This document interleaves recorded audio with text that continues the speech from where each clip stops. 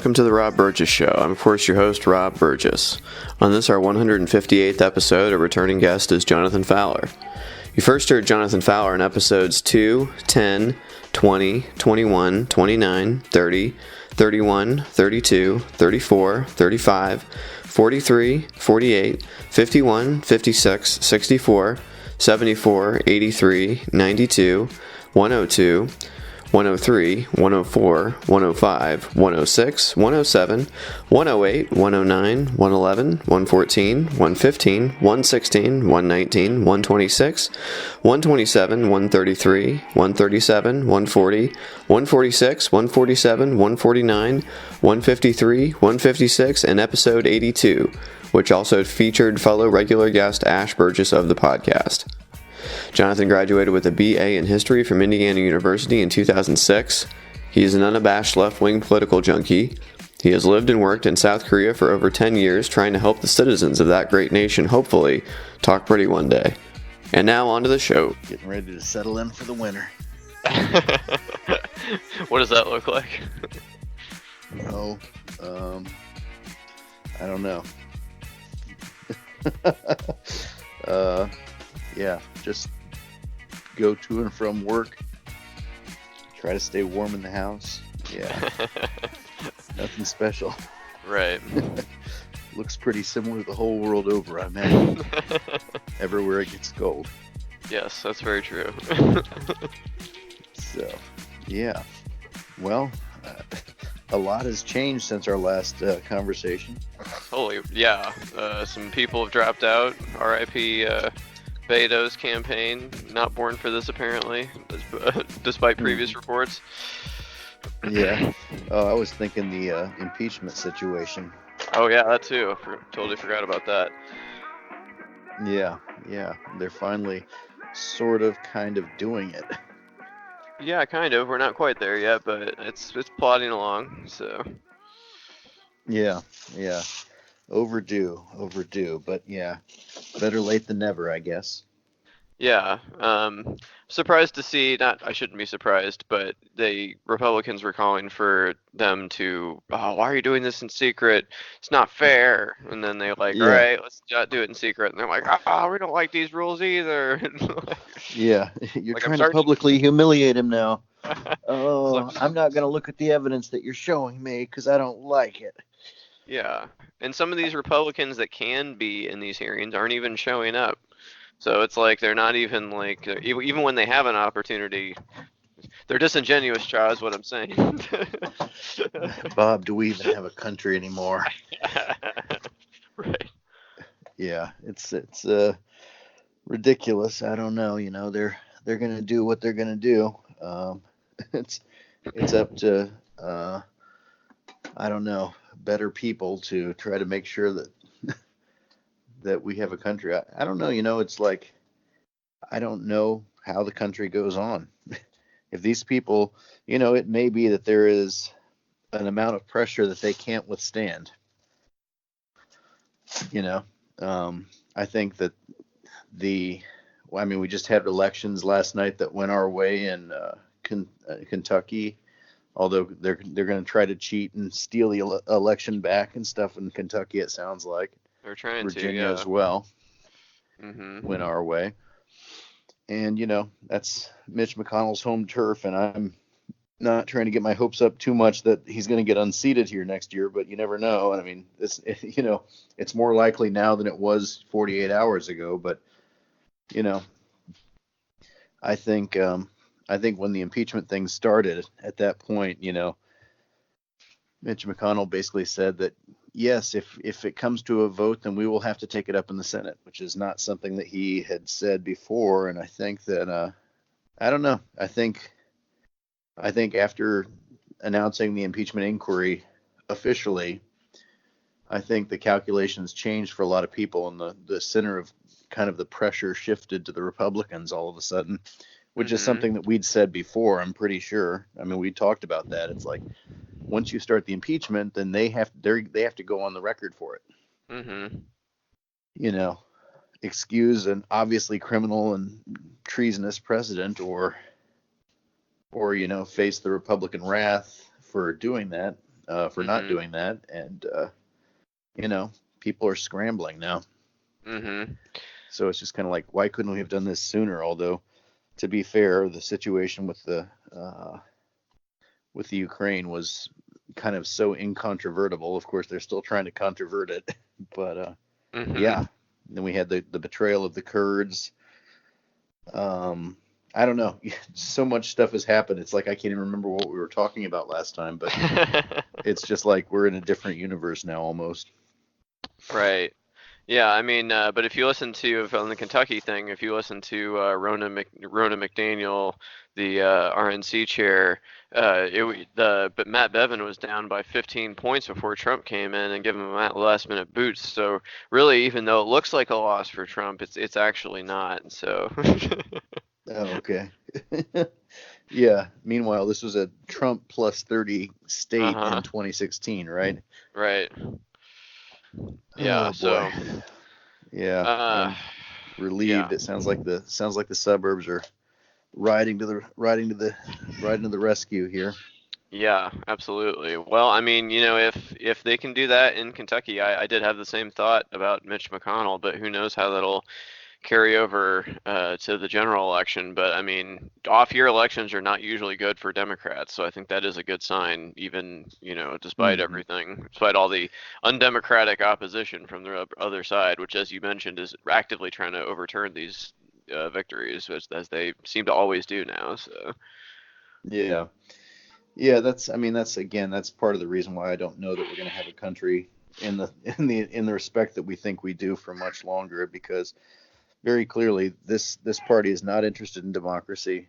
They're not interested in abiding by the rules when they lose, and it's disgraceful.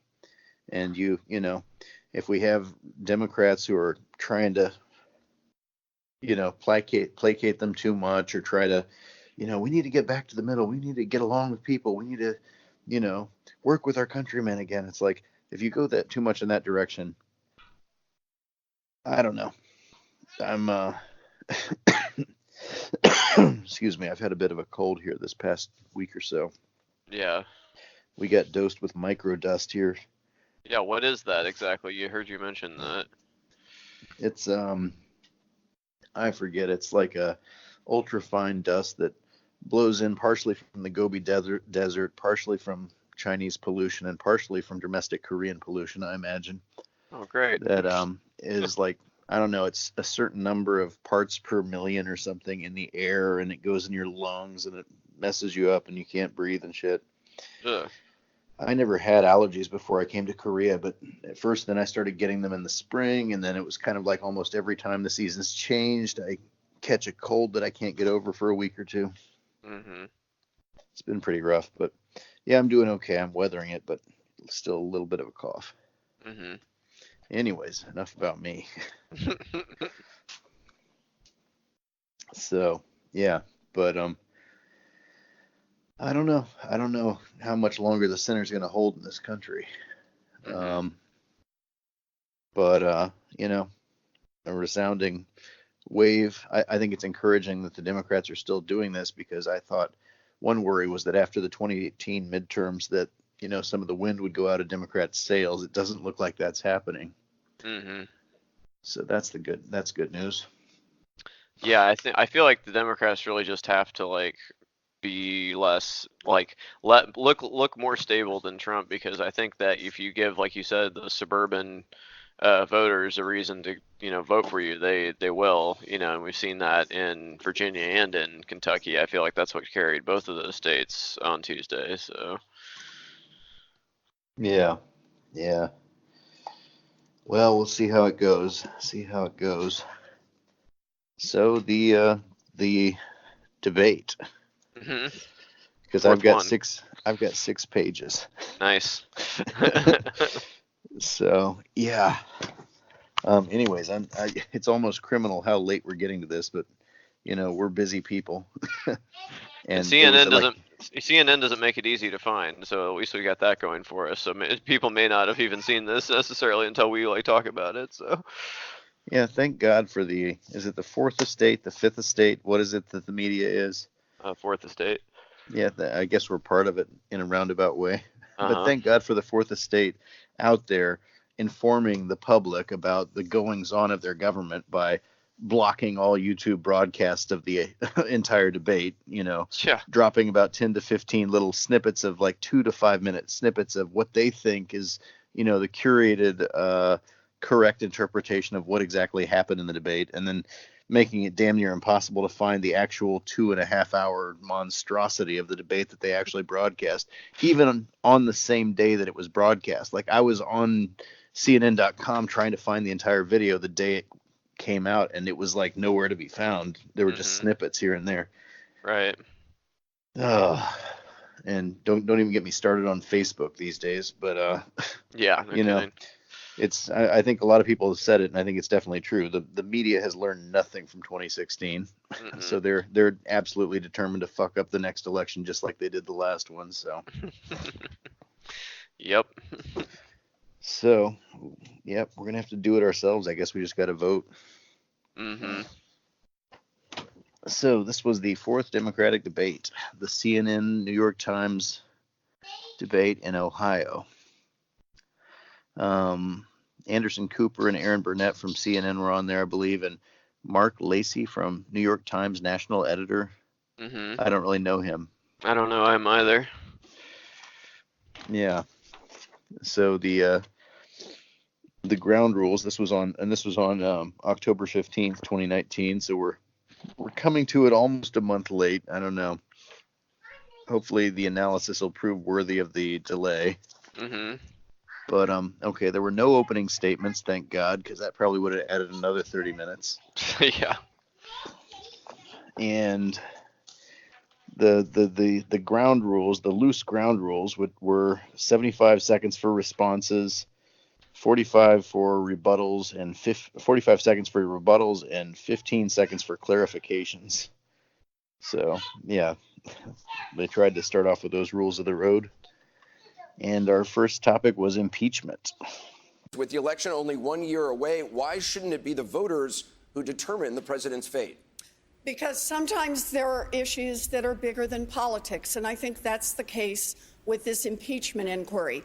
When I made the decision to run for president, I certainly didn't think it was going to be about impeachment. But when the Mueller report came out, I read it, all 442 pages. And when I got to the end, I realized that Mueller had shown to a fare thee well that this president had obstructed justice and done it repeatedly. And so at that moment, I called for opening an impeachment inquiry. Now, that didn't happen, and look what happened as a result. Donald Trump broke the law again in the summer, broke it again this fall. You know, we took a constitutional oath, and that is that no one is above the law, and that includes the President of the United States. Impeachment is the way that we establish that this man will not be permitted to break the law over and over without consequences. This is about Donald Trump, but understand, it's about the next president and the next president and the next president and the future of this country. The Senator, impeachment must go forward. Thank you, Senator Warren. You're all going to get in on this, by the way.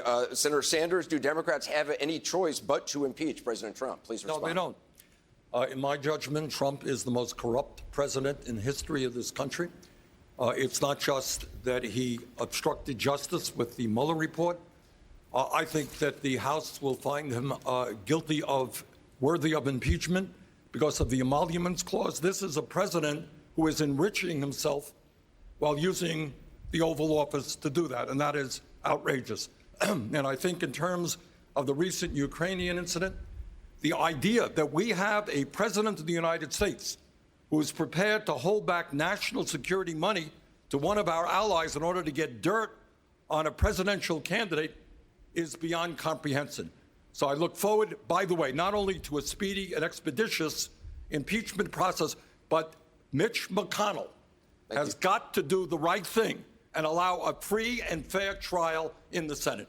Vice President Biden, during the Clinton impeachment proceedings, you said, and I quote, "The American people don't think that they've made a mistake by electing Bill Clinton, and we in Congress had better be very careful before we upset their decision." With the country now split Have Democrats been careful enough in pursuing the impeachment of President Trump? Yes, they have. I said from the beginning that if, in fact, Trump continued to stonewall what the Congress is entitled to know about his background, what he did, all the accusations in the Mueller report, if they did that, they would have no choice but to begin an impeachment proceeding, which gives them more power to seek more information. This president, and I agree with Bernie, Senator Sanders, is the most corrupt president in modern history, and I think all of our history. And the fact is that this president of the United States has gone so far as to say, since this latest event, that in fact he will not cooperate in any way at all, will not send any witnesses, will not provide any information, will not do anything to cooperate with the impeachment. They have no choice but to move.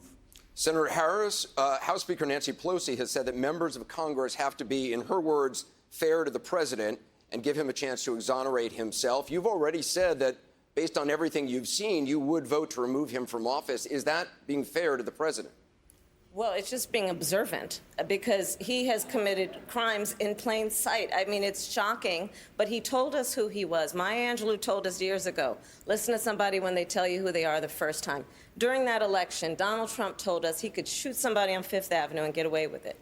And he has consistently, since he won, been selling out the American people. He's been selling out working people. He's been selling out our values. He's been selling out national security. And on this issue with Ukraine, he has been selling out our democracy. Our framers imagined this moment, a moment where we would have a corrupt president.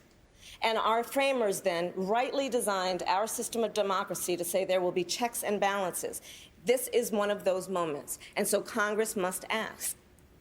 But the reality of it is that I don't really think this impeachment process is going to take very long, because as a former prosecutor, I know a confession when I see it. And he did it in plain sight. He has given us the evidence, and he tried to cover it up, putting it in that special server. And there's been a clear consciousness of guilt. This will not take very long. Donald Trump needs to be held accountable. He is indeed the most corrupt and unpatriotic president we have ever had. Senator Booker, you have said that President Trump's, quote, moral vandalism disqualifies him from being president. Can you be fair in an impeachment trial? Please respond. So, first of all, we must be fair. We are talking about ongoing proceedings to remove a sitting president for office. This has got to be about patriotism and not partisanship. Look, I share the same sense of urgency of everybody on this stage. I understand the outrage that we all feel, but we have to conduct this process in a way that is honorable, that brings our country together, doesn't rip us apart. Anybody who has criticisms about a process that is making all the facts bare before the American public, that works to build consensus, that's what this nation needs in what is a moral moment and not a political one. So I swore an oath to do my job as a senator, do my duty. This president has violated his, I will do mine. Thank you, Senator Booker. Senator Klobuchar, you have, what do you say to those who fear that impeachment is a distraction from issues that impact people's day-to-day lives, healthcare, the economy, and could backfire on Democrats? We can do two things at once. That's our job. We have a constitutional duty to pursue this impeachment. But we also can stand up for America, because this president has not been putting America in front of his own personal interests. He has not been standing up for the workers of Ohio. He's not been standing up for the farmers in Iowa. And I take this even a step further. You know, when he made that call to the head of Ukraine, he's digging up dirt on an opponent. That's illegal conduct. That's what he was doing. He didn't talk to him about the Russian invasion. He talked to him about that. So I'm still waiting to find out from him how making that call to the head of Ukraine and trying to get him involved in interfering in our election makes America great again. I'd like to hear from him about how leaving the Kurds for slaughter, our allies for slaughter, where Russia then steps in to protect them, how that makes America great again. And I would like to hear from him about how coddling up to Vladimir Putin makes America great again. It doesn't make America great again. It makes Russia great again. And that is what this president has done. So whether it is workers' issues, whether it is farmers' issue, he has put his own private interests, and I will not do that. Thank you, Secretary Castro. Is impeachment a distraction? Not at all. We can walk and chew gum at the same time, and all of us are out there every single day talking about what we're going to do to make sure that more people cross the graduation stage, that more families have great health care, that more folks are put to work in places like Ohio, where Donald Trump has broken his promises, because Ohio, Michigan, and Pennsylvania actually, in the latest jobs data, have lost jobs, not gained them. Not only that, what we have to recognize is that not only did the Mueller report point out 10 different instances where the president obstructed justice or tried to, and he made that call to President Zelensky of the Ukraine, but he is ongoingly, in an ongoing way, violating his oath of office and abusing his power. We have to impeach this president, and the majority of Americans not only support impeachment, they support removal. He should be removed. Mayor Buttigieg, you have said that impeachment should be bipartisan. There's been obviously very little Republican support to date, yet Democrats are proceeding. Is that a mistake? Well, it's a mistake on the part of Republicans who enable a president whose actions are as offensive to their own supposed values as they are to the values that we all share.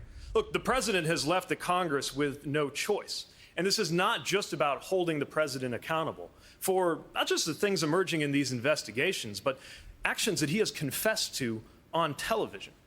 It's also about the presidency itself, because a president 10 years or 100 years from now will look back at this moment and draw the conclusion either that no one is above the law or that a president can get away with anything.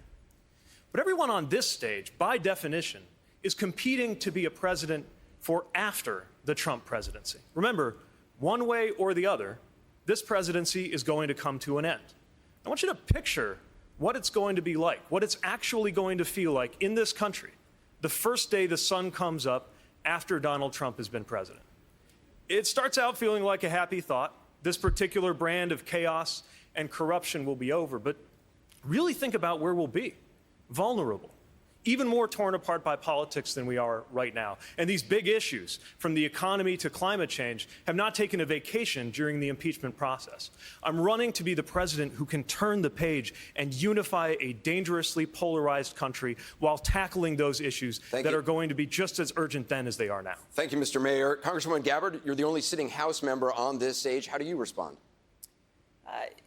If impeachment is driven by these hyper-partisan interests, it will only further divide an already terribly divided country. Unfortunately, this is what we've already seen play out as calls for impeachment really began shortly after Trump won his election. And as unhappy as that may make us as Democrats, he won that election in 2016. The serious issues that have been raised around this phone call that he had with the president of Ukraine and many other things that transpired around that are what caused me to support the inquiry in the House. And I think that it should continue to play its course out, to gather all the information, provide that to the American people, recognizing that that is the only way forward. If the House votes to impeach, the Senate does not vote to remove Donald Trump, he walks out and he feels exonerated, further deepening the divides in this country that we cannot afford. Thank you, Congresswoman. Mr. Sauer, you've been calling for impeachment for 2 years. Does there need to be bipartisan support? Well, Anderson, this is my first time on this stage, so I just want to start by reminding everybody that every candidate here is more decent, more coherent, and more patriotic than the criminal in the White House. But I also want to point out that Anderson's right. 2 years ago, I started the Need to Impeach movement because I knew there was something desperately wrong at 1600 Pennsylvania Avenue, that we did have the most corrupt president in the country, and that only the voice and the will of the American people would drag Washington to see it as a matter of right and wrong, not of political expediency. So in fact, impeaching and removing this president is something that the American people are demanding. They're the voice that counts, and that's who I went to, the American people. Mr. Yang, do you think there's already enough evidence out there to impeach the president? Please respond. I support impeachment, but we shouldn't have any illusions that impeaching Donald Trump will, one, be successful, or two, erase the problems that got him elected in 2016. We're standing in the great state of Ohio, the ultimate purple state, the ultimate bellwether state. Why did Donald Trump win your state by 8 points? Because we got rid of 300,000 manufacturing jobs in your towns, and we're not stopping there. How many of you have noticed stores closing where you work and live here in Ohio? Raise your hands. It's not just you. Amazon alone is closing 30% of America's stores and malls, soaking up $20 billion in business while paying zero in taxes. These are the problems that got Donald Trump elected, the fourth industrial revolution. And that is going to accelerate and grow more serious regardless of who is in the Oval Office. The fact is, Donald Trump, when we're talking about him, we are losing. We need to present a new vision, and that even includes talking about impeaching Donald Trump. Mr. Congressman O'Rourke, on impeachment, please respond. You know, I think about everyone who's ever served this country in uniform. We have two examples here on this stage tonight, Mayor Buttigieg and Congresswoman Gabbard. Those who have willingly sacrificed their lives to defend this country and our Constitution. We are the inheritors of their service and their sacrifice. And we have a responsibility to be fearless in the face of this president's criminality and his lawlessness. The fact that as a candidate for the highest office in the land, he invited the participation, the invasion of a foreign power in our democracy. As president, he lied to investigators, obstructed justice, fired James Comey, head of the FBI, tried to fire Mueller, head of the investigation, then invited President Zelensky to involve himself in our politics, as well as China, in exchange for favorable trade terms in an upcoming trade deal. Thank you, if we do not hold him to account, if there is not justice, not only have we failed this moment, our Constitution and our country, but we have failed everyone who has sacrificed and laid their lives down on the line. And we cannot do that. Wait. Before? Wait. Do we even say who's at this debate? Because there's 12 people. All right, let me try to run through them. In the order that they appear in the first subject, which is Elizabeth Warren, Bernie Sanders, Joe Biden, Kamala Harris, Cory Booker, Amy Klobuchar, Julian Castro, Pete Buttigieg, Tulsi Gabbard, Tom Steyer, Andrew Yang, and Beto O'Rourke. Yep. Sadly, John Delaney didn't get the bump from last time. So. Yeah. Yeah. Well, yeah. Has he dropped out or not yet? No, I believe he's still a candidate as far as I know. So, as is Steve Bullock for whatever reason. So, we should call him Keynos or C-Nos. Candidates in name only. Technically, you're still running. Yeah. Yeah, I don't know what these people even think they're doing, but yeah, okay. Well, okay, so Elizabeth Warren. Let's see. Talking about impeachment, she said, I read the Mueller report. Trump obstructed justice. Then he broke the law again. No one's above the law. Okay. Bernie Sanders said, no choice but to impeach. He's the most corrupt president in history. Biden said, I agree with Bernie, no choice, most corrupt. Harris said, Maya Angelou told us years ago, listen to somebody when they tell you who they are the first time. This will not take very long. Okay. Booker says, we must be fair to Trump in the process. Oh, okay. Klobuchar says, impeach and focus on the issues. Castro says, walk and chew gum at the same time. Okay. Buttigieg, one way or another, this president is going to come to an end. I want you, I think, to think about what it's going to be like, what it's actually going to feel like in this country. The first day the sun comes up after Donald Trump has been president. And I thought that sounded good, but then he got really negative about it. I was like, oh, okay, yeah, I guess it'll still suck. Just a little bit less. Yeah. Let's see. Tulsi Gabbard said, hyper-partisan interests will only divide a terribly divided country. Will only faster divide a terribly divided country. He won that election in 2016. Oh, yeah. Oh, thanks for reminding us, Tulsi. Yes, he's our president too, Tulsi, technically, in the technical sense. Yeah, and if you run as a third-party candidate, that may happen again. So thank you in advance for that.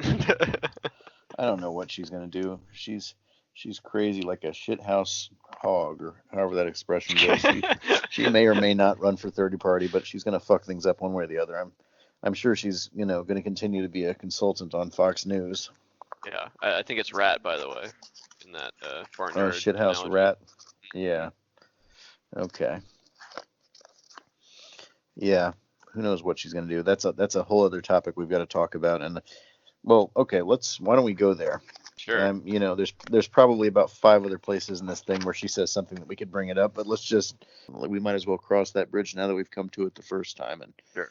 deal with the donkey in the room, elephant in the room, the elephant. Maybe she's an elephant.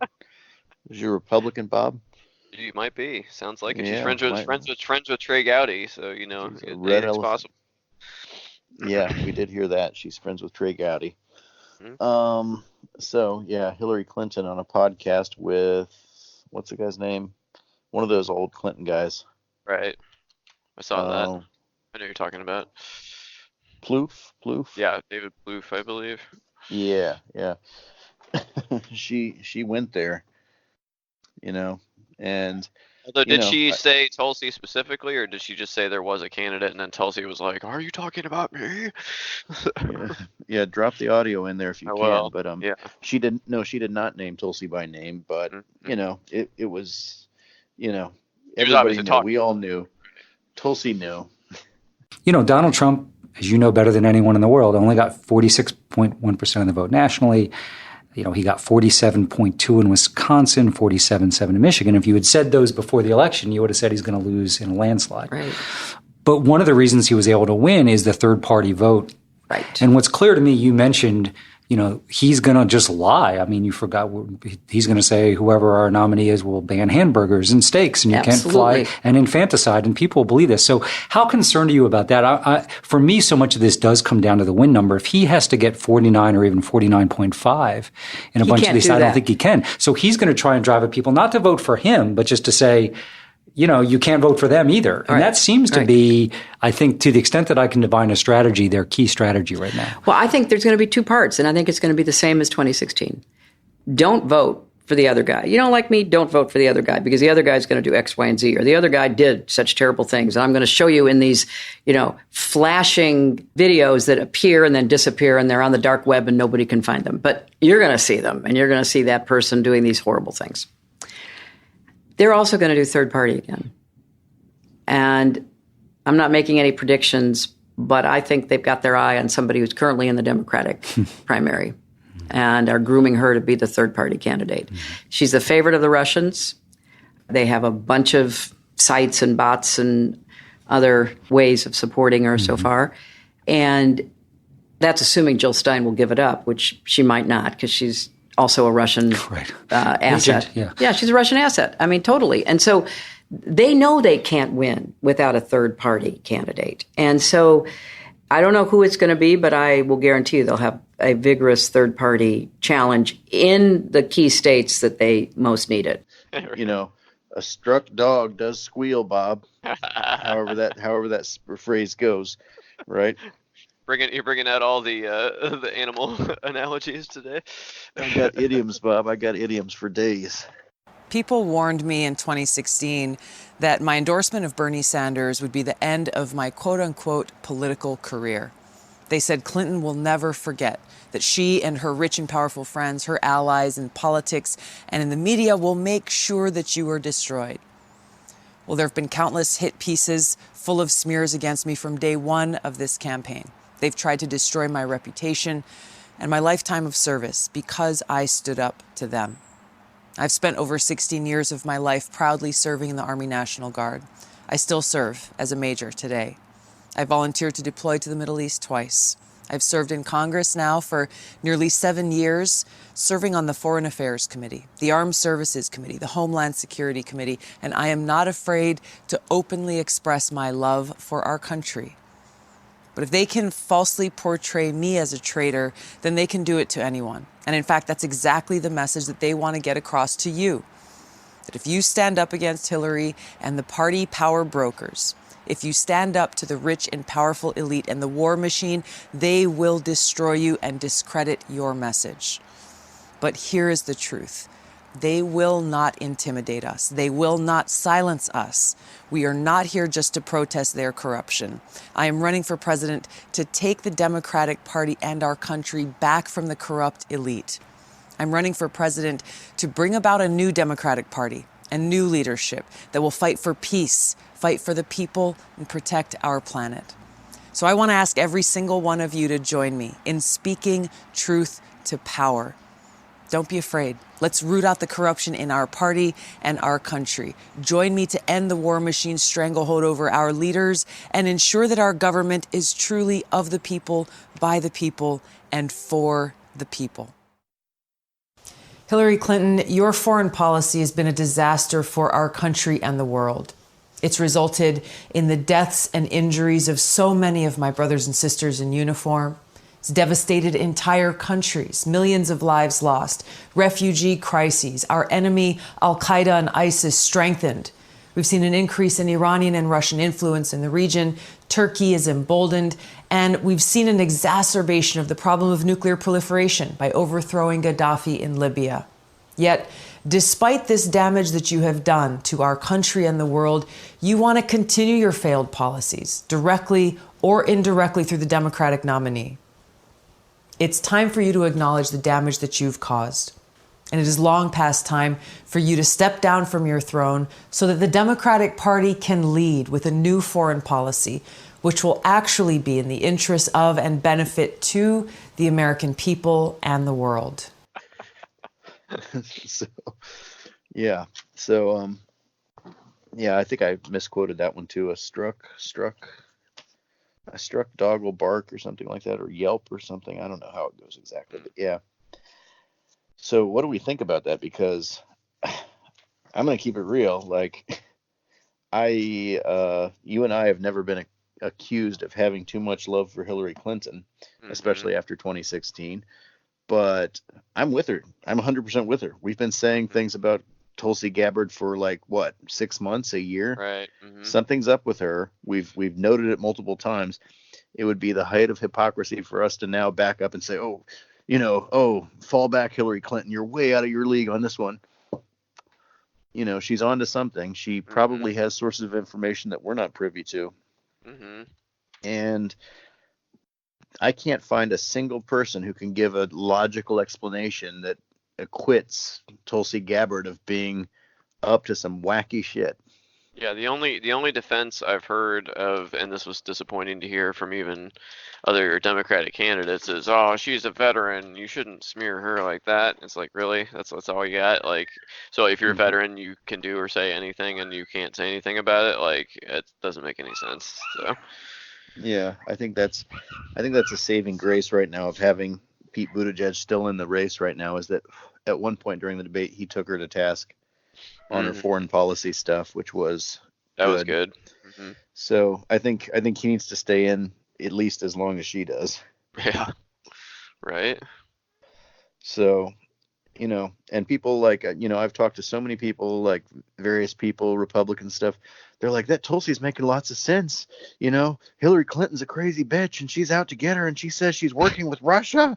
And I'm like, no, they said she might be a Russian asset, which could be witting or unwitting. They're like, no, right. I thought it was witting. And it's like, no, it could be unwitting. She didn't say it could be unwitting. They're like, well, that means, and then, I heard she was on The View or something today, and she Joy Behar, I think, Pat Behar, Joy Behar. I don't know. Politics is a battlefield. Joy Behar, yeah.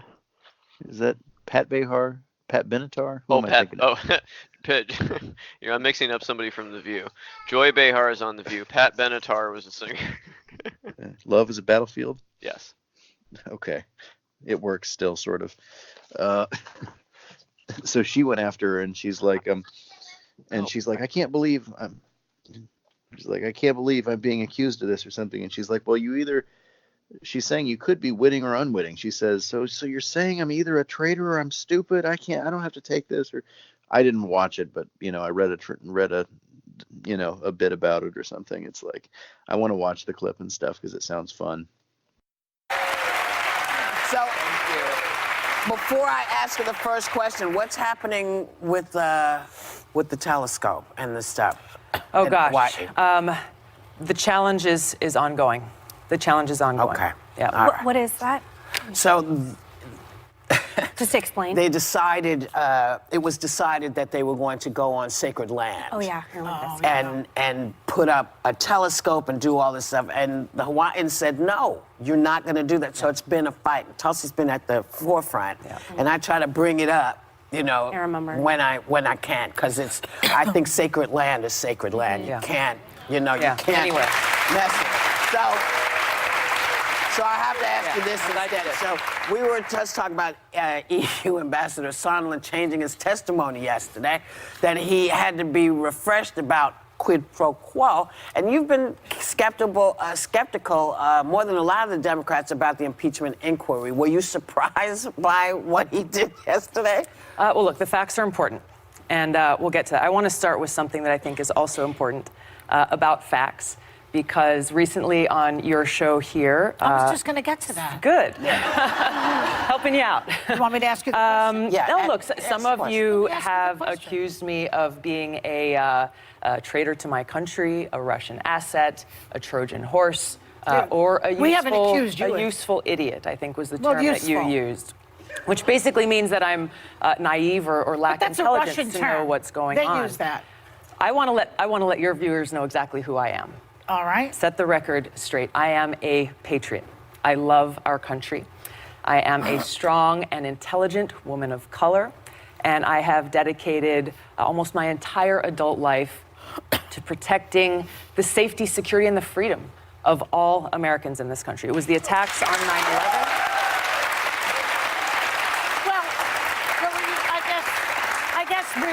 We're getting a little bit far ahead of ourselves, but Franklin Graham finds you refreshing. He doesn't find me refreshing. Richard Spencer, the white nationalist leader, says he could vote for you. Joy, this is why you're on Tucker Carlson at least 10 times. Why don't you go on Chris Wallace's show? This is why I'm here, because you and other people continue to spread these innuendos that have nothing to do with who I am. Well, Hillary Clinton started it, and then you shot back at her, boy.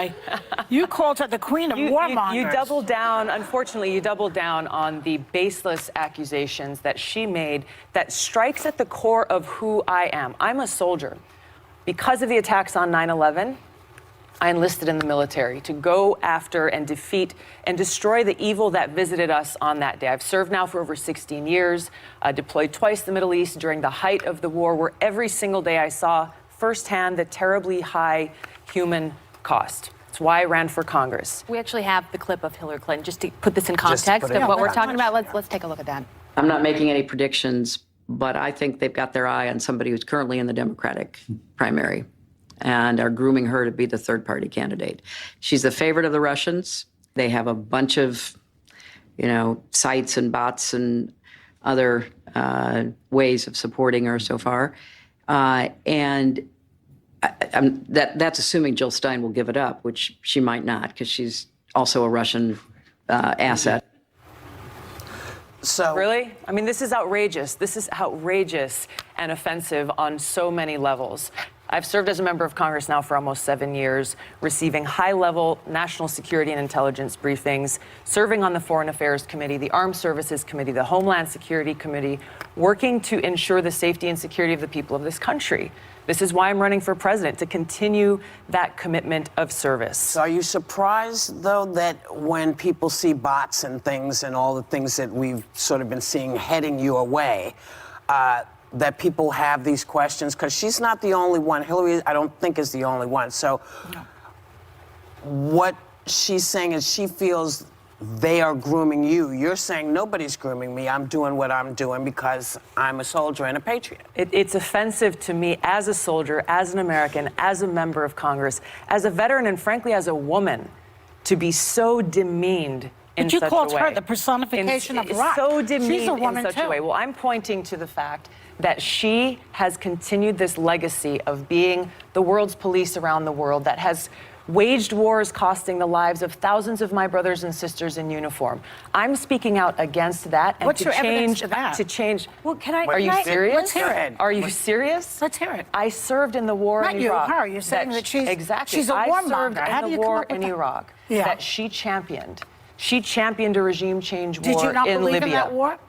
I believe the lies that were told to us. Well, so did she.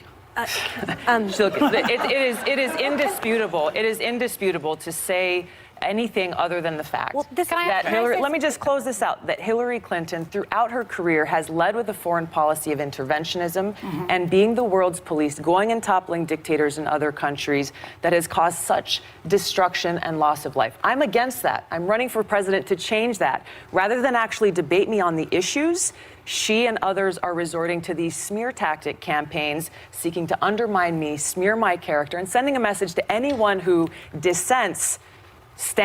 Toe the line, or you too will be smeared. I just want to straighten a couple of things out. I've never said, and I don't think Hillary Clinton thinks that you're a witting asset. You might be an unwitting asset. Not that that means you're stupid, but people can be used. Well, that's exactly what it means, though. That's exactly what it means. The other thing that confuses me, wait, I have one more question. You're on state TV all the time. Why do you go on Fox Channel, which is a propaganda network, 16 times with Tucker Carlson? I never see you with Chris Wallace or that other guy, what's his name, Brett Baer. Well, why aren't you on with them? They're definitely middle of the road. Why do you go on with Tucker, who's a liar and a propagandist? So let me start with how offensive it is to say that I am a witting or unwitting asset of a foreign country, working against the interests of our people and our country, the country that I am willing to lay my life down for. So if you're saying it's not deliberately, then you are implying that I am too stupid and too naive and lack the intelligence to know what I am doing. That is extremely offensive Can I get you to put the me quote and to up? every Can you woman guys of color. put the quote back up? Because I think everyone is sort of missed something. What are we missing? Well, I think what you're missing is that that asset had nothing to do with Tulsi. She was talking about Jill Stein. Actually, her spokesperson confirmed it. I'm not making it. They called you a Russian doll. Her spokesperson confirmed it because some of the media followed up and asked for her spokesperson to say what she meant and confirmed that they were talking about me. So there was no mistaking that. Right. Okay. Well, that's clear. Well, the quote that we saw, I'm sorry, I just want to point out the quote that we saw wasn't. Well, they never named her. They never named her. She's talking, assuming Jill Stein will give it up, but she might not because she's also a Russian asset. This was after that quote was made. Media across spectrums were reporting about what Hillary Clinton just said about Tulsi Gabbard. You raised a second issue about why I go on Fox News. Yeah. I go on Tucker Carlson, go on Brett Baer, go on Sean Hannity, go on MSNBC, go on CNN. I am here to speak to every single American in this country about the unifying leadership that I want to bring as president. Not just speak to those who agree with me.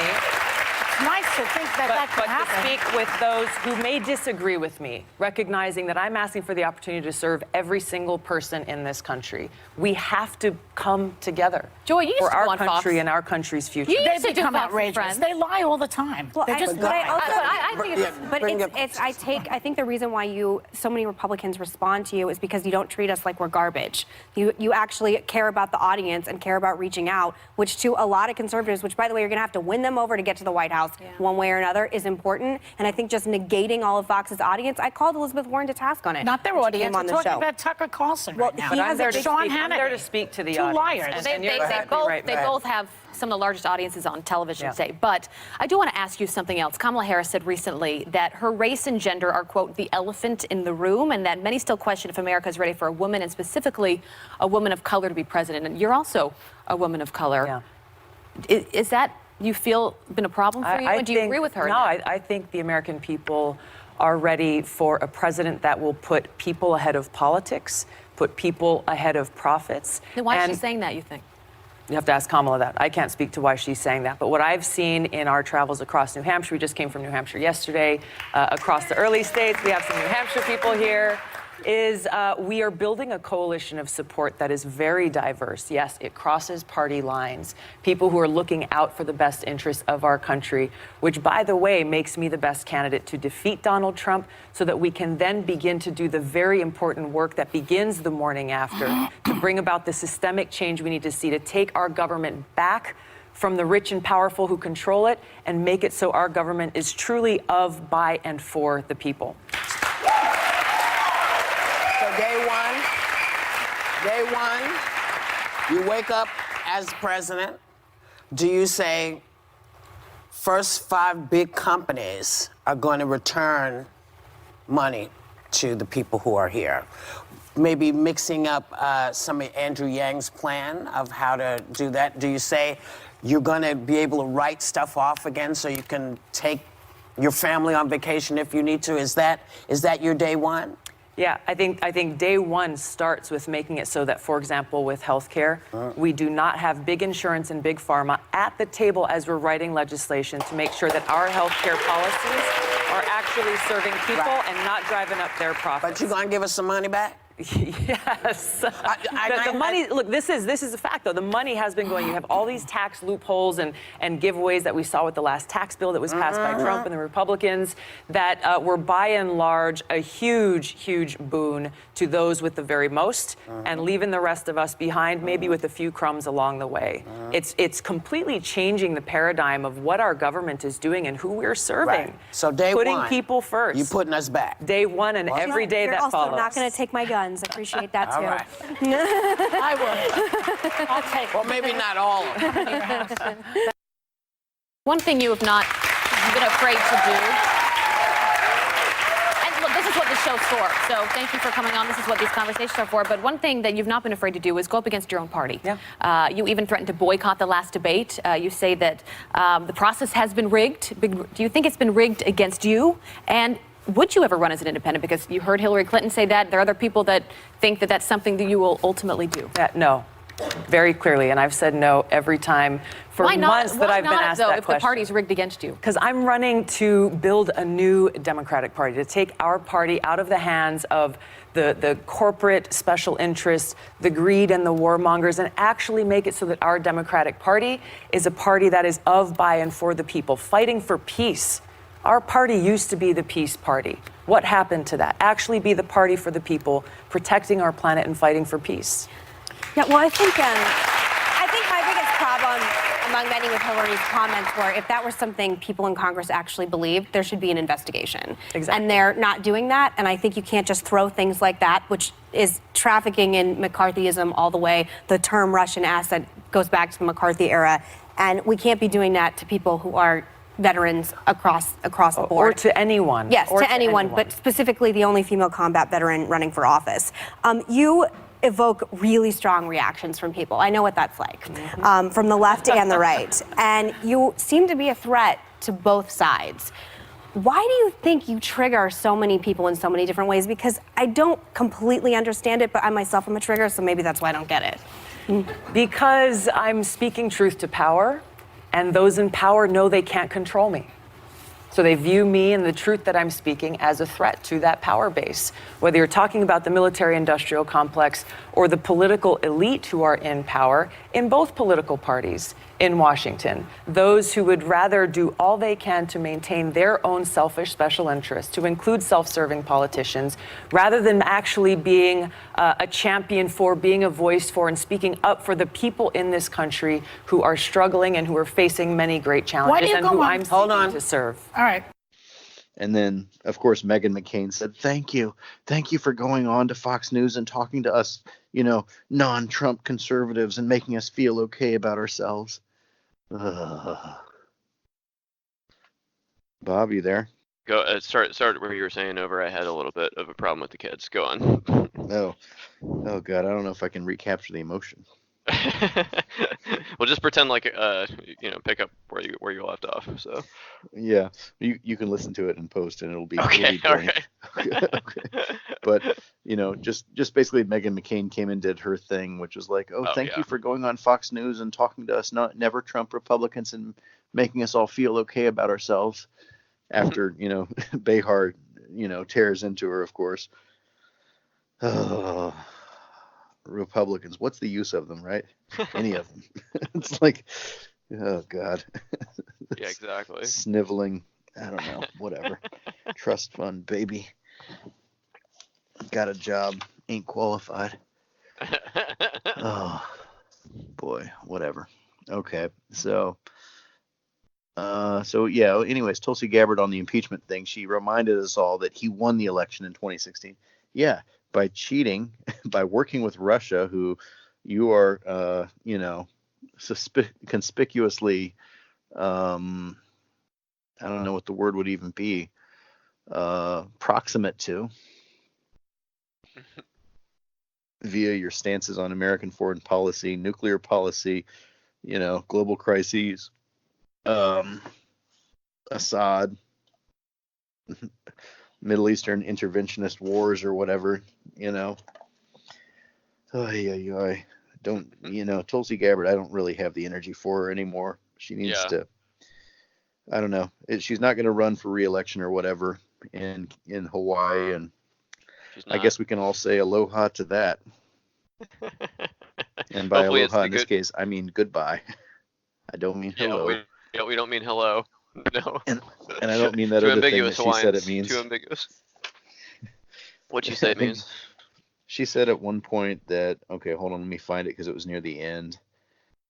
Oh God, what did she say? She said, aloha, she says, it doesn't mean hello and it doesn't mean goodbye like everybody says. It means I come to you with respect. Oh, okay. Excuse me?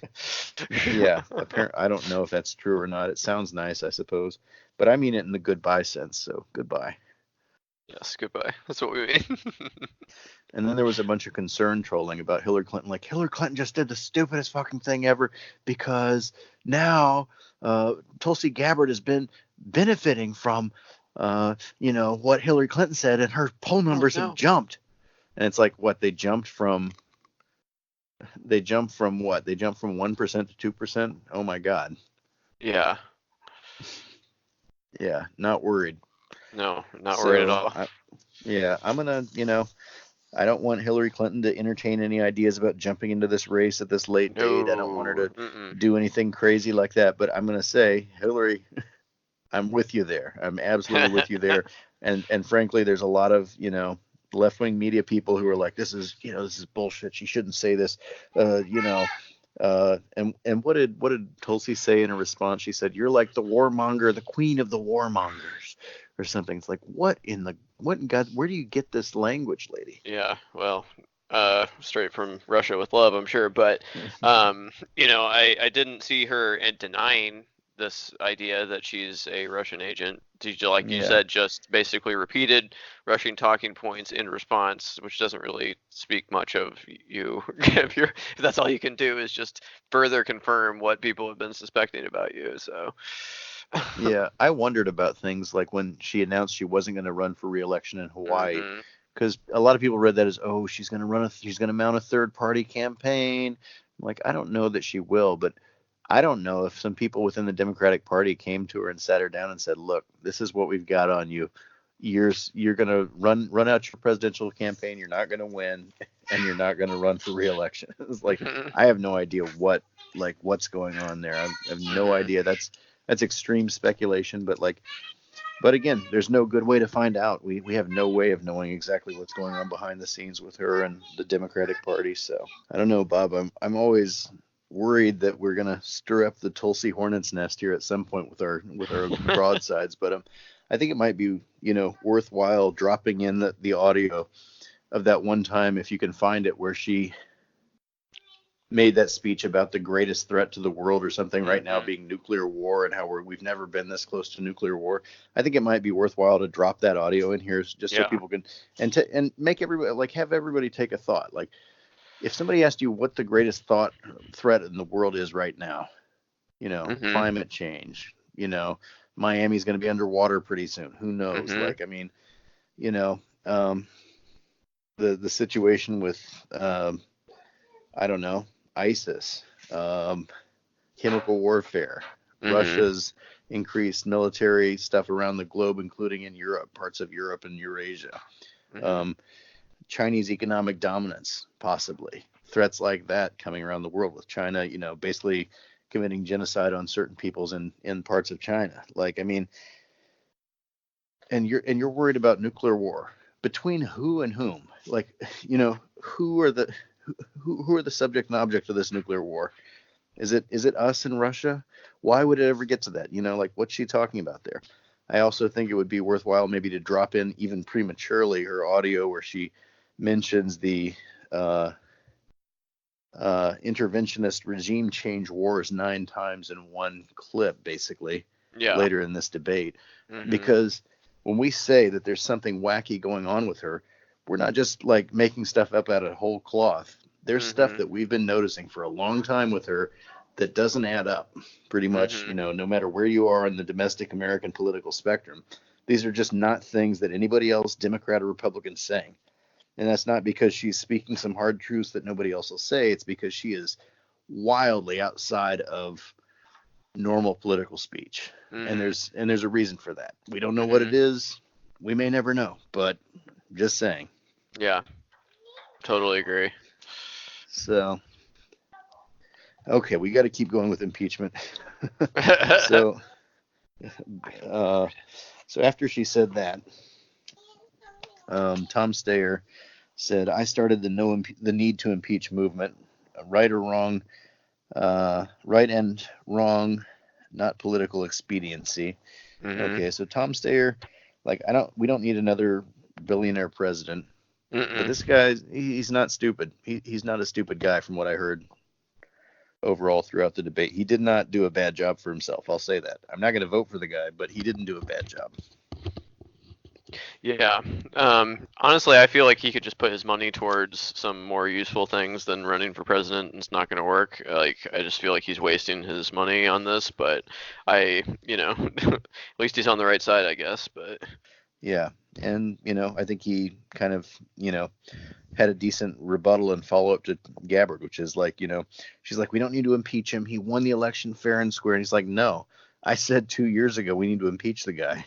It's an issue of right or wrong. It's not about political expediency, which is what you're talking about. Yeah. So good. Andrew Yang said, jobs are overseas. We're in the 4th industrial revolution. Jum, jum, jum. I'm sorry. ... in Korean, etc., and so on and so on. I was confused. I don't think he understood the question or something. I don't know. O'Rourke said, no justice. We have failed the troops. Okay. I don't know. To be fair to those two, they're coming in at the end of a 12-person pile on a question about impeachment, and so they kind of lost the script a little bit. It seemed like. They went to healthcare. Warren, Buttigieg, Sanders, Klobuchar, and Biden and Harris got in on that. Senator Warren, you've proposed some sweeping plans: free public college, free universal child care, eliminating most Americans' college debt. And you've said how you're going to pay for those plans, but you have not specified how you're going to pay for the most expensive plan, Medicare for All. Will you raise taxes on the middle class to pay for it, yes or no? So I have made clear what my principles are here, and that is costs will go up for the wealthy and for big corporations, and for hardworking middle-class families, costs will go down. The way I see this is I have been out all around this country. I've done 140 town halls now, been to 27 states and Puerto Rico. Shoot, I've done 70,000 selfies, which must be the new measure of democracy. And this gives people a chance to come up and talk to me directly. So I've talked with the family, the mom and dad whose daughter's been diagnosed with cancer. I have talked to the young woman whose mother has just been diagnosed with diabetes. I've talked to the young man who has MS. And here's the thing about all of them. They all had great health insurance right at the beginning. But then they found out when they really needed it, when the costs went up, that the insurance company pulled the rug out from underneath them, and they were left with nothing. Look, the way I see this, it is hard enough to get a diagnosis that your child has cancer, to think about the changes in your family if your mom's got diabetes, or what it means for your life going forward if you've been diagnosed with MS. But what you shouldn't have to worry about is how you're going to pay for your health care after that. Senator Warren, to be clear, Senator Sanders acknowledges he's going to raise taxes on the middle class to pay for Medicare for All. You've endorsed his plan. Should you acknowledge it too? So the way I see this, it is about what kinds of costs middle-class families are going to face. So let me be clear on this. Costs will go up for the wealthy, they will go up for big corporations, and for middle-class families, they will go down. I will not sign a bill into law that does not lower costs for middle-class families. Mayor Buttigieg, you say Senator Warren has been, quote, evasive about how she's going to pay for Medicare for all. What's your response? Well, we heard it tonight, a yes or no question that didn't get a yes or no answer. Look, this is why people here in the Midwest are so frustrated with Washington in general and Capitol Hill in particular. Your signature, Senator, is to have a plan for everything, except this. No plan has been laid out to explain how a multi-trillion-dollar hole in this Medicare for All plan that Senator Warren is putting forward is supposed to get filled in. And the thing is, we really can deliver health care for every American and move forward with the boldest, biggest transformation since the inception of Medicare itself. But the way to do it without a giant multi-trillion-dollar hole and without having to avoid a yes or no question is Medicare for all who want it. We take a version of Medicare, we let you access it if you want to, and if you prefer to stay on your private plan, you can do that too. That is what most Americans want. Medicare for all who want it, trusting you to make the right decision for your health care and for your family, and it can be delivered without an increase in middle-class taxes. So let's be clear. Whenever someone hears the term Medicare for all who want it, understand what that really means. It's Medicare for all who can afford it. And that's the problem we've got. Medicare for all is the gold standard. It is the way we get health care coverage for every single American, including the family whose child's been diagnosed with cancer, including the person who's just gotten an MS diagnosis. That's how we make sure that everyone gets health care. We can pay for this. I've laid out the basic principles. Costs are going to go up for the wealthy. They're going to go up for big corporations. They will not go up for middle-class families, and I will not sign a bill into law that raises their costs, because costs are what people care about. I've been studying this, for the biggest part of my life. Thank you, Senator. Why people go can the bankrupt. mayor respond? Sure. I don't think the American people are wrong when they say that what they want is a choice. And the choice of Medicare for all who want it, which is affordable for everyone because we make sure that the subsidies are in place, allows you to get that health care. It's just better than Medicare for all, whether you want it or not. And I don't understand why you believe the only way to deliver affordable coverage to everybody is to obliterate private plans, kicking 150 million Americans off of their insurance in 4 short years when we could achieve that same big, bold goal. And once again, we got to be president. We're competing to be president for the day after Trump. Our country will be horrifyingly polarized, even more than now. After everything we've been through, after everything we are about to go through, this country will be even more divided. Why unnecessarily divide this country over health care when there's a better way to deliver coverage for all? Senator Sanders. Well, as somebody who wrote the damn bill, as I said, let's be clear. Under the Medicare for all bill that I wrote, premiums are gone. Co-payments are gone. Deductibles are gone. All out-of-pocket expenses are gone. We're going to do better than the Canadians do, and that is what they have managed to do. At the end of the day, the overwhelming majority of people will save money on their health care bills. But I do think it is appropriate to acknowledge that taxes will go up. They're going to go up significantly for the wealthy. And for virtually everybody, the tax increase they pay will be substantially less than what they were paying for premiums and out-of-pocket expenses. Well, Senator Warren, will you acknowledge what the senator just said about taxes going up? So my view on this and what I have committed to is costs will go down for hardworking middle-class families. I will not embrace a plan like Medicare for all who can afford it that will leave behind millions of people who cannot. And I will not embrace a plan that says people have great insurance right up until you get the diagnosis and the insurance company says, sorry, we're not covering your expensive cancer treatments.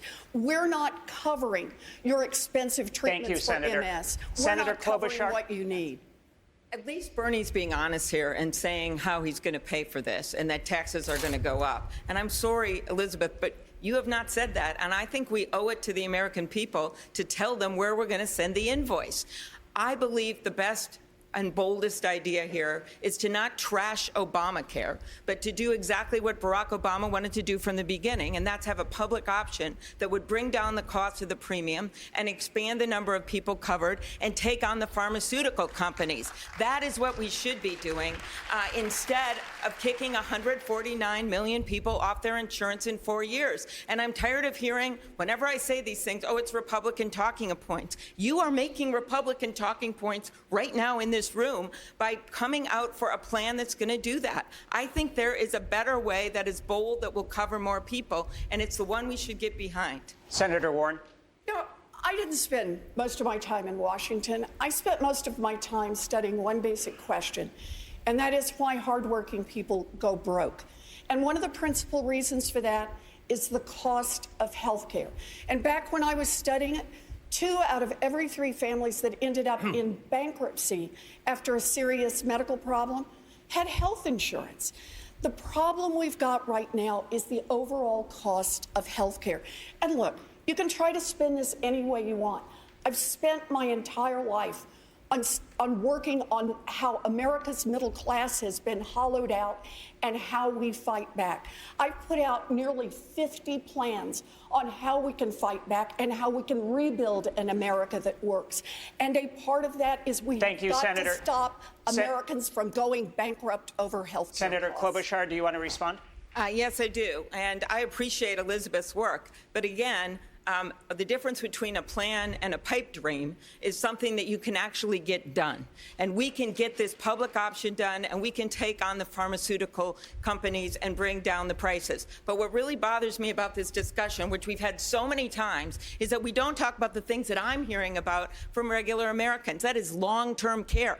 We are seeing, I once called it a silver tsunami, the aging, and then someone told me that was too negative, so I call it the silver surge. The aging of the population. We need to make it easier to get long-term care insurance and strengthen Medicaid. In this state, the state of Ohio, that has been hit by the opioid epidemic, we need to take on those pharma companies and make them pay for the addictions that they have caused and the people that they have killed. Thank you, Senator. Those are the issues that I hear about when I'm in Vice Toledo. President Biden. I'd like to be heard. Let me bring you in here, Vice President, for your response. Are Senators Warren and Sanders being realistic about the difficulty of enacting their plans? Well, first of all, the plan we're hearing discussed is the Biden plan, the one I put forward. Build on Obamacare, add a public option. We can go into that. I can talk about that if you like. But here's the deal. On the single most important thing facing the American public, I think it's awfully important to be straightforward with them. The plan is going to cost at least $30 trillion over 10 years. That is more on a yearly basis than the entire federal budget. And we talk about how we're going to pay for it. The study recently came out showing that, in fact, it will reduce cost. But for people making between $50,000 and $75,000 a year, their taxes are going to go up about $5,000. Because the fact is, they'll pay more in new taxes, 7.4%. Plus or 5% plus a 4% income tax. If a fireman and a school teacher are making $100,000 a year, their taxes are going to go up about 10 grand. That is more than they will possibly save on this health care plan. We have a plan put forward that will work. Senator Sanders, do you want to respond? I get a little bit tired, I must say, of people defending a system which is dysfunctional, which is cruel.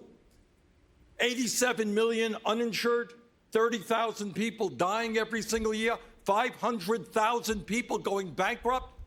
For what reason? They came down with cancer. I will tell you what the issue is here. The issue is whether the Democratic Party has the guts to stand up to the healthcare industry, which made $100 billion in profit, whether we have the guts to stand up to the corrupt, price-fixing pharmaceutical industry, which is charging us the highest prices in the world for prescription drugs. And if we don't have the guts to do that, if all we can do is take their money, we should be ashamed of ourselves. Thank you, Senator. Senator Harris, your response? This is the 6th debate we have had in this presidential cycle, and not nearly one word with all of these discussions about health care on women's access to reproductive health care, which is under full-on attack in America today. And it's outrageous. There are states that have passed laws that will virtually prevent women from having access to reproductive health care. And it is not an exaggeration to say women will die.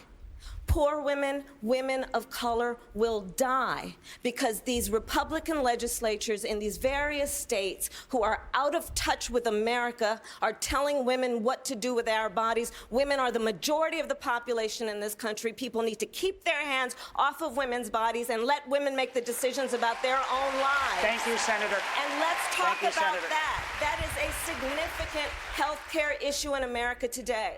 And I watched this like 3 or 4 times, but before I took notes on it. And so I was kind of like, I don't know. I didn't take a lot of notes, but basically Warren avoids yes or no answer on raising taxes to pay for Medicare for all. And she does this about 4 different times. They come back to her again and again and again. Buttigieg, Sanders, Klobuchar, they all bounce questions back to her. Buttigieg says a yes or no question. That didn't get a yes or no answer. Medicare for all who want it is what he's advocating. And then they went back to Warren and she had another chance to, talk about taxing people and she didn't, which I understand. I understand it.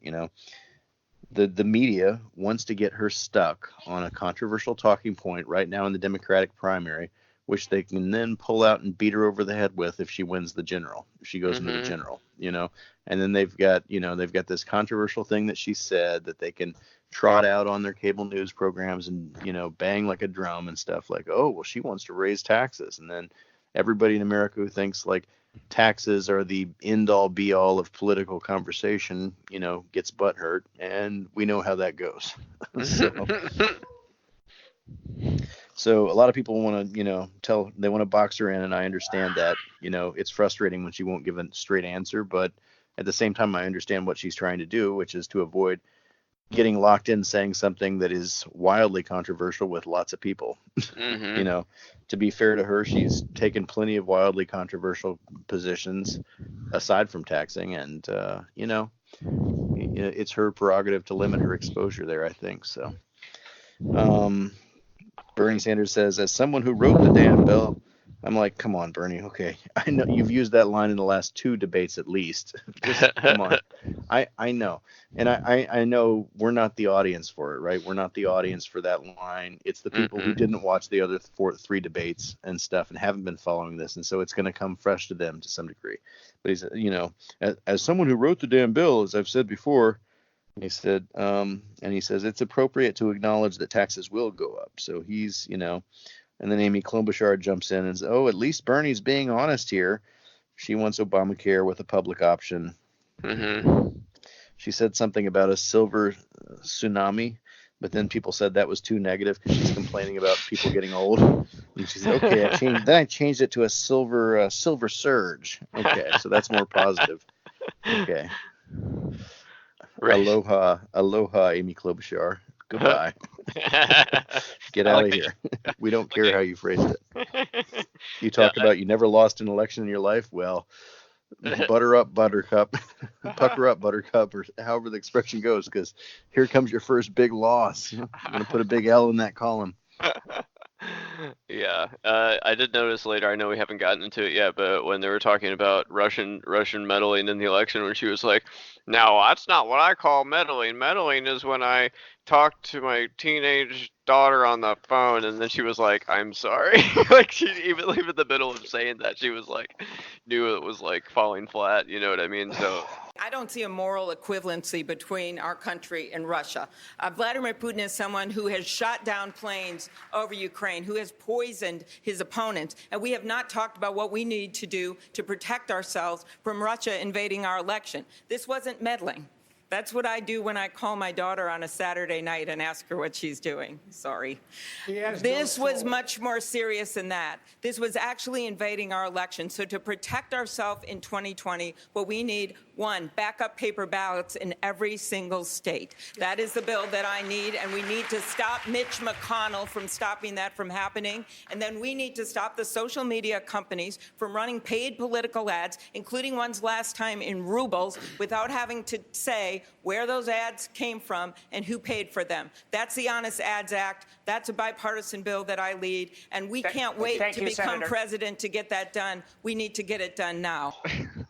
I think she's trying to do this folksy, appeal to the Midwest flyover country, but I don't think you're flyover country. I live with y'all. Like this kind of crap. And it's like, look, Bob, you and I, we're from flyover country, and this stuff doesn't do anything for us. It's like it's hokey, it's corny, it's cheesy, and it's completely out of touch with what's going on in the world. It's like, exactly, at least Pete Buttigieg is from flyover country with us. At least he sounds like a smart dude, like at least pay us that much respect. Yeah. So, exactly. Yeah. Let's see. Biden said he had an interesting number. He trotted out a number there, which was that for people who make $50,000 to $75,000 a year, Medicare for All would increase their taxes by $5,000 a year, which is okay. Yeah, that's a lot of money to be taxed. I'll worry about that when I'm making $50,000 to $75,000 a year, right? I suppose. Yeah, because we're not there yet. Did notice later he had that line about clipping coupons on Wall Street. So, Vice President Biden, you have warned against demonizing rich people. Do you believe that Senator Sanders and Senator Warren's wealth tax plans do that? No, look, demonizing wealth people, what I talked about is how you get things done. And the way to get things done is take a look at the tax code right now. The idea, we have to start rewarding work, not just wealth. I would eliminate the capital gains tax.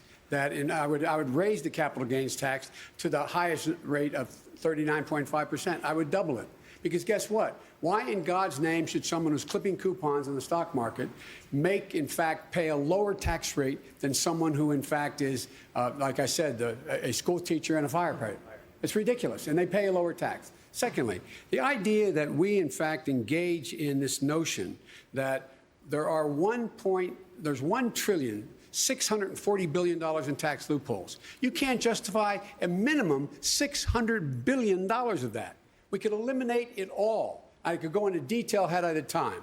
Secondly, thirdly, what we need to do is we need to go out and make it clear to the American people that we are going to raise taxes on the wealthy. We're going to reduce tax burdens on those who are not. And this is one of the reasons why these debates are kind of crazy, because everybody tries to squeeze everything into every answer that is given. The fact is, everybody's right about the fact that the fourth industrial revolution is costing jobs. It is. The fact is also corporate greed. If they're going back and not investing in their employees, they're reinvesting and buying back their stock. Thank you, Mr. Vice President. Thank you, Mr. Vice President. I don't remember that one.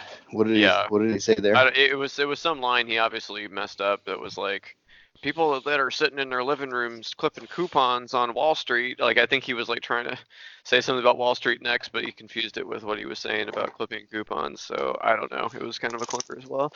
But yeah, he's a wacky dude. He in his closing statement or something about his two friends or his friends that might surprise us. I think he mentions, well, I've got two, and I'm going to mention them. First, I'm going to mention John McCain, and and then he started yelling, "We are Americans, and this is not okay, and we're gonna do better."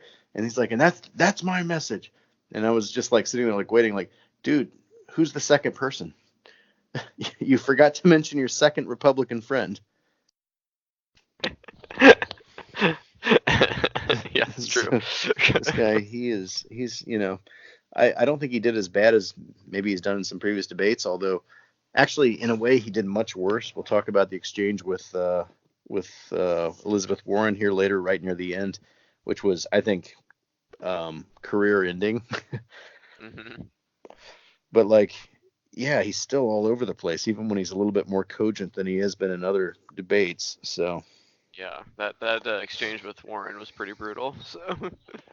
Yeah, I tried to describe this to my mom 2 weeks ago, and she doesn't have CNN, so she can't watch this stuff. And I've tried to tell her, Mom, go to the frickin' Mitchell Library, get on the computer, and check it out on YouTube. And she's like, yeah, but it's time limited, and the internet's not really good. I can't really do it. And I'm like, you know, Mom, this was the definition of mansplaining. Mm-hmm. You know, Thank so you. yeah, that was wow. Yeah. And the faces that, because they had the camera out on Biden, Warren, and Bernie. And Bernie looks a little bit scared, like she might actually apologize and back down and thank him. But then when she says, I want to thank Barack Obama. Yeah. And Bernie just smiles, and Joe Biden looks down and grins. He's like, oh boy, better bend over and take it here now, because she's not gonna do what I thought she was gonna do. Yeah, exactly. And he tried to, you did a hell of a job at your job. Thank you. He's like, oh boy. And she persisted. And yet she persisted, as the expression goes. So Yep. on the healthcare thing, Harris tried to take it to abortion. She said, the one thing we're not talking about here is a woman's right, da da da da da. And at that point, I think the moderators realized they needed to drag it somewhere else, because abortion was going to come up again later. So they went to jobs. Bernie talked about a federal jobs guarantee, which, okay. I don't know. You know, it's interesting. I think Andrew Yang actually brought up some reasonable critiques of that. He said, people don't want to work for the federal government. Well, you know, people will work when they need money, right? But he said, what if you quit? What if you get fired? What if you're not good at your job? I think these are all legitimate questions, because, you know, let's say in Bernie's first term or something that he does a federal jobs guarantee, and, you know, everybody's got a job for a year or two, but then, like, you know, then somebody gets sexually harassed and they lose their job, or they quit, or somebody gets fired. And then does the federal government have to give them another job? Does it have to be in a different department? You know, I mean, you know, when you get fired from some companies, you can't get rehired at those companies. Like, when the federal government fires you, I mean, are they going to ban you from ever working for the? It does become rather complicated. And I think Yang brought up some fair, you know, let it never be said, Bob, that we're, you know, just diehard Bernie bros in every respect, right? Like, I mean, we're, you know, we will offer critique where we think their critique is warranted. So. So I don't know how a federal jobs guarantee would work, and I think Andrew Yang brought up some legitimate questions about it that, of course, in the format never got addressed. But Cory Booker talked about some things. Then he said something about putting dignity back in work. Let's see. Hold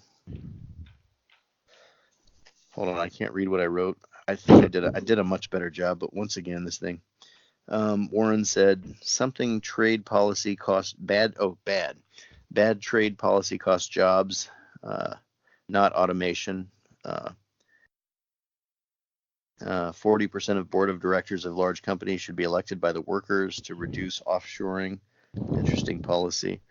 I don't know about that. I think Yang came back with some information about how automation is already happening.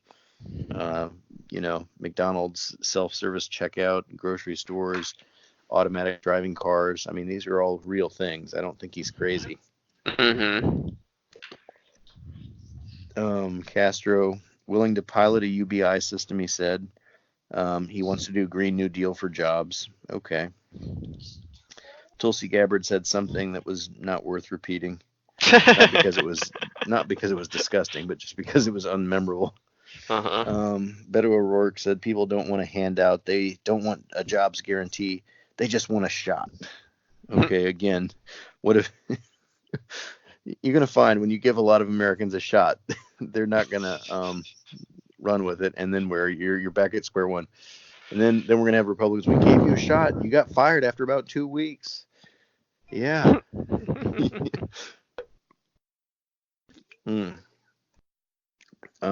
Next topic was taxes. I know I'm kind of going at a brisk pace, but this was a massive debate. Yeah, 3 hours. Oh, boy. So I think this is about our values as a country. Show me your budget, show me your tax plans, and we'll know what your values are.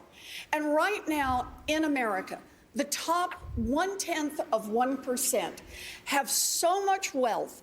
Understand this, that if we put a 2-cent tax on their 50 millionth and first dollar, and on every dollar after that, we would have enough money to provide universal child care for every baby in this country aged 0 to 5, universal pre-K for every child, raise the wages of every child care worker and preschool teacher in America, provide for universal tuition-free college, put $50 billion into historically black colleges and universities, Thank you, Senator Warren. No, let me finish, please.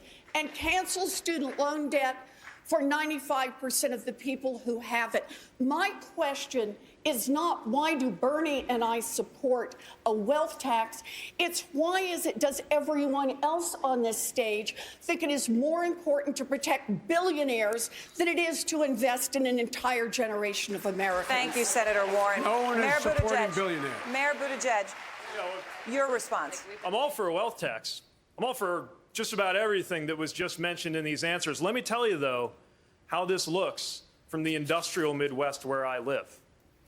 Washington politicians, congressmen and senators saying all the right things, offering the most elegant policy prescriptions, and nothing changes. I didn't even realize it was unusual to have empty factories that I would see out the windows of my dad's Chevy Cavalier when he drove me to school. I didn't know that wasn't every city until I went away to college. Now I drive my own Chevy. It's a Chevy Cruze. Used to be built right in Lordstown, which is now one more symbol of the broken promises that this president has made to workers. But why did workers take a chance on this president in the first place? It's because it felt like nobody was willing to actually do anything. And while he's unquestionably made it dramatically worse, this is time to realize that we're paying attention to the wrong things. We're paying attention to who sounded better on a debate stage or in a committee hearing versus what it's actually going to take to get something done. Will a wealth tax work? It could work. I am open to it, but I want to give a reality check here to Elizabeth, because no one on this stage wants to protect billionaires. Not even the billionaire wants to protect billionaires. We just have different approaches. Your idea is not the only idea. And when I look at this, I think about Donald Trump, the guy that after that tax bill passed, went to Mar-a-Lago, got together with his cronies, and said, guess what? You guys all got a lot richer. That was the one time in his presidency he told the truth.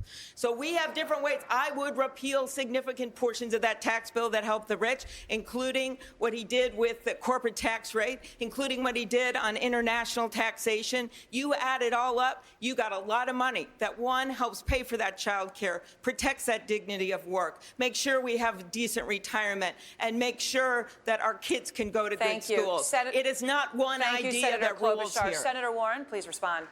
So understand, taxing income is not going to get you where you need to be the way taxing wealth does.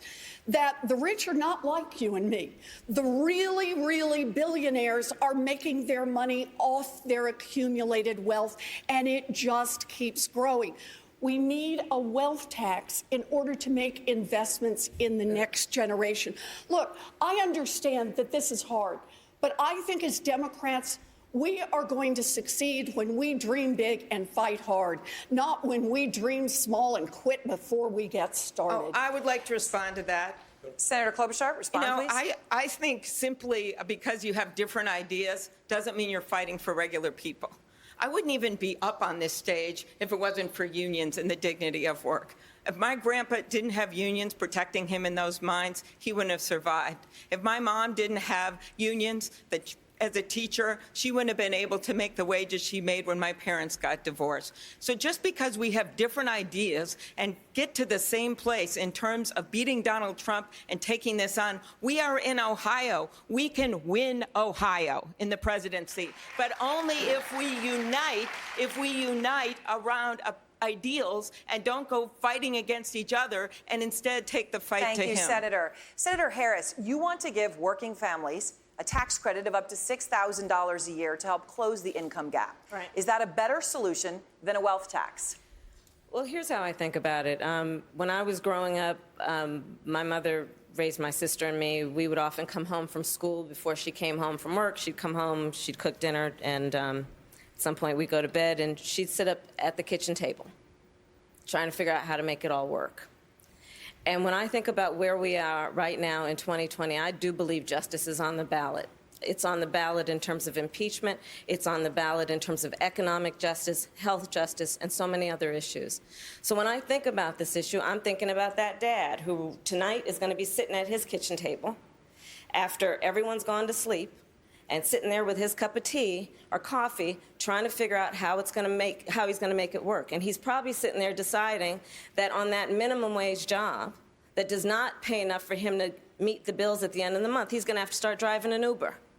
And what does that mean? That means that with those two jobs, he's going to miss his kids' soccer games. That's the reality for Americans today, which is why, yes, when I get elected and pass this bill, which will give the American family who makes less than $100,000 a year a tax credit of up to $6,000 a year that they can take home at up to $500 a month, that's going to make a real difference in that man's life. And don't tell him that's not a big deal when Senator. he's trying to get through the end of the month. Mr. Yang, your response. Would you impose a wealth tax?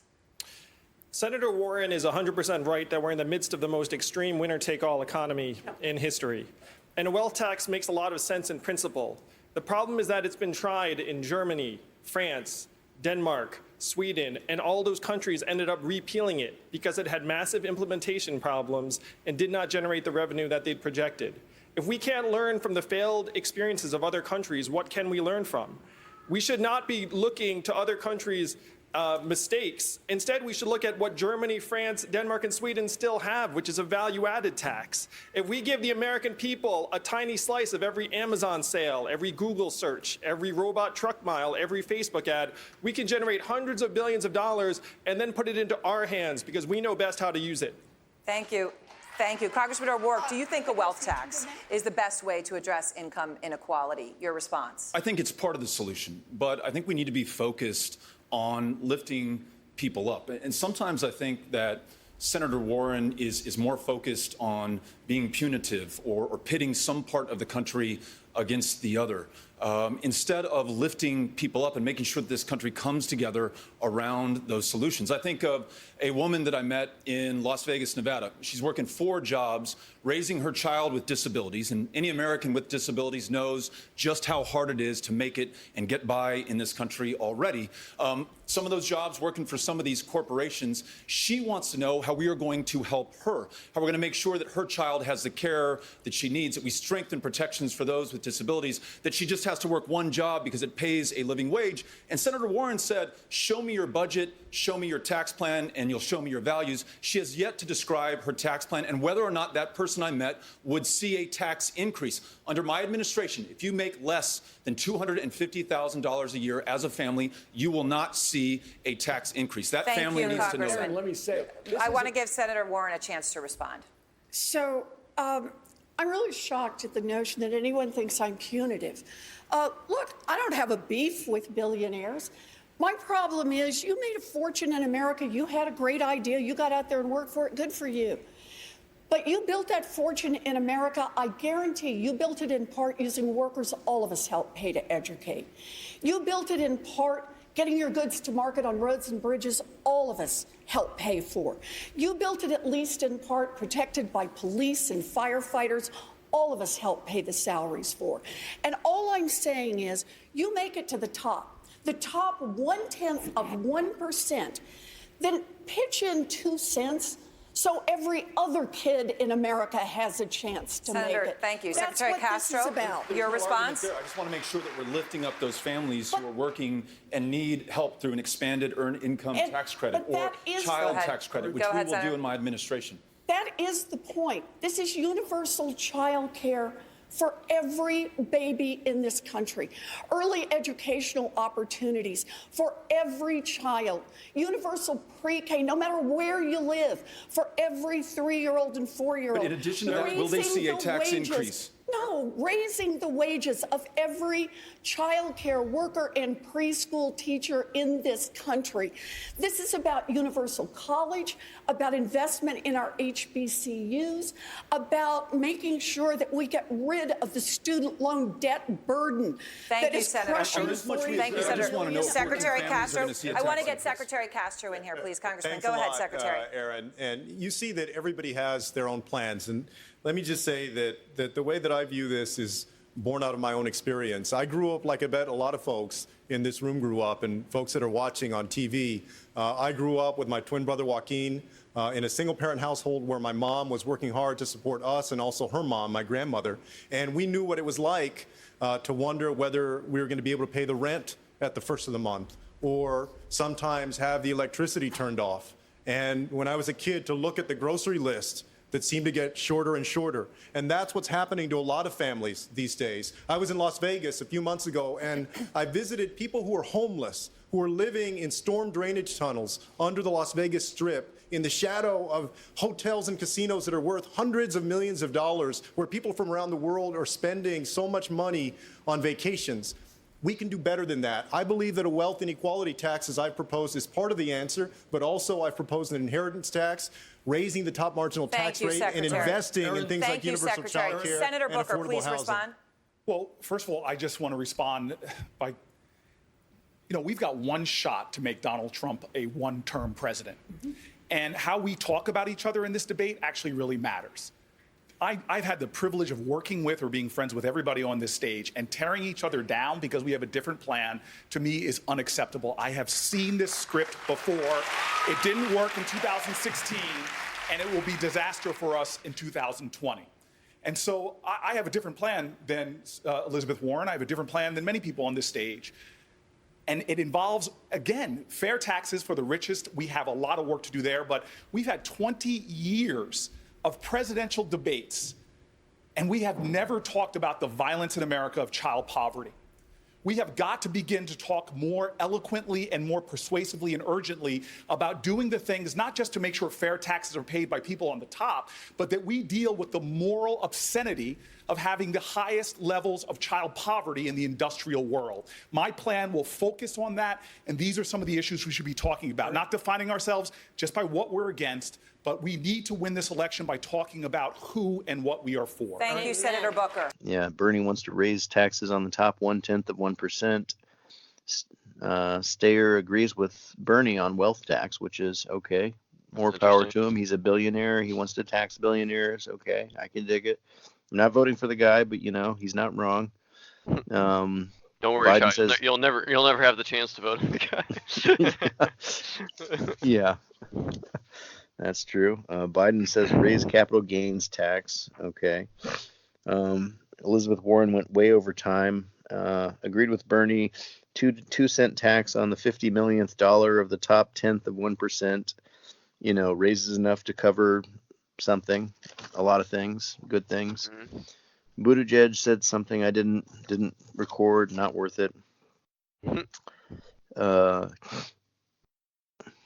Let's see. Amy Klobuchar wanted to give a reality check to Elizabeth. She said, I would repeal significant portions of the Trump tax bill.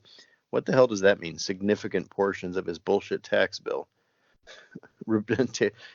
Anybody who's not talking about tearing up every single thing that this maniac did since he's been in power and starting over fresh has no business in the Democratic primary right now. Right. So Harris said a $600 tax credit to working families. $6,000 tax credit to working families. I don't know. I don't know if we need this, bureaucratic, finding solutions in the middle, and then there's means testing. And are you a working family? No, you're a single ass man working. You don't get a tax credit. I don't know. It's not. It doesn't inspire joy, right? No, it does not. So I'm throwing it out. Mm-hmm. What's that woman's name? Marie Kondo. Yeah, throwing it out, Marie Kondo. Doesn't inspire joy to get a $6,000 tax credit to working families. It's not. Bob, you may have a different take. I mean, you're a working family there, right? So I am all by myself. Yeah. Bob, I don't mean to offend you if you secretly switch to Harris here. She's making a lot of sense. I mean, I understand it would be good for me, but I think we have to look at what's good for everyone, and I always find those hidden solutions where you give people these tax breaks instead of actually something substantive is not really, I don't know. I feel like we can do better. So yeah, well, thank you, Bob. Solidarity. No problem. Solidarity with Cha's single ass out here. As long as I get the tax credits I'm entitled to already, that's all I care about. So. $6,000 for my working family. I'll vote for Trump. Yeah, right. Democracy, Yeah. schmocracy. Give me that cold hard cash. Cold hard exactly. cash, yeah. Yeah. I earned it. It's mine. It's already mine, really, if you think about it. You can't take it. My cold, dead hands. Okay. Yang started talking about a value-added tax, not a wealth tax, which is a non-starter for me. Oh, value-added taxes are, if anything, they are, what can we say? I thought you said they were a regressive tax, but I think they are a regressive tax, aren't they? I don't know. I don't really understand it well enough to say. It's some tax you put on every transaction or something. Yeah, basically. Or it's selected transactions for certain things. I mean. But it hurts people at the bottom more because it's not progressive. It doesn't rise with upper incomes. Yeah, well, it's if you think about it, Bob, if everybody in the country buys something one time or 5 times or something, then yeah, a handful of billionaires have bought it 5 times each, and a couple million Americans have bought it 5 times each as well. And where does all that tax money come from proportionally? Mm-hmm. Right. Wildly proportionally from the poor people, middle class people who are buying it in numbers rather than the people who can actually afford it or don't need it or something. It's it's a non-starter for me. Go try. Mm-hmm. O'Rourke says that Warren is too punitive and divisive. Castro says something. Booker says child poverty is an obscenity, and some other things. Okay. Then we come to send troops back into Syria. And this is the first place where I got a rather extensive quote, which we may have to drop in here. And this is also where Gabbard gets onto her regime change war shtick. Okay. Send troops back into Syria. Biden said, he says I would yell at Assad and I would yell at Erdogan in Turkey. I'm like, oh, good. Yeah, I'm sure that'll accomplish a lot. Yeah. Assad, who's, backed by Iran, Russia, etc. I'm sure he's going to be very scared that, this president whose country has been cucked left, right, and center in this region over the past 6 months is going to, oh, I'm sorry, America. Oh, you want me to do something different? And Gabbard goes, let's see, the slaughter of the Kurds is yet another consequence of the regime change war. And this is the first out of 9 times in this exchange that she is going to say regime change war. This is her, buzzword that she's trying to implant into the American people's psyche. Congresswoman Gabbard, last week you said that American troops should get out of Syria now. You don't agree with how the president handled the withdrawal. What would you have done differently? How would you have pulled out troops without the bloodshed we're seeing now? Oh, first of all, we've got to understand the reality of the situation there, which is that the slaughter of the Kurds being done by Turkey is yet another negative consequence of the regime change war that we've been waging in Syria. Donald Trump has the blood of the Kurds on his hand, but so do many of the politicians in our country from both parties who have supported this ongoing regime change war in Syria that started in 2011, along with many in the mainstream media who have been championing and cheerleading this regime change war. Not only that, but New York Times and CNN have also smeared veterans like myself for calling for an end to this regime change war. Just 2 days ago, the New York Times put out an article saying that I'm a Russian asset and an Assad apologist and all these different smears. This morning, a CNN commentator said on national television that I'm an asset of Russia. Completely despicable. As president, I will end these regime change wars by doing 2 things. Ending the draconian sanctions that are really a modern-day siege, the likes of which we are seeing Saudi Arabia wage against Yemen, that have caused tens and thousands of Syrian civilians to die and to starve.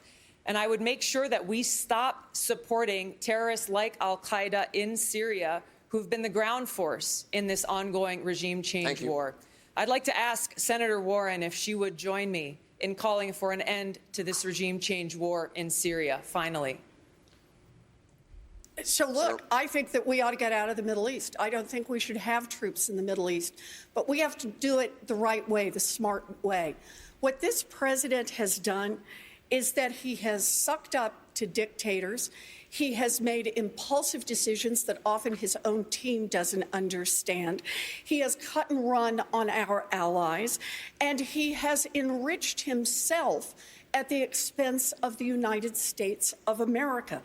In Syria, he has created a bigger than ever humanitarian crisis. He has helped ISIS get another foothold, a new lease on life. I sit on the Armed Services Committee. I talk with our military leaders about this. Senator. I was in Iraq and went through the neighborhoods that ISIS destroyed. We need to get out, but we need to do this through a negotiated solution. There is no military solution Mayor in this Buttigieg, region. Mayor Buttigieg, like many of your fellow candidates on the stage, you've been calling for an end to endless wars. What's your response on Syria? Well, respectfully, Congresswoman, I think that is dead wrong. The slaughter going on in Syria is not a consequence of American presence. It's a consequence of a withdrawal and a betrayal by this president of American allies and American values. Look, I didn't think we should have gone to Iraq in the first place. I think we need to get out of Afghanistan.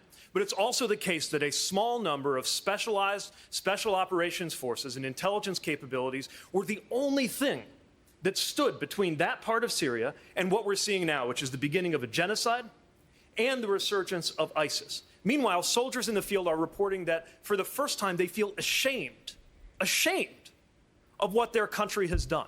We saw the spectacle, the horrifying sight of a woman with the lifeless body of her child in her arms asking what the hell happened to American leadership.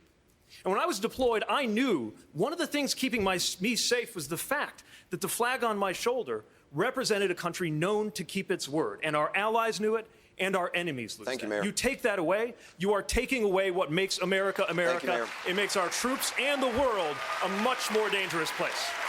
Congresswoman Gabbard, your response. Yeah, absolutely. So really what you're saying, Mayor Pete, is that you would continue to support having U.S. troops in Syria for an indefinite period of time to continue this regime change war that has caused so many refugees to flee Syria, that you would continue to have our country involved in a war that has undermined our national security. You would continue this policy of the U.S. actually providing arms and support to terrorist groups in Syria, like al-Qaeda, HTS, al-Nusra, and others, because they are the ones who have been the ground force in this regime change war. That's really what you're saying. Mayor Pete. No, you can embrace, or you can put an end to endless war without embracing Donald Trump's policy. Will you end the regime as you're change doing. war is the question. What we are doing. What is an endless war if it's Allow not him to yet respond. another Please. regime change war? Please allow him to respond. What we are doing, or what we were doing in Syria, was keeping our word. Part of what makes it possible for the United States to get people to put their lives on the line to back us up is the idea that we will back them up too.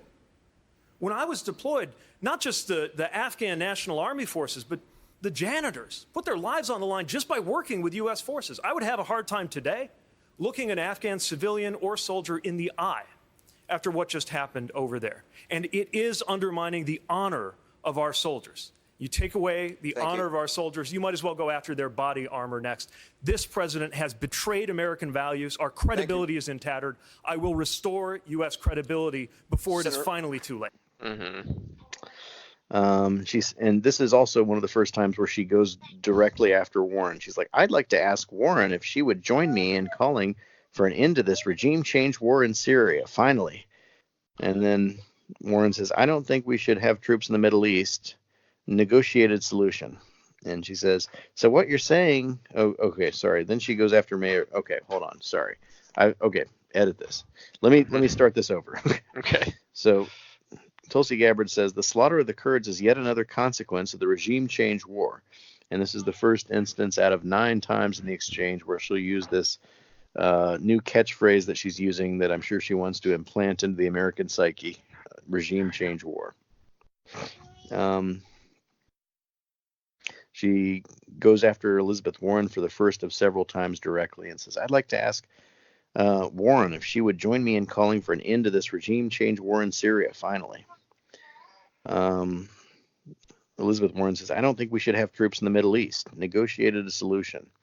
I don't think that we're in a position to negotiate to get our troops out of there. I don't know. I think we'll see a repeat of this thing if we try to make a deal with these actors in that region right now.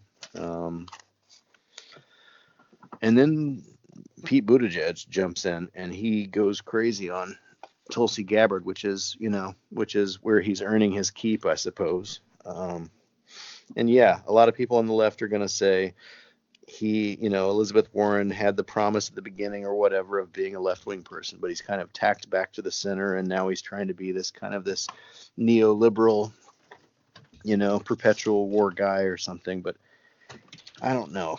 I don't know. So he says to Gabbard, Tulsi Gabbard is dead wrong. The slaughter in Syria is not a consequence of American presence. It's a consequence of American withdrawal and betrayal. He says Iraq was wrong. We need to get out of Afghanistan, but it's also the case that a small number of specialized special operations forces and intelligence capabilities were the only thing that stood between that part of Syria and what we're seeing now, which is the beginning of a genocide and the resurgence of ISIS. Mm-hmm. Soldiers in the field feel ashamed. And she said, so what you're saying, Mayor Pete, notice the derogatory, she's not going to call him Mr. Buttigieg or anything like that, Mayor Pete. Okay, I know that's his nickname, but it's not, the most respectful thing to call a guy, I guess. So what you're saying, Mayor Pete, is that you would support indefinite deployment in Syria, continue regime change war. Again, she drops it in again. And he says, American behavior shapes the behavior of ISIS. American behavior shapes the behavior of allies and enemies. China, Hong Kong, Saudi Arabia. When we think our only choices are endless war or total isolation, the consequence is the disappearance of U.S. leadership from the world stage. Bravo. I don't know. I think he handled it well. I think that's an argument that I've been making for a long time that I have not seen a lot of left-wing people making. And frankly, I haven't seen a lot of right-wing people making recently, and you can say is it a colonial attitude? You could say, is it a neoconservative attitude? You could say, is it a what can we say? A neoliberal attitude?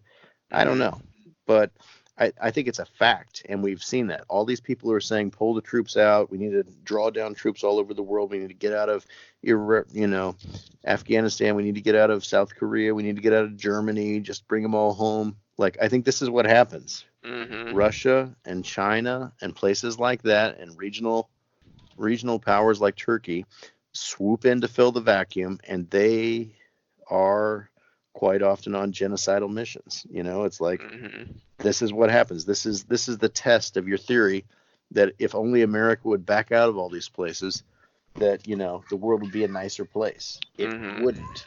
It's like, this was the test, and it went the way I said it would. So I'll be awaiting their apology for that. But I won't be holding my breath. Well, Bernie Sanders said Turkey is not a U.S. ally. Then there was a follow-up question: should Turkey remain in NATO? Amy Klobuchar said, I agree with Mayor Pete. Think about our allies. Think about Israel. And then, let's see. Then Andrew Yang said, I would tell Russia, you've meddled in elections, we've meddled in elections, it's got to stop. I don't know that that's the best way to go about it. And then Klobuchar responded, there's no moral equivalency between U.S. and Russia. And then she said something about stopping social media from running paid political ads.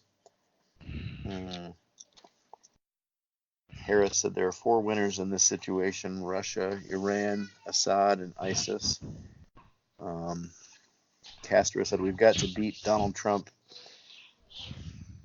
out of the Oval Office so that people can trust us again. Booker said, this all helps Putin, who only understands strength. Joe Biden said, I've met with Putin. I've met with Erdogan. Okay, how did that go? O'Rourke said, abandoning the Kurds makes it more likely that we'll have to send another generation of soldiers to the Middle East, which, you know, may or may not be true. It's probably true that, you know, I don't know. I think that, I mean, in a way that horse has left the barn already. I mean, they've already fallen in with the Russians and Iranians and Assad, as far as I know. At least the Russians and Assad. I mean, I don't know. I don't think that they have any reason to trust us again after that. So it's kind of like, yeah, I don't know. You know, it's a mess.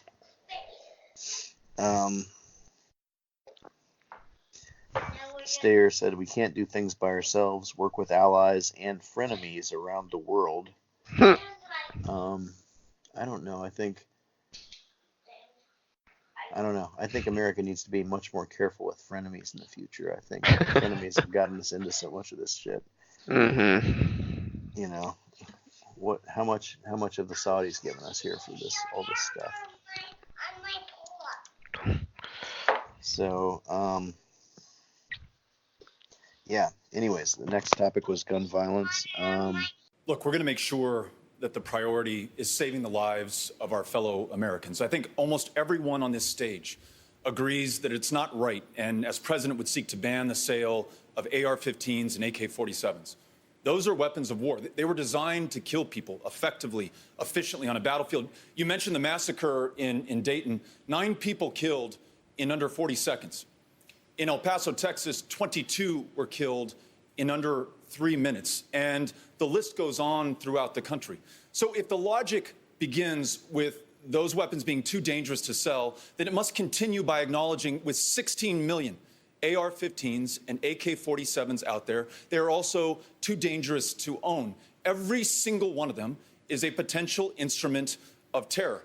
Just ask Hispanics in Texas. Univision surveyed them. More than 80% feared that they would be a victim of a mass terror attack like the one in El Paso that was targeted at Mexican Americans and immigrants, inspired in part by this president's racism and hatred that he's directed at communities like mine in El Paso. So I expect my fellow Americans to follow the law, the same way that we enforce any provision, any law that we have right now. We don't go door to door to do anything in this country to enforce the law. I expect Republicans, Democrats, gun owners, non-gun owners alike to respect and follow the law. Just to follow up, your expectations aside, your website says you will find people who don't give up their weapons. That doesn't take those weapons off the street. So to be clear, exactly how are you going to take away weapons from people who do not want to give them up and you don't know where they are? If someone does not turn in an AR-15 or an AK-47, one of these weapons of war, or brings it out in public and brandishes it in an attempt to intimidate, as we saw when we were at Kent State recently, then that weapon will be taken from them.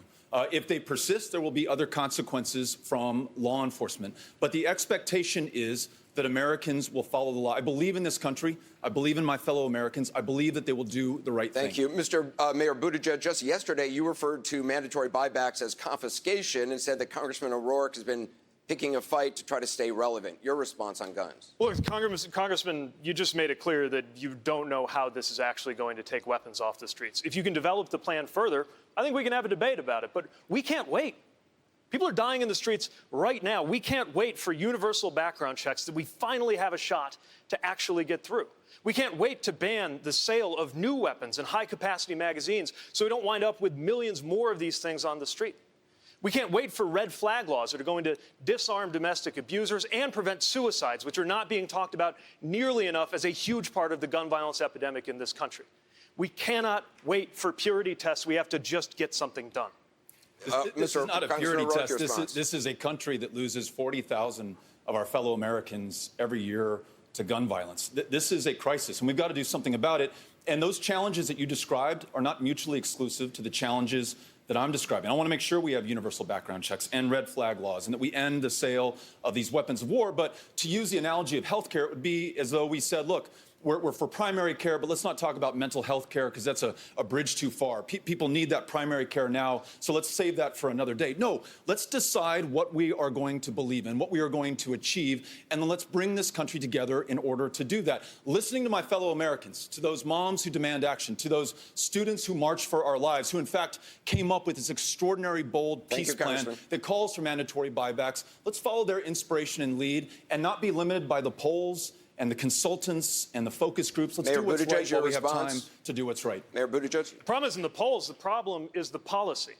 And I don't need lessons from you on courage, political or personal. Everyone on this stage is determined to get something done. Everyone on this stage recognizes, or at least I thought we did, that the problem is not other Democrats who don't agree with your particular idea of how to handle this. The problem is the National Rifle Association and their enablers in Congress, and we should be united in taking the fight to them. That's a mischaracterization, Anderson. I've got to answer this. Never took you or anyone else on who disagrees with me on this issue. But when you, Mayor Buttigieg, described this policy as a shiny object, I don't care what that meant to me or my candidacy. But to those who have survived gun violence, those who've lost a loved one to an AR-15 and AK-47, March for Our Lives, formed in the courage of students willing to stand up to the NRA and conventional politics and poll-tested politicians. That was a slap in the face to every single one of those groups and every single survivor of a mass casualty assault with an AR-15 and an AK-47. We must buy them back. What we owe to those survivors is to actually deliver a solution. I'm glad you offered up that analogy to healthcare, because this is really important. We are at the cusp of building a new American majority to actually do things that congressmen and senators have been talking about with almost no impact for my entire adult life. No, this is really important, okay? On guns, we are this close to an assault weapons ban. That would be huge. And we're going to get wrapped around the axle in a debate over whether it's hell yes, we're going to take your guns. We have an opportunity to deliver health care to everybody, and some on this stage are saying it doesn't count unless we obliterate. I want to give other candidates a chance. Senator Booker, what's your response to Mayor Buttigieg? Well, look, I again worry about how we talk to each other and about each other, and what this last week has shown. As a young man in my neighborhood, I watched him grow up. I lived in some high-rise projects with him named Shahad, and he was murdered on my block last year with an assault rifle.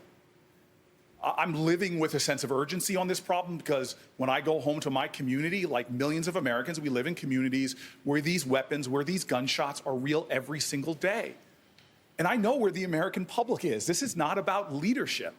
This is why when I talk about things like gun licensing and point out the differences between us, I'm not attacking people or their character or their courage on these issues. We all have courage, but it's frustrating that when the American people, 77% of Americans, agree on licensing, we don't need leadership right now. We just need folks that are going to stand up and follow where the people already are, because there are millions of Americans where this is a daily nightmare, where we're surrendering our freedoms to fear in this country. This is the first time in American history, this fall, where we have sent our children to school, the strongest nation on the planet Earth, and said to them, we can't protect you. Thank you, so in school, we're going to teach you how to hide. There are more duck and cover drills and shelter-in-place drills in America now than fire drills. Thank you, if Senator. I'm president of the United States, I will bring an urgency to this issue and make sure that we end the scourge of mass violence in our country.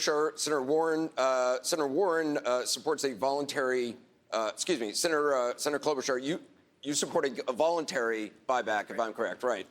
What is wrong with a mandatory buyback? Your response. I just keep thinking of how close we are to finally getting something done on this. I'm looking at the mayor of Dayton. I met one of the survivors from that shooting. 30 seconds, 9 people killed. The public is with us on this in a big way. The majority of Trump voters want to see universal background checks right now. The majority of hunters want to see us move forward with gun safety legislation. There are 3 bills right now on Mitch McConnell's desk. The background check bill, my bill to close the boyfriend loophole so domestic abusers don't get guns, the bill to make it easier for police to vet people before they get a gun. That's what we should be focusing on. And I just don't want to screw this up. When I'm president, I do want to bring in an assault weapon ban. And I do want to put a limitation on magazines so what happened in Dayton, Ohio will never happen again. But let's not mess this up with this fight. Senator Warren, you support a voluntary gun buyback of assault-style weapons as well. Why not a mandatory one? So, look, I want to get what works done. I want to use the method we used, for example, with machine guns. We registered them. We put in a huge penalty if you didn't register them and a huge tax on them, and then let people turn them in. And it got machine guns out of the hands of people. But the problem here that we need to focus on is, first, how widespread gun violence is. As you've rightly identified, it's not just about mass shootings. It's what happens in neighborhoods all across this country. It is about suicide. It is about domestic violence. This is not going to be a one and done, that we do one thing or two things or three things and then we're done. We have to reduce gun violence overall, and the question we have to ask is, why hasn't it happened? You say we're so close. We have been so close. I stood in the United States Senate in 2013 when 54 senators voted in favor of gun legislation, and it didn't pass because of the filibuster. We have got to attack the corruption and repeal the filibuster, or the gun industry will always have a veto over what happens. Senator Harris, you disagree with Senator Warren. You think the buyback should be mandatory. Please respond. 5 million assault weapons are on the streets of America today. During the course of this debate, 8 people will die from gun violence. The leading cause of death of young black men in America is gun violence, more than the top other 6 reasons totaled. This is a serious matter.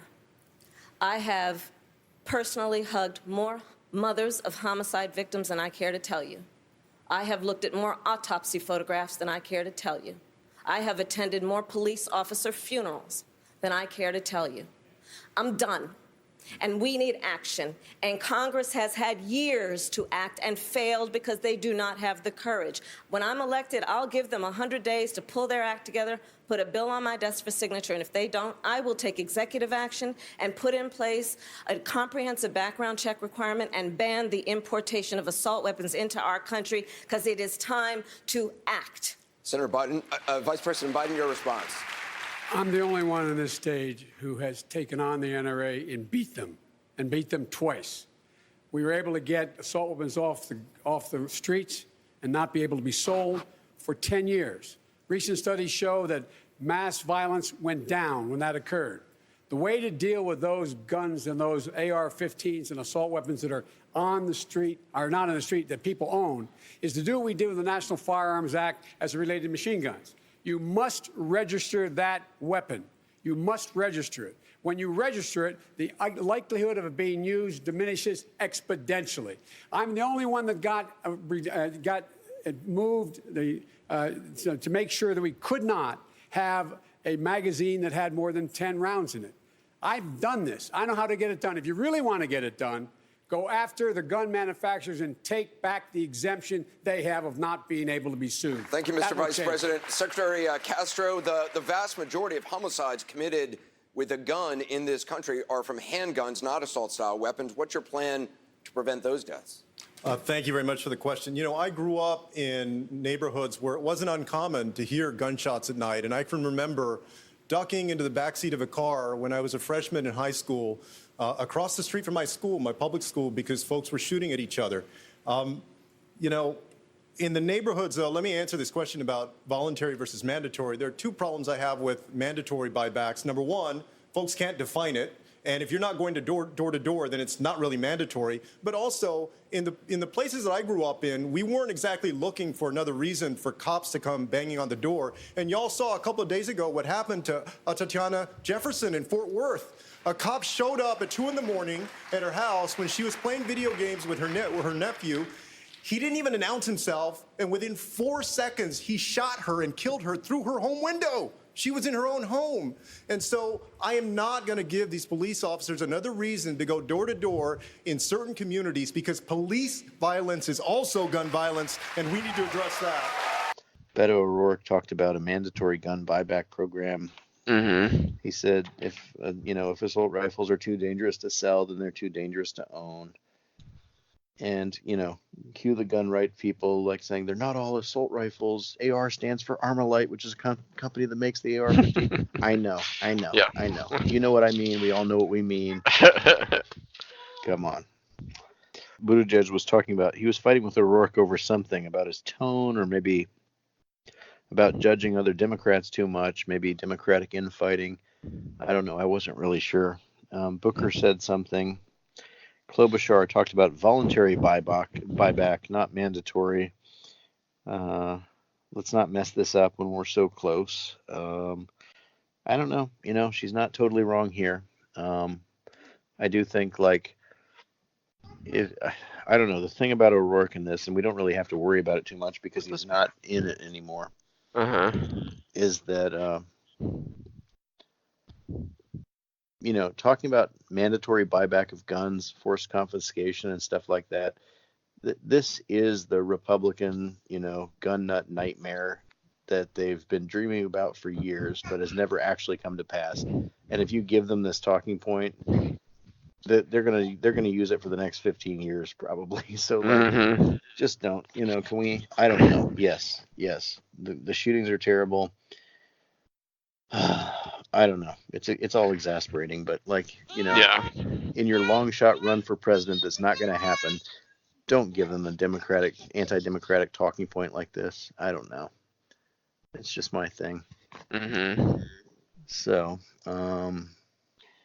Elizabeth Warren said voluntary buyback also not mandatory. Attack corruption, repeal the filibuster, or the gun industry will always have a filibuster. Okay, which is something I actually agree with Warren on over Bernie. I think it seems a little bit naive not to do away with the filibuster. So I don't know. That's something where I'm kind of more with her. Harris said mandatory buyback, 100 days for Congress to put a bill on my desk where I'll take executive action for mandatory background checks and a ban on all assault rifle imports. And I'm like, okay, but what percentage of assault rifle are bought that are imports versus what percentage are domestically manufactured by American companies?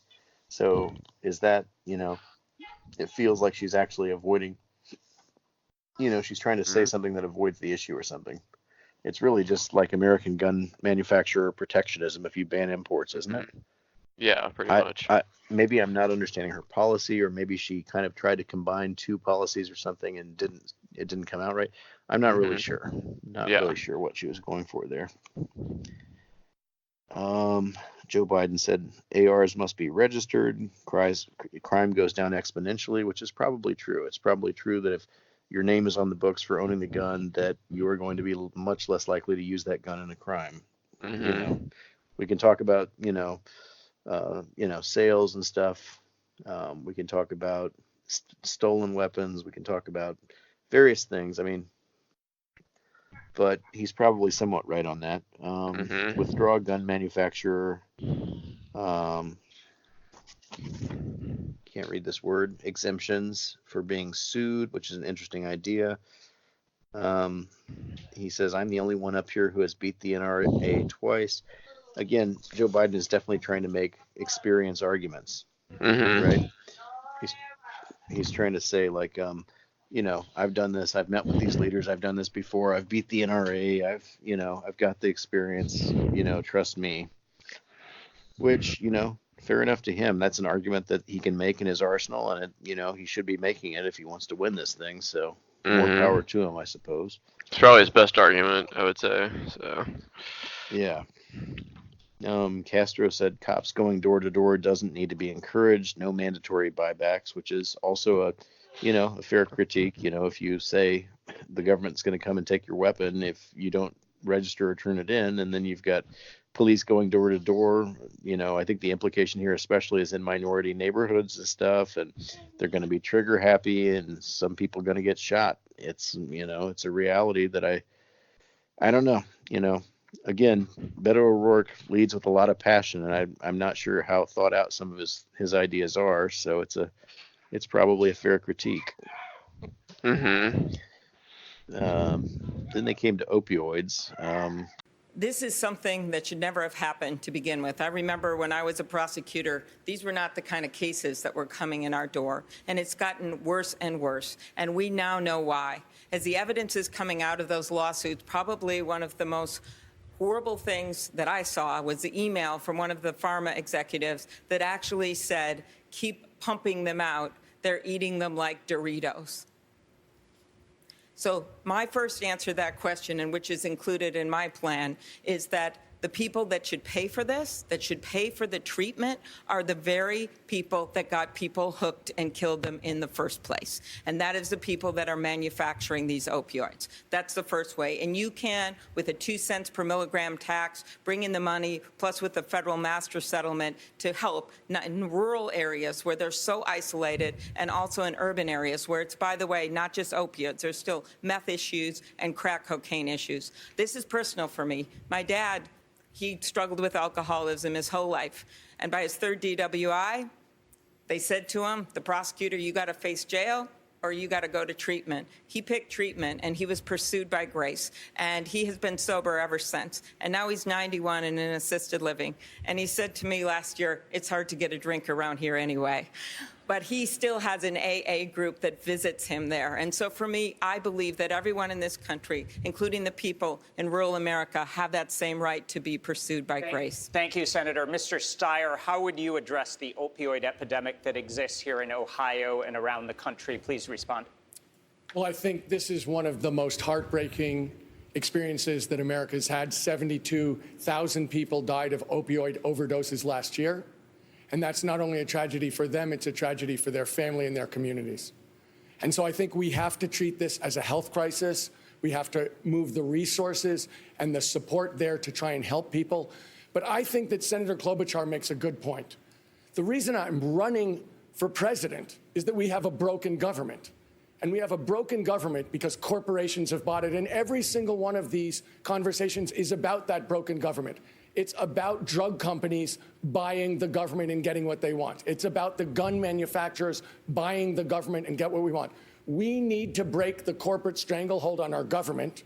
I've put forward actual structural changes, including term limits, a national referendum, the end to the idea that corporations are people and have the rights of American citizens politically, and make it a lot easier to vote. These corporations have taken over our government, and 72,000 deaths last year are the tragic result. Mr. Yang, you want to decriminalize the possession and use of small amounts of opioids, including heroin. How would that solve the crisis? That's exactly right. And we have to recognize this is a disease of capitalism run amok. There was a point when there were more opiate prescriptions in the state of Ohio than human beings in the state of Ohio. And for some reason, the federal government thought that was appropriate. They ended up levying a $600 million fine against Purdue Pharma, which sounds like a lot of money, until you realize that company made $30 billion.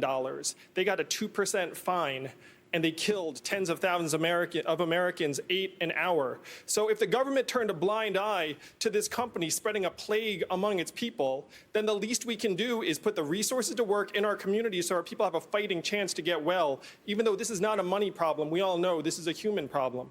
And part of helping people get the treatment that they need is to let them know that they're not going to be referred to a prison cell. They will be referred to treatment and counseling. I talked to an EMT in New Hampshire, and he said he saves the same addicts over and over again. Because the fact is, after you save someone who's ODing, you just bring them back to their house and they OD again the following week. So we need to decriminalize opiates for personal use. We have to let the country know this is not a personal failing. This was a systemic government failing.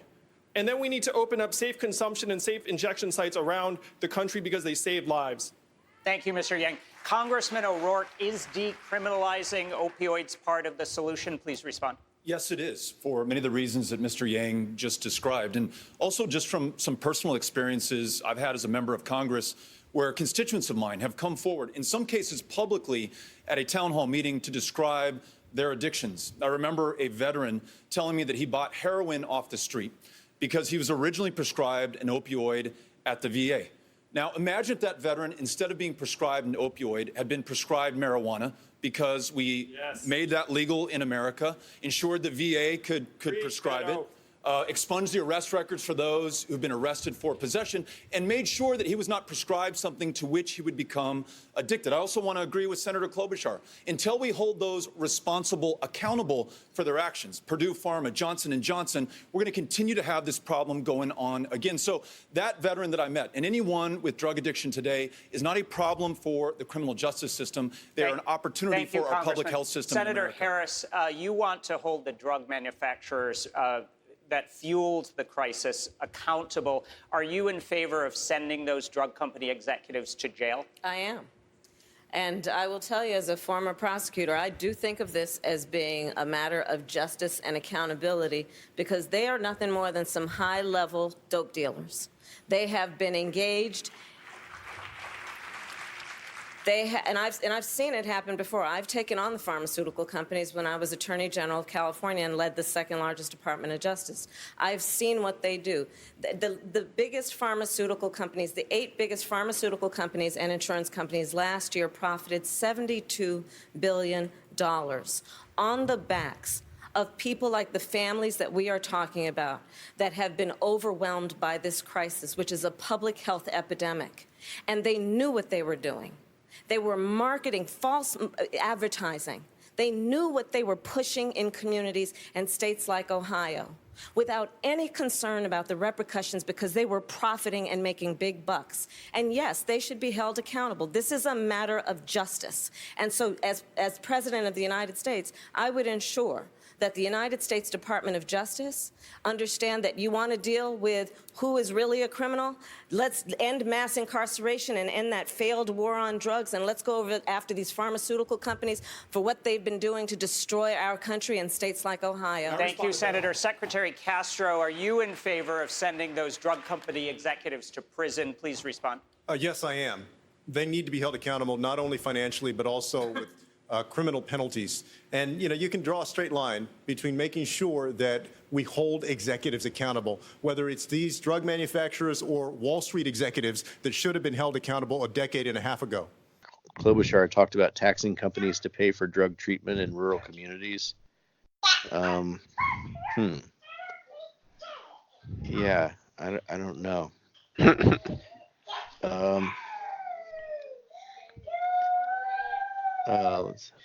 Stayer said, break the corporate stranglehold on our government, gun lobby and the drug lobby, term limits, corporations are not people.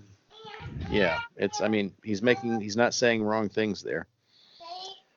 Andrew Yang talked about decriminalizing possession and use of small amounts of heroin, open injection sites, which is, it's it's about as left wing as you can get on that. And I think, frankly, I think the smart thing about saying something like that is that you get an inroad into the libertarian flank of the right wing, I believe, by going that direction. So,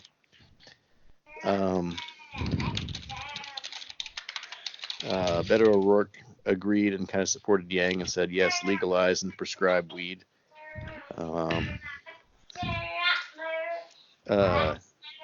Harris said, jail pharmaceutical CEOs, they are high-level dope dealers, and she's got a lot of experience jailing dope dealers, I guess.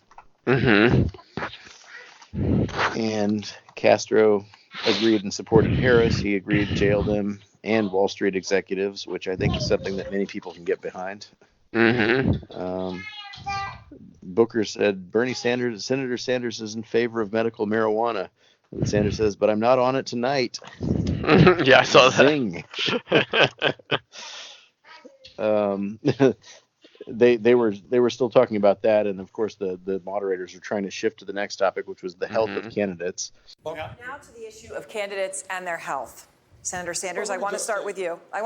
We're moving on, Senator. I'm healthy. sorry. I'm feeling great, but I would like to respond to that question. I want to start by saying.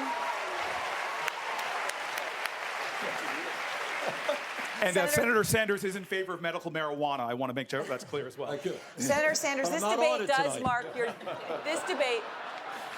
All right. This debate, sir, does mark your return to the campaign trail. Okay, go ahead and finish your point, and then I'll ask my question, Senator. I'm more than happy to answer your question, but I wanted to pick up on what Kamala and Corey and others have said. Let's take a deep breath. Take a look at this opioid epidemic. You have executives, CEOs of major pharmaceutical companies making tens of millions of dollars a year. And in this particular case with the opioids, they knew that they were selling a product to communities all over this country which were addicting people and killing them. And last year, the top 10 drug companies made $69 billion in profit. This is what unfettered capitalism is doing to this country. And it's not just the drug companies. Right now, the CEOs in the fossil fuel industry know full well that their product is destroying this world, and they continue to make huge profits. Senator, that is why we need a political revolution that says enough is enough to this behavior. Senator, we are all very glad you're feeling well, as you just said. But there is a question on a lot of people's minds, and I want to address it tonight. You're 78 years old, and you just had a heart attack. How do you reassure Democratic voters that you're up to the stress of the presidency? Well, let me invite you all to a major rally we're having in Queens, New York, BernieSanders.com. We're going to have a special guest at that event, and we are going to be mounting a vigorous campaign all over this country. That is how I think I can reassure the American people. But let me take this moment, if I might, to thank so many people from all over this country, including many of my colleagues up here, for their love, for their prayers, for their well wishes. And I just want to thank you from the bottom of my heart. And I'm so happy to be back here with you this evening.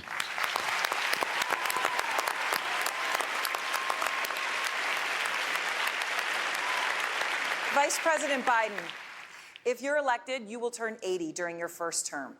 Last month, former President Jimmy Carter said he could not have undertaken the duties of the presidency at 80 years old. Why are you so sure that you can? Because I've watched it. I know what the job is. I've been engaged. Look, one of the reasons I am running is because of my age and my experience. With it comes wisdom. We need someone to take office this time around who on day one can stand on the world stage, command the respect of world leaders from Putin to our allies, and know exactly what has to be done to get this country back on track. It is required now more than any time in any of our lifetimes to have someone who has that capacity on day one. That's one of the reasons why I decided to run. Why I decided to run this time, because I know what has to be done. I've done it before. I've been there when we pulled the nation out of the worst financial recession in history. I've been there, and I've got so many pieces of legislation passed, including the Affordable Care Act, as well as making sure that we had the Recovery Act, which kept us from going into depression. I know what has to be done. I will not need any on-the-job training the day I take office. And I will release my medical records, as I have 21 years of my tax records, which no one else on this stage has done, so that you can have full transparency as to my health and what I am doing. Just to be clear, Mr. Vice President, when will you release those records? Before the first vote. Before Iowa? Yes. Not by the end of this year? Well, before Iowa. I mean, look, I've released them before. I mean, I've released 55 pages of mine. I'm the only guy that's released anything up here. Senator Warren, like Senator Sanders and Vice President Biden, if you win the presidency, you would be the oldest president ever inaugurated in a first term. You would be 71. 40% of Democratic primary voters say they think a candidate under the age of 70 is more likely to defeat President Trump. What do you say to them? Well, I say I will outwork, outorganize, and outlast anyone, and that includes Donald Trump, Mike Pence, or whoever the Republicans get stuck with. Look, the way I see this, the way we're going to win is by addressing head-on what millions of Americans know in their bones, and that is that the wealthy and the well-connected have captured our democracy, and they're making it work for themselves and leaving everyone else behind. And political pundits and Washington insiders and people in our own party don't want to admit that. They think that running some kind of vague campaign that nibbles around the edges of big problems in this country is a winning strategy. They are wrong. If all Democrats can promise is after Donald Trump, it will be business as usual, then we will lose. Democrats win when we call out what's broken and we show how to fix it. Democrats will win when we fight for the things that touch people's lives, things like child care and health care and housing costs. Democrats will win when we give people a reason to get in the fight. Congresswoman Gabbard, you're 38 years old, and you would be the youngest president if elected. Should age matter when choosing a president? I'm glad you asked, because I was going to say it's not fair to ask these three about their health and their fitness to serve as president, but not every other one of us. I am grateful to have been trained very well by the Army and do my best to stay in shape. But here's the real question I believe you should be asking is, who is fit to serve as our commander-in-chief? This is the most important responsibility that the president has. What Donald Trump has been doing in Syria and what we have just seen with him inviting the Turkey to come in and slaughter the Kurds show what an unfit president looks like. It highlights how critical it is that we have a president and commander-in-chief who is ready on day one, bringing experience and understanding in foreign policy and national security, bringing the experience that I have, both serving in Congress now for nearly 7 years, serving on the Foreign Affairs Committee, serving on the Armed Services Committee, subcommittees related to terrorism and upcoming threats, serving on the Homeland Security Committee, the experience that I have as a soldier, serving for over 16 years in the Army National Guard, deploying twice to the Middle East, being able to serve in different capacities, joint training exercises, training the Kuwait National Guard. I understand the importance of our national security. I am prepared to do this job, to fulfill this responsibility as Commander-in-Chief on day one. I'd like to ask our other candidates this question. I'd like to start with Senator Warren. What her experience and background is. I'm sorry, thank you. We're going to take another break. And, you know, Bernie Sanders, of course, looks like $1 million up there. He hasn't missed a tick, hasn't missed a beat. And he's like, there's going to be a rally in New York to show my health and stuff. And, you know, of course, he got the entire endorsement of the squad, basically, right? Yeah.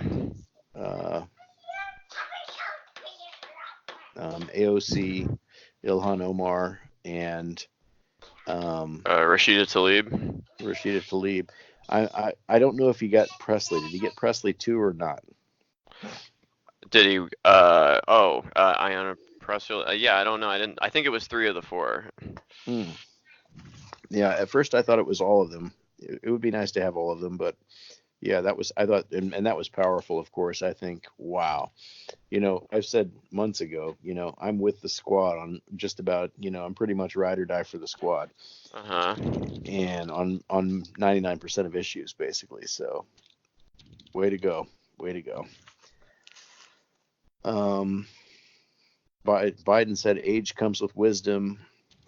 No on-the-job training, respect of world leaders because I'm old, and I'll release my health care or my health records, and I'll release my tax records as I have in the past, which is, yeah, fair enough. Yes, you should. Everybody should. Donald Trump should have been required to, you know, that should have been a condition of him being president is, yes, you have to keep your promise and release these things. And yes, your trophy wife needs to explain how she legally got in the country in like 1997 or whatever, you know, which you said she was going to do after you just became president. Just let me become president. We'll explain in a couple months. Don't worry. No explanation. Okay, you're out. How about that? Elizabeth Warren says, I will outwork, outorganize, and outlast anyone. And that includes Donald Trump, Mike Pence, or whoever the Republicans get stuck with. Which was a fun line. It's like, yes. Yeah. They really are stuck with some unenviable candidates, I think. They also came to Tulsi Gabbard because she's the youngest at 38 years old. My God, what are we doing with our lives, Bob? We're not much not much behind her, I suppose. Yeah, should have become Russian agents a long time ago. So. Yeah. Might have helped with our tan. Yeah, right. Let's see. Next topic was big tech, which was, you know, this is going to be a zinger because, you know. Mr. Yang, Senator Warren is calling for companies like Facebook, Amazon, and Google to be broken up. Is she right? Does that need to happen? As usual, Senator Warren is 100% right in diagnosing the problem. There are absolutely excesses in technology, and in some cases, having them divest parts of their business is the right move. But we also have to be realistic that competition doesn't solve all of the problems. It's not like any of us wants to use the fourth best navigation app. That would be like cruel punishment. There's a reason why no one is using Bing today. Sorry, Microsoft, it's true. So it's not like breaking up these big tech companies will revive Main Street businesses around the country. And as the parent of 2 young children, I'm particularly concerned about screen use and its effect on our children. Studies clearly show that we're seeing record levels of anxiety and depression coincident with smartphone adoption and social media use. Breaking up the tech companies does nothing to make our kids healthier. What we have to do is we have to home in on the specific problems we're trying to solve and use 21st century solutions for 21st century problems. Using a 20th century antitrust framework will not work. We need new solutions and a new toolkit. Thank you. Senator Warren, is Mr. Yang wrong? Your response, please. Look, I'm not willing to give up and let a handful of monopolists dominate our economy and our democracy. It's time to fight back. Think about it this way. When you talk about how it works in competition, about 8%, 9% of all retail sales happen in bricks and sticks stores, happen at Walmart. About 49% of all sales online happen in one place. That's Amazon.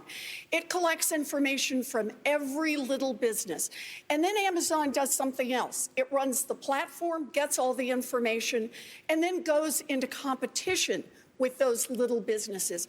Look, you get to be the umpire in the baseball game or you get to have a team, but you don't get to do both at the same time.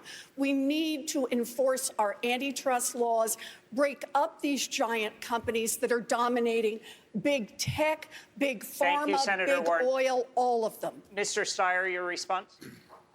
Look, I agree with Senator Warren that, in fact, monopolies have to be dealt with. They either have to be broken up or regulated, and that's part of it. But we have to understand that Mr. Trump is going to be running on the economy. He's going to be saying he's the person who can make it grow. I started a business from scratch, one room, no employers, and built a multi-billion-dollar international business. We're going to have to show the American people that we don't just know how to tax and have programs to break up companies, but also talk about prosperity, talk about investing in the American people, talk about harnessing the innovation and competition of the American private sector. In fact, if we want to beat Mr. Trump, I think somebody who can go toe-to-toe with him and show him to be a fraud and a failure as a business person and a fraud and a failure as a steward of the American economy is going to be necessary. He is one. His tax plan's a failure. His trade war is a failure. I would love to take him on as a real businessman and show that, in fact, he's failed the American people and he has to go. Thank you, Mr. Steyer. Senator Booker, how do you respond? Would a President Booker break up big tech companies like Facebook and Amazon? Anybody that does not think that we have a massive crisis in our democracy with the way these tech companies are being used, not just in terms of anti-competitive practices, but also to undermine our democracy. We have seen it in the 2016 election, practices being used that have not been corrected now. We need regulation and reform. And antitrust, I mean, Robert Bork right now is laughing in his sleep. We have a reality in this country where antitrust from pharma to farms is causing trouble. And we have to deal with this. As President of the United States, I will put people in place that enforce antitrust laws. And I want to say one last thing, and I feel qualified to say this as the vegan on the stage. Going back to the fact that it's rich to me that we asked 3 people about their health. When looking at this stage, we know that the most unhealthy person running for the presidency in 2020 is Donald Trump. Thank you, Senator. Congressman O'Rourke, you say you're not sure if it's appropriate for a president to designate which companies should be broken up. So what's the proper level of oversight here?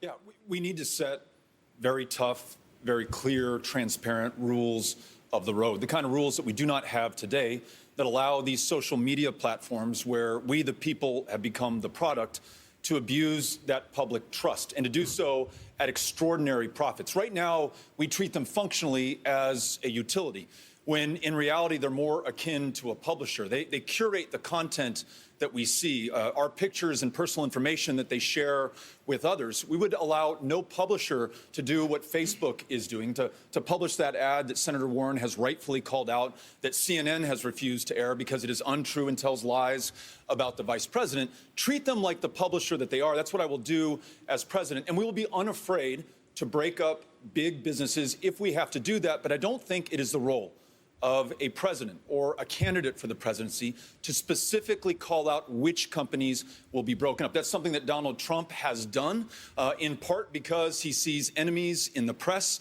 and wants to diminish their power. Is not something that we should do. So tough rules of the road, protect your personal information, privacy, and data, and be fearless in the face of these tech giants. Senator Sanders, your response?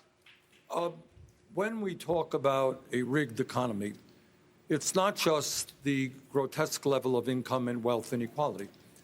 It is also the fact that in sector after sector, whether it is Wall Street, where you have 6 banks that have assets equivalent to half of the GDP of the United States, whether it is media, where you have 10 media companies that control about 90% of what the American people see, hear, or read, whether it is agribusiness, where we see merger after merger, which is resulting in the decline of family-based farming in this country.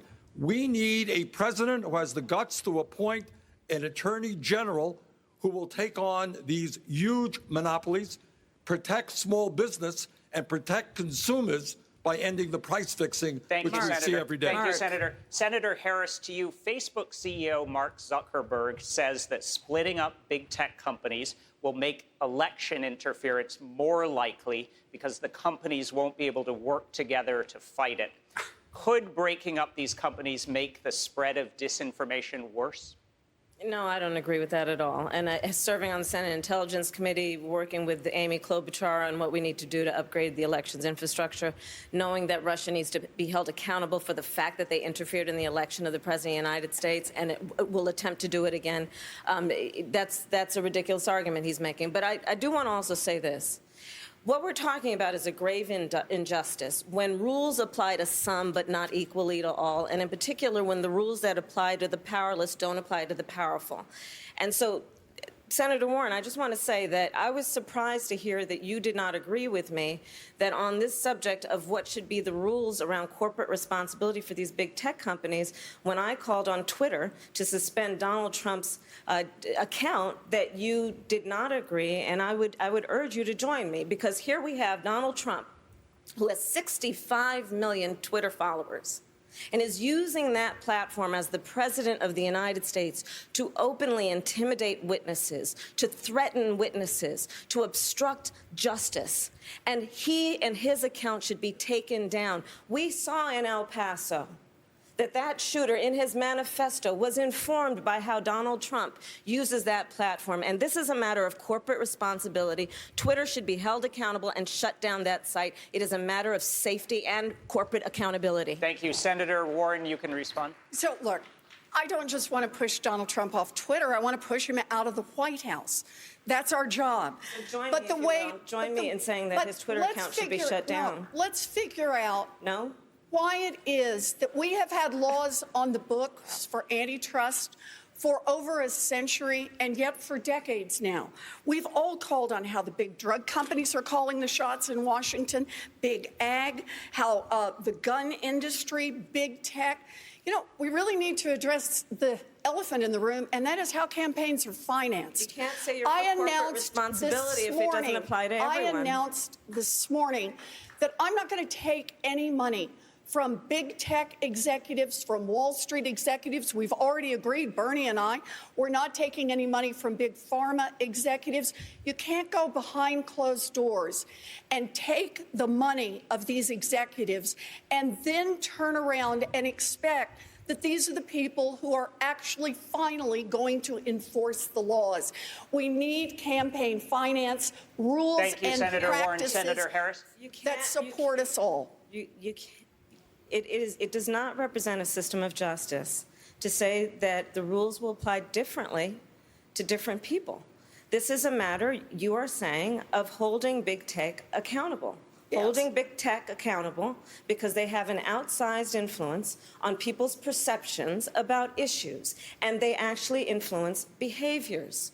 We all have to agree this is their power. It is immense. Senator Klobuchar, let me bring you in here. Your response. I'm not finished. I'm not finished.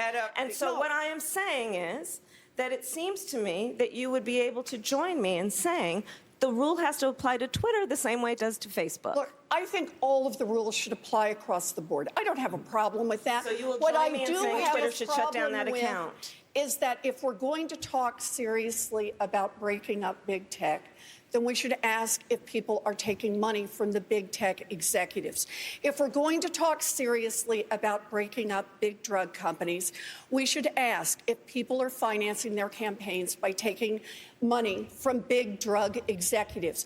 If we are going to talk about Wall Street and having some serious regulation over Wall Street, we should ask if people are funding their campaigns by taking money from those executives. Thank you, Senator Klobuchar. Let's bring you in here. I would like to have a different take on this. I was in the private sector for 14 years, represented companies that were fighting to get into the telecom market. So I had a life before government. And what I saw was when we got more competition there, the prices went down in a big way in the long distance market. Well, right now we have another Gilded Age going on, and I am the lead Democrat on the Antitrust Committee. I have the lead legislation, which means, one, changing the standard so we can do a better job of doing just what we've been talking about here, is breaking down some of this consolidation, and also making sure that the enforcers have the resources to take them on because they're so overwhelmed. But the issue here is this. Start talking about this as a pro-competition issue. This used to be a Republican and Democratic issue because America, our founding fathers, actually wanted to have less consolidation. We were a place of entrepreneurship. We are seeing a startup slump in this country, Secretary and this Castro, means would you like to everything weigh in? from tech Please on respond. down. Yeah, I think that we're on the right track in terms of updating how we look at monopolistic practices and setting, as Congressman O'Rourke said, rules for the road that match the challenges that we face today. And, you know, whether that's Amazon that is leveraging its size, I think, to help put small businesses out of business, and then at the same time, shortchanging a lot of its workers, not paying them as they should, not giving them the benefits they should, or it's a number of other companies, big tech companies. We need to take a stronger stance when it comes to cracking down on monopolistic trade practices, and that's what I would do as president. Thank you, Best Mr. way we Secretary. can fight back. The best way we can fight back against big tech companies is to say our data is our property. Right now, our data is worth more than oil. How many of you remember getting your data check in the mail? It got lost. It went to Facebook, Amazon, Google. If we say this is our property and we share in the gains, that's the best way we can balance the scales against the big tech companies. There's a bigger issue here. Turning to women's reproductive rights. Twitter and Facebook are, you know, continuing to screw up on the regular. Let's see. Andrew Yang says, don't break up big tech because nobody wants to use the fourth best navigation app. Nobody uses Bing. Sorry, Microsoft. Which is, yeah, fair enough. Like, it's true. Like, I mean, the thing is, if you split up Facebook, it's like, oh, we're going to have 4 different social media apps. And then, you know, your dead friends that you can't contact on the new apps, they'll be gone. And your friends from high school and, you know, your friends from college and your work friends and everybody's going to be using different. Yeah, it's a non-starter as far as I'm concerned. I mean, I don't know. For me, Facebook is it, which is disappointing right now because I think Facebook is screwing up a lot right now. So yeah, kudos to Twitter, who I usually complain about to no end for refusing political ads for the 2020. That was the right step. Of course, the Trump and the MAGA horde are not too happy about that, but that lets me know that it was the right decision. And Zuckerberg, your turn. So yeah, I'm less eager to give credit to Twitter. Twitter is the same company that regularly lets Republicans, especially Trump, but numerous Republicans get away with posting stuff that violates the terms of Canadian conditions of membership on Twitter. And the excuse is, well, they're you know, gosh, they're public figures, and we got to let them say what they're going to say, and then we can judge if it's good or bad, even if it violates our rules that you normal plebs have to follow. No, that's I'm sorry, that's not how your organization should work. If you've got rules, you enforce them. No exceptions. Like there's no two-tier justice system. So I'm not in the mood to give Twitter any credit. And then Twitter paraded their people out before like Joe Rogan and stuff to get yelled at by a whole bunch of alt-right folks and stuff about how they're censoring the right wing or something on Twitter when they're explaining the processes and procedures and stuff. I have no love for that Jack Dempsey or Dorsey or whatever his name is and stuff. Like, I'm not getting on the Twitter bandwagon. And they scored a cheap point here on Facebook. And the thing is, I don't have a problem with them running political ads on these sites, but I do think that this abdication of what's true and what's false is wrong. Like, I mean, you don't do that with products. If somebody does false advertising for a product that they're selling, you take it down. So I don't know. I don't have, like, I'm getting exasperated with big tech right now. Yeah, same here. So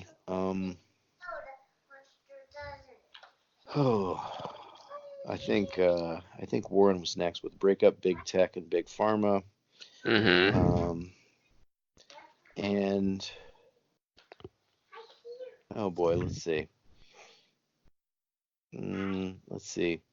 Yang talked about a 20th century antitrust framework will not work for 21st century tech problems.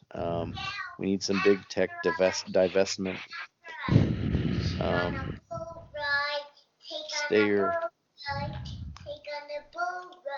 Stayers. I think it's Steyer, by the way.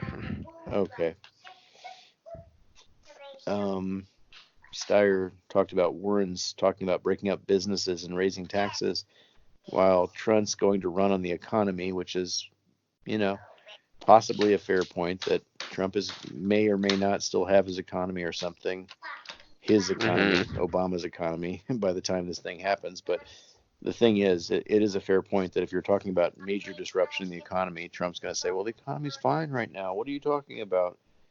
Legitimately or illegitimately. So I don't know. Booker talked about regulation, reform, antitrust, enforce antitrust laws.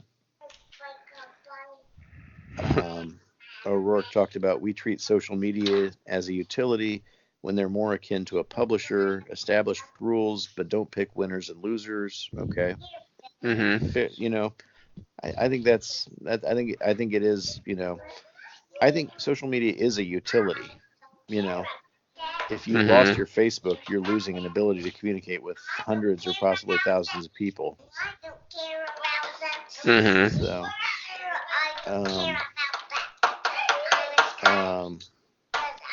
but they're also a publisher, I guess. Sanders said something that, frankly, I don't remember. Klobuchar said something, and Castro also said some things I don't remember.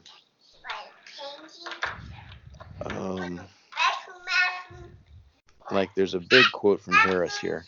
I'm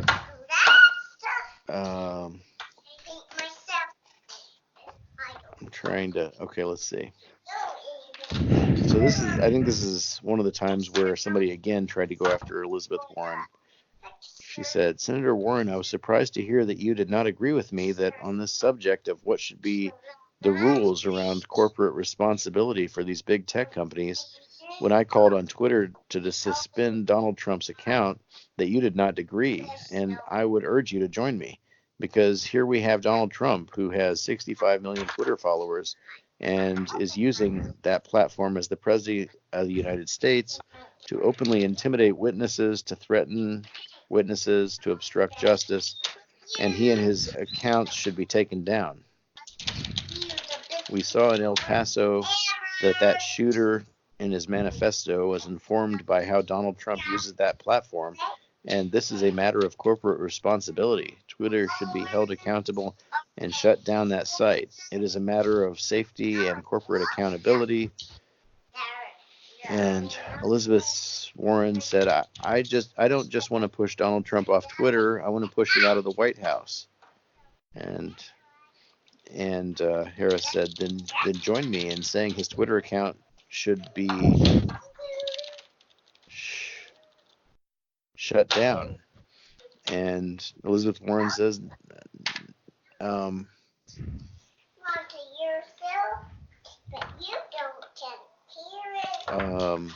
think she just said no. And then Harris said no.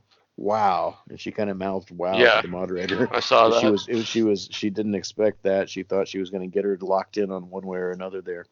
Mm-hmm. And Yang said something about our data is our property. Right now, our data is worth more than oil. How many of you remember receiving your data check in the mail? It got lost. It went to Facebook. It went to Amazon. It went to Google, which was, zing, Mm-hmm. That's something I've thought about too many times, is like, I do think that there should be something like online where, clearly our eyeballs are the going currency these days, right? Attention. Yeah. Like if I'm in my house and I'm on my Wi-Fi or something, or I'm not on my Wi-Fi or on my data, and I'm trying to watch a YouTube video and the ad plays and then the video doesn't load, I think I deserve 5 cents or something, It's like you've just taken my time and you didn't load the content that I was actually attempting to see, and you charged me by making money off of an ad that I had to watch, and you made it so that you were able to load the ad, but you were actually not able to load the content itself. It's like that actually has some value. How do we allocate some value to that? Because there's something, you've taken something from me and you have not given me the thing that I paid for with my eyeballs, right? Mm-hmm. Like that, there does need to be some sort of a recompense for that, I think, like compensation or whatever. Mm-hmm. I don't know how that would work, but I don't know. Any thoughts on that? Yeah, I mean, I think he's right about that, and it's they're using this data and they don't have any regulation on how they can use it, and we've seen with Cambridge Analytica that they've been sharing this with other third-party apps, so it's like it's not just staying within the company that collects it, it's bouncing all around, and it becomes a commodity in and of itself, and you don't opt out, you don't opt in, you have to opt out a lot of these things, and it's not always clear how, and so yeah, I think he's probably right. So Yeah, of course. I mean, what he's talking about is pretty radical, though, because how many billion people are on Facebook right now? If Facebook has to give every one of those people $1, how much money does Facebook have left? I mean, that would probably kill Facebook. It's like it destroys their business model, which, okay, rightly or wrongly, but the point is, like, we are the commodity now, and we don't, we get a service, but we don't, I don't know. I just like, I can accept some level of the way the situation works, but it's like, when you have that specific situation that I'm talking about, where you try to watch a video and the video won't load, but the ad sure as hell plays, or, I view that as a kind of theft. I mean, you're stealing the thing. It's really, we don't even have hardly the vocabulary to describe that kind of a transaction, but it strikes me as wrong. So I'll just leave it at that. I got to keep going. I got to get to bed in about probably 30 minutes here or something, and I've got 3 more pages, I think. Oh boy. So, yeah, it's going on. Anyway, so that was most of the big tech stuff. And that was page 4? Wow, okay. We're clipping along here. Okay, page 5. Women's reproductive rights. Ohio is now one of several states that has banned abortions after as early as 6 weeks of pregnancy. Many women don't even know they are pregnant at that time. The Ohio law, like many others, is being challenged in the courts and has not yet taken effect. Senator Harris, if states prevail on restricting abortion, What's your plan to stop them? My plan is as follows.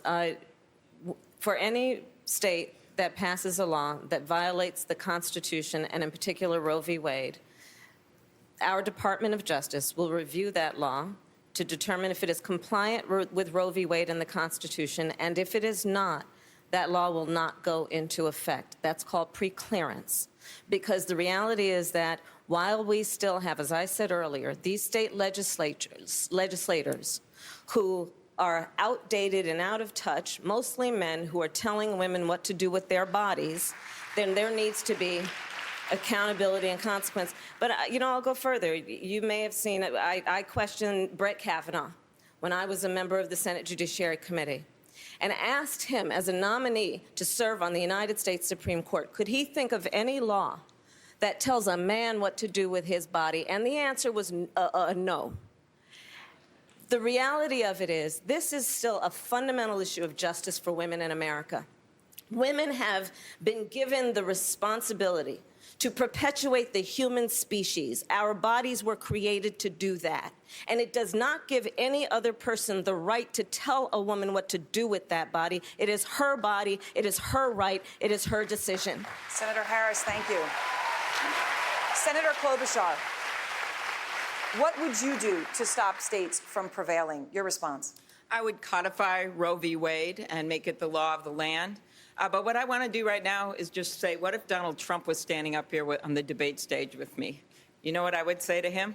I said, you said you wanted to do this in your race for president. You actually said that you wanted to put women in jail. Then you tried to dial it back, and you said you wanted to put doctors in jail. That is exactly what the Alabama law is. It put doctors in jail for 99 years. You, Donald Trump, are not on the side of women.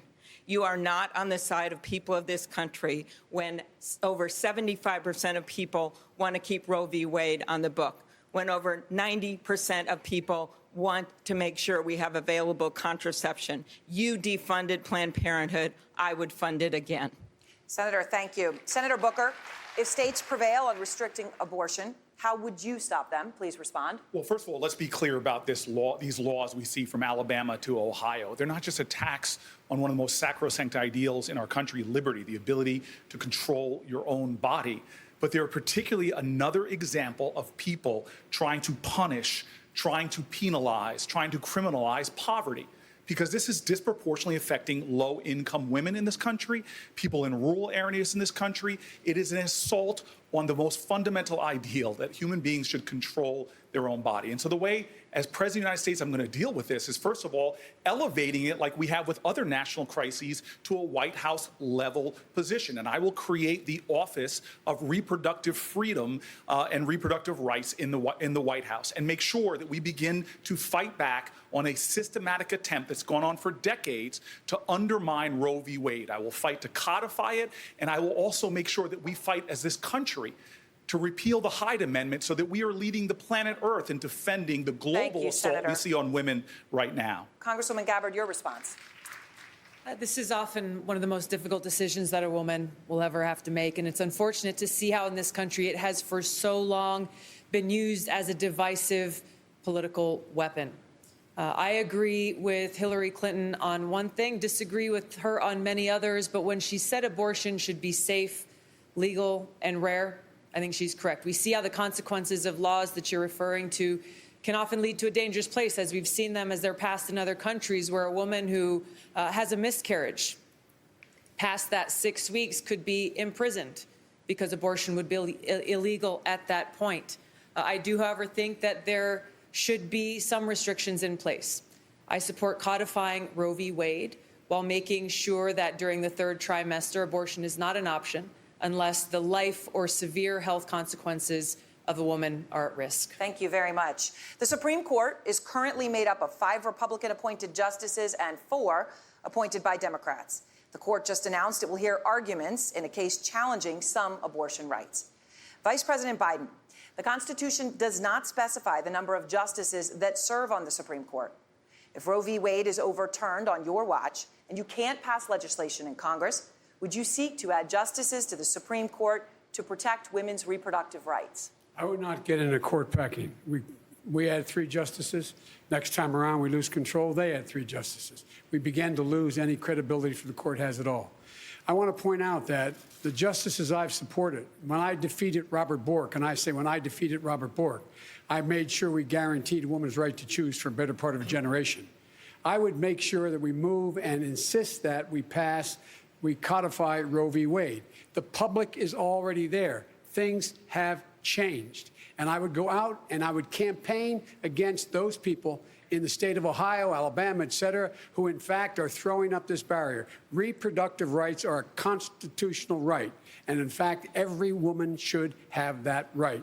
And so I would not pack the court. What I would do is make sure that the people that I recommended for the court, from Ruth Bader Ginsburg to Elena Kagan, who used to work for me, to others, that they in fact support the right of privacy, on which the entire notion of a woman's right to choose is based. And that's what I would do. No one would get on the court. And by the way, if in fact at the end of this, beginning next year, if in fact one of the justices steps down, God forbid, in fact, I would make sure that we would do exactly what McConnell did last time out. We would not allow any hearing to be held Thank you, Mr. for Vice a new President. justice. Mayor Buttigieg, you have discussed expanding the court from 9 to 15 justices. What's your response to the Vice President? That's right. When I proposed reforming the Supreme Court, some folks said that was too bold to even contemplate. Now, I'm not talking about packing the court just with people who agree with me, although I certainly will appoint people who share my values. For example, the idea that women's reproductive freedom is an American right. What I'm talking about is reforms that will depoliticize the court.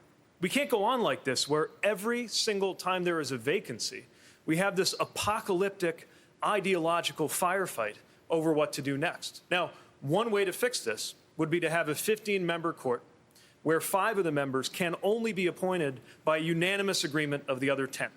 Smarter legal minds than mine are discussing this in the Yale Law Journal and how this could be done without a constitutional amendment. But the point is that not everybody arrives on a partisan basis. There are other reforms that we could consider, from term limits. Don't forget, justices used to just retire like everybody else, to a rotation off the appellate bench. Thank you. I'm not wedded to a particular solution, but I am committed to establishing a commission on day one that will propose reforms to depoliticize the Supreme Court, because we can't Thank go on you very like this. much, Mayor Buttigieg. Secretary Castro, he's talking about making the court bigger. Your response, is it a good idea?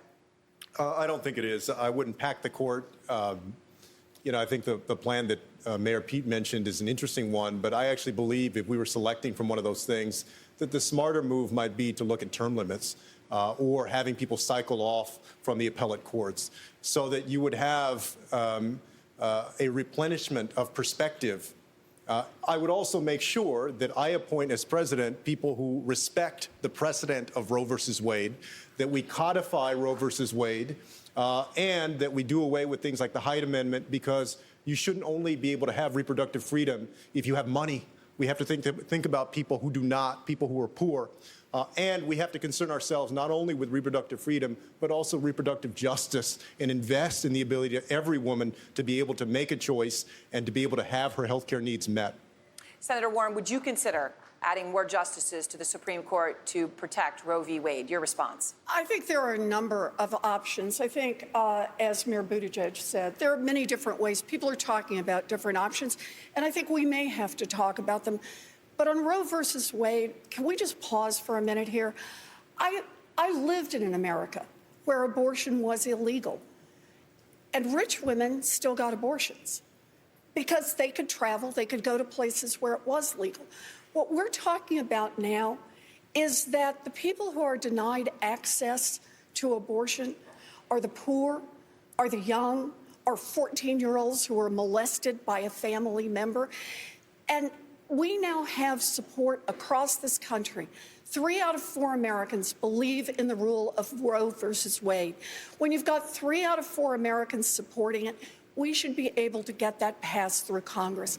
We should not leave this to the Supreme Court. We should do it through democracy, because we can. Harris talked about preclearance, which I think means basically that when states try to create new laws governing things about women's health, Planned Parenthood, et cetera, it has to be pre-cleared with the federal government before it can be instituted. Well, I heard that Yeah, I heard that first in reference to the Voting Rights Act, and that was the part of the Voting Rights Act which was stripped out by that Supreme Court decision, in that That was relatively recently, wasn't it? It's a couple of years ago, yeah. It was like 2012, 2013, something like that. Anyway, they Okay. had all these states that during, Jim Crow had, certain levels of oppression at the voting booth. And then when the Voting Rights Act went into place, they said, look, you states that we've selected based on this criteria have to get clearance from us before you can do any changes to your voting Yeah. laws. And then once the Supreme Court struck that down, there was like all those states immediately passed like voter ID laws and all these other restrictive things like immediately, like the day after. So Yeah, it was. I mean, they demonstrated bad faith in the past, which is why this was imposed in the first place. Obviously, so exactly. yeah, it's so there's precedent for doing it anyways. Okay, so she talked about pre-clearance. She said laws in the states found to violate Roe versus Wade will not go into effect, which I think is a good thing. Klobuchar talked about something codify Roe versus Wade. I guess as far as what does codify mean? Does that mean like put it into the Constitution or something, or make it like what does that mean? Make a law of it, like just. But it's already a law. It's like the law of the land, right? Basically, I mean, as I understand it. So I'm not really. I'm not entirely understanding. Then yeah, I don't know. I thought that's what it meant. I think it means something like make it officially like in the Constitution or something. I'm not really sure. I'm not sure what, but the thing was a whole bunch of candidates agreed with it. So it seems like I missed the conversation on that somewhere. Booker also wanted to codify Roe versus Wade, and he talked about creating the Office of Reproductive Freedom in the White House, which sounds like something that the Republicans would rip out and, defund and destroy the second that they get the next presidency that they get.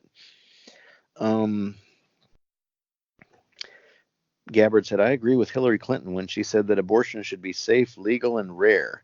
And also she agreed that it needs to be codified, Roe versus Wade. And I imagine that's the last time we'll ever hear Tulsi Gabbard say she agrees with Hillary Clinton. And I actually don't remember that being Hillary Clinton that said that. I thought that was Bill Clinton, but maybe I'm, Yeah, I actually had that 90s. same thought. Yeah, too. So, okay. Yeah. Try again, Gabbard. Okay. Joe Biden said no to court packing. Boo. Boo, yeah, I don't like that. Pete Buttigieg said expand from 9 to 15 justices. Depoliticize the court. How? Term limits. Rotation off the appellate bench. I don't know what the appellate bench is. I'm open. Okay, so he's open to some different ideas there. That's the appeals courts below the Supreme Court. Is that directly below the Supreme Court, or is that several layers below the Supreme Court? The last federal court of district court of appeals is the last place things go before they're either taken up or not taken up by the Supreme Court. Yeah, so. My inclination is not to have rotating judges. I don't know. I think a Supreme Court judge needs to be a Supreme Court judge. But I am wildly open to expanding it under the next Democratic president. Castro said no to court packing. Term limits, maybe. Cycle off from the appellate courts, maybe. Codify Roe versus Wade. Elizabeth Warren said do it through Congress, not the Supreme Court. Okay. Okay, and here's where Joe Biden, Sanders, and Warren got into something. They got into some shit. And somehow they had transitioned a little bit, because Joe Biden said no vague campaigns. Sanders and Warren are being vague on paying for Medicare for all. I'm the only one up here with a history of getting things done. And this is where an extended quote from Bernie Sanders comes in. Drop the audio. Sanders says, Joe, you talked about working with Republicans and getting things done, but you know what you also got done. And I say this is a good friend. Oh, they were in the Senate. We get it, Sanders. I don't really. It's very negative, Bob. Sorry. Go on. It's too hard. It's too hard to explain. Okay. You should encourage your children, Bob. Not at what they're doing right now. Okay. Okay, so he says, Joe, you talked about working with Republicans and getting things done, but you know what you also got done? And I say this as a good friend. You got the disastrous war in Iraq done. You got a bankruptcy bill which is hurting middle-class families all over this country. You got the trade agreements like NAFTA and PMTR, which I think is permanent normalized trading relations with China done, which cost us 4 million jobs. And let's get to Medicare for all. Let's be honest. We spend twice as much per person as do the people of any other country on earth. And the answer is, if we have the guts, and I would like to see the Democratic Party have the guts to stand up to drug companies and the insurance companies and tell them that the function of healthcare is to guarantee care for all people, not to make $100 billion in profit. If we stood together, we could create the greatest healthcare on earth. Da, da, da, da, da. Okay, and it goes on. And then they went to Elizabeth Warren.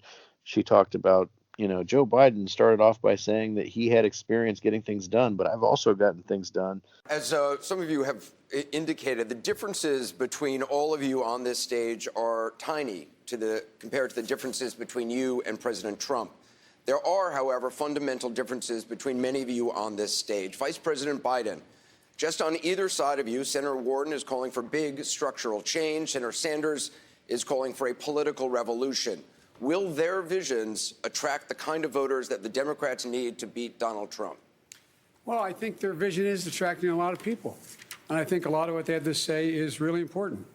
But, Senator Warren said we can't be running any vague campaigns. We've got to level with people. We've got to level with people and tell them exactly what we're going to do, how we're going to get it done, and if you can get it done. I'm going to say something that is probably going to offend some people here, but I'm the only one on the stage who's gotten anything really big done, from the Violence Against Women Act to making sure that we passed the Affordable Care Act, to be in a position where we, in fact, took almost a $90 billion act that kept us from going into a depression, putting us in a position where I was able to end able to end the issue of gun sales in terms of assault weapons. And so the question is, who is best prepared? We all have good ideas. The question is, who's going to be able to get it done? How can you get it done? And I'm not suggesting they can't, but I'm suggesting that that's what we should look at. And part of that requires you not being vague. Tell people what it's going to cost, how you're going to do it, and why you're going to do it. That's the way to get it done. Presidents are supposed to be able to persuade. Just to clarify, Vice President, who are you saying is being vague? Well, the senator said she's being vague on the issue of, actually both of them being vague on the issue of the Medicare for all. No, look, here's the deal. Come on. It costs $30 trillion. Guess what? That's over $3 trillion a year. It's part of the entire federal budget. Let me finish, okay? You'll both get in. If you eliminated the entire Pentagon, every single thing, plane, ship, troop, the buildings, everything, satellites, it would pay for a total of 4 months.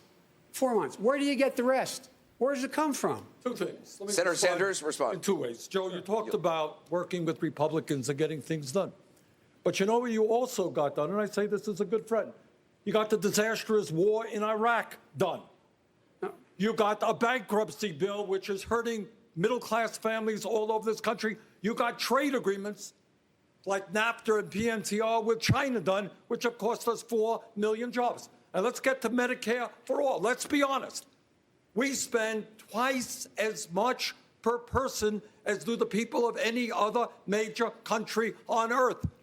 And the answer is, if we have the guts, and I would like to see the Democratic Party have that guts, to stand up to the drug companies and the insurance companies and tell them that the function of health care is to guarantee care to all people, not to make $100 billion in profit. If we stood together, we could create the greatest health care system in the world. Vice President Biden, you can respond, and then Senator Warren. We can do that without Medicare for all. We can do that by adding a public option. We can. No, and we can afford to do it. You got to take on the greed and the profiteering of the healthcare industry. Let him respond, Vice President. The greed and profiteering of those insurance companies, they are as much against my bill as they are anybody else. They were strongly against Obamacare. They know it costs them, and it's going to take away the right of people to choose, the 160 million people out there who've negotiated their health insurance, and they want to keep it. They should have a right to keep it. Senator Warren, your response. So you started this question with how you got something done. You know, following the financial crash of 2008, I had an idea for a consumer agency that would keep giant banks from cheating people. And all of the Washington insiders and strategic geniuses said, don't even try, because you will never get it passed. And sure enough, the big banks fought us, the Republicans fought us, some of the Democrats fought us, but we got that agency passed into law. It has now forced big banks to return more than $12 billion directly to people they cheated. I served in the Obama administration. I know what we can do by executive authority, and I will use it. In Congress, on the first day, I will pass my anti-corruption bill, which will beat back the influence of money and repeal the filibuster. And the third, we want to get something done in America. We have to get out there and fight for the things that touch people's lives. I agreed with, let me, she referenced me. I agreed with the great job she did. And I went on the floor and got you votes. I got votes for that bill. I convinced people to vote for it. So let's get those things straight, too. Senator Warren, do you want to respond? I am deeply grateful to President Obama, who fought so hard to make sure that agency was passed into law. And I am deeply grateful to every single person who fought for it and who helped pass it into law. But understand— You did a hell of a job in your job. Thank you. But understand this. It was a dream big, fight hard. People told me, go for something little, go for something small, go for something that the big corporations will be able to accept. I said, no, let's go for an agency that will make structural change in our economy. And President Obama said, I will fight for that. And he sometimes had to fight against people in his own administration. We have to be willing to make good, big structural change. You know, she talks about the Consumer Financial Protection Agency, which she founded under the Obama administration. And this is where Joe Biden stuck his foot in it. Yep. He said, I agreed with the great job she did, and I went on the floor and got you votes. I got votes for that bill. I convinced people to vote for it. So let's get those things straight, too. And Elizabeth Warren said, I am deeply grateful to President Obama, who fought so hard to make sure that agency was passed into law. And I am deeply grateful to every person who fought for it and who helped me and who helped pass it into law. But understand, and then at that point, Biden, talked over and said, you did a hell of a job in your job. She said, thank you. But understand this, it was a dream big, fight hard. People told me, go for something little, go for something small. Let's go for an agency that will make structural change in our economy. And President Obama said, I will fight for that. And he sometimes had to fight against people in his own administration. And Joe Biden said, not me. So that was, include that in, Bob, if you include nothing else and included audio in this thing, you've got to include that exchange, because that was the wow. That was where the sparks flew. Yeah. Not a good look for Joe Biden. No. I mean, that was like if you go in the dictionary and you try to figure out what the hell is mansplaining, and what the hell is the thing where men like take credit for women's work or something. I think Joe Biden did that, and there was an episode of the Pod Save America recently where they talked about this, and of course those. The guys on that show, they work directly with Joe Biden. So it's been really interesting to hear their kind of ambivalence about him as the presidential candidate and their advice for him and stuff.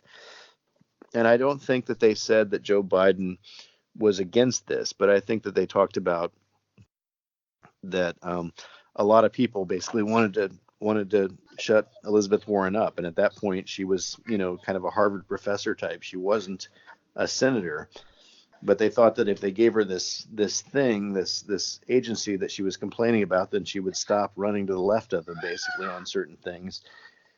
And so then they finally gave it to her, but then they said, well, we don't want to give it to you. The Republicans don't like it, so we aren't going to give it to you. And so she said, well, okay, well, I'm going to run for Senate then. And she did. And it does sound like she was battling uphill. And I don't know if that was Joe Biden. I think by all of her implications, it sounds like it might have been that he was one of the people who was kind of a naysayer or a kind of, clip the wings on it a little bit kind of guy in the administration. And so for him to be in this situation, kind of daring her not to give him credit for something that she obviously doesn't want to give him credit for, man, that was wow, And I think that was the moment at which point any thought of Joe Biden resurrecting his campaign and having some sort of a comeback, which we both said is not going to happen once he drops, just became a fantasy. I think that was it for him. Yeah.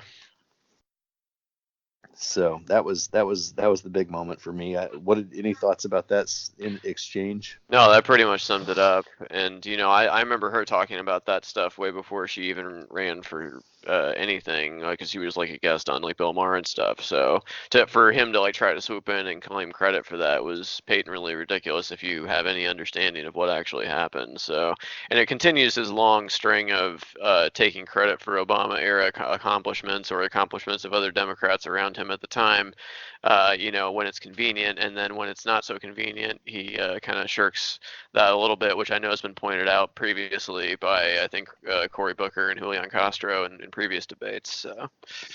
Yeah, and that was and it was wild. And again, I understand why he felt like he had to attack her on this, because his whole argument, I mean, obviously the thing that his trainers told him before this debate was, you're the guy with experience. Don't let anybody take that away from you. You're the one who's done all this stuff. You've been there and stuff. So he's naturally defensive. He doesn't want anybody else to say that they ever did anything that he can't also claim some credit for. And so I can understand the impetus or the impulse, but it's like, obviously it was a stupid thing to do. And obviously, I don't know. It was wild. And like I said, you got to watch their faces. If you see the video of it, like when it looks like she's going to thank him after he demands that she thank him, Bernie's on pins and needles, Joe Biden's ready to accept it. And then she says, thanks, Obama. And Bernie smiles and kind of looks down, and Joe Biden looks at the ground and grins like in I don't know what the emotion would be, but probably like, God damn it, she didn't take the bait, and now I'm fucked. Basically, is what I read there. So yeah, pretty much. And I will say, I will say that it does give me faith that she might be a type of person who could actually. I've felt since the Pocahontas jabs from Trump that she was not very good at thinking fast on her feet, being quick acting, and responding to a bully. This showed me that that's not necessarily the case. I mean, she was thinking on her feet. She was responding to things as they were being said with like a half-second delay, just to like register what was being said to her and to calculate a response. And then her response was absolutely precise, and it was devastating.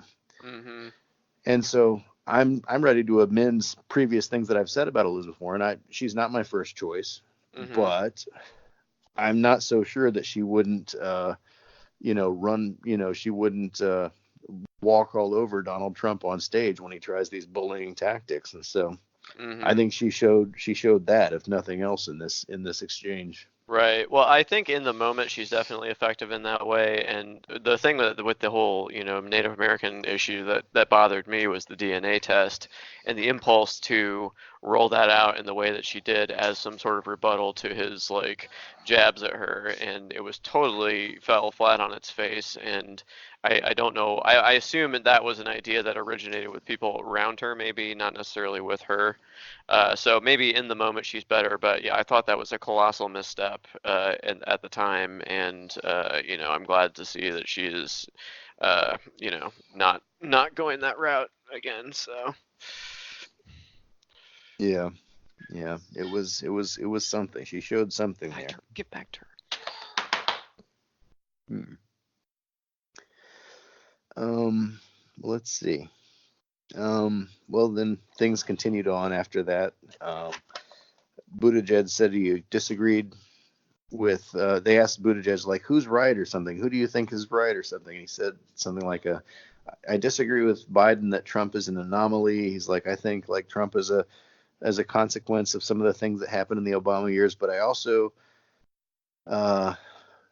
don't want to always be fighting, because again, Elizabeth Warren does have this thing where she always says, fighting, we're going to fight, I'm ready to fight. It's like, I'm sorry, I don't see a 71-year-old woman fighting. It's like, and talking about it all the time, and just like, by golly, we're going to have some gumption and we're going to fight. It's it just kind of rankles a little bit. So but again, Pete Buttigieg is trying to split it down the middle. He's trying to, go for the centrist Biden supporters, and he's also trying to, go for the left-wing Bernie and Warren supporters, and I don't think it's going to work well for him. We'll see. His polling may be up these days. Klobuchar said, this Ohio, this isn't a flyover part of the country to me. And then she basically said, I'm the only one who always wins. I've won everything I've ever competed in. And as we said earlier, get ready for that not to be the case much longer, basically. Yeah, exactly. Yeah. O'Rourke said something about how he fixed the Texas VA. It's kind of unrelated. I don't know. And finally, we came to the final question of the night. And I've heard some people criticize the question, which was basically like, recently Ellen DeGeneres was seen at a baseball game with former President George W. Bush. And a lot of people criticized her for that and yada, yada, yada. And so tell us about a friendship that would surprise us and its impacts on you. We have time for one more question that we would like all of you to weigh in on. Last week, Ellen DeGeneres was criticized after she and former President George W. Bush were seen laughing together at a football game. Ellen defended their friendship, saying we're all different, and I think that we've forgotten that that's okay, that we're all different. So in that spirit, we'd like you to tell us about a friendship that you've had that would surprise us, what impacts it's had on you and your beliefs. Secretary Castro, let's begin with you. Well, first of all, thank you to Mark, thank you, Anderson, and thank you, Aaron, and CNN, and New York Times, and everybody who's here tonight. Some of the most interesting friendships that I've had have been with people different from me, either people older than me that had a lot to teach me, or people who grew up very different from me.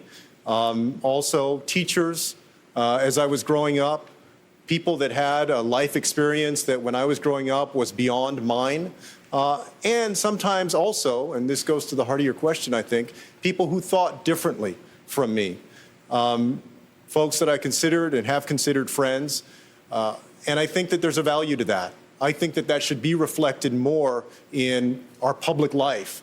I also believe, to just speak about the incident last week with Ellen and George W. Bush, I completely understood what she was saying about being kind to others. I believe that we should be more kind to other folks. I also believe that we should hold people to account for what they've done, especially public servants who have a record of having done something or not done something. And I think that we can do both of those things. I think that we can be kind to people and also hold them accountable for their actions. And there are people, whether it's our former president, George W. Bush, or others, that should be held accountable.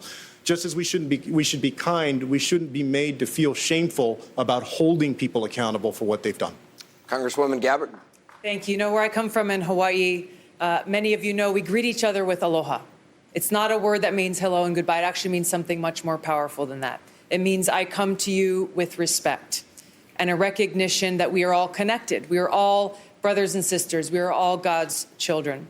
So I've developed friendships that some people may be surprised about within the Washington circles, especially with Republicans like Trey Gowdy, for example.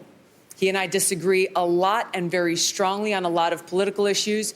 We've developed a friendship that's based on respect, and he's been there for me during some personally challenging times.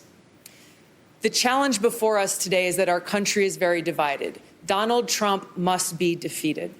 But we must do more than just defeat Donald Trump. We need to deliver a win for the American people. We must stand united as Americans, remembering that we are all brothers and sisters, that we are all connected.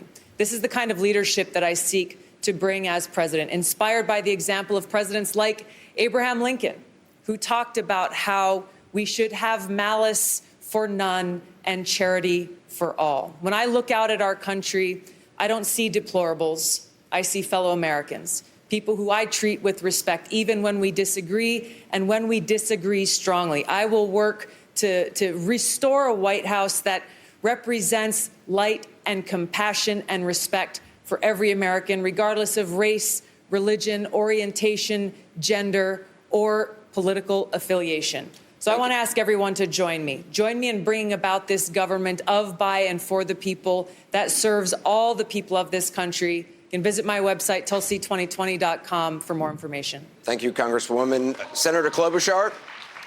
For me, it's John McCain, and I miss him every day. I traveled all over the world with him, and he would sometimes, when we were seated with world leaders, and they would look away from me, he'd say, Senator Klobuchar is the lead Democrat on this trip, and she will go next. And I still remember being there at his ranch. John and I went to visit him and Cindy when he was dying, and he pointed to some words in his book because he could hardly talk. And the words said this: there is nothing more liberating in life than fighting for a cause larger than yourself.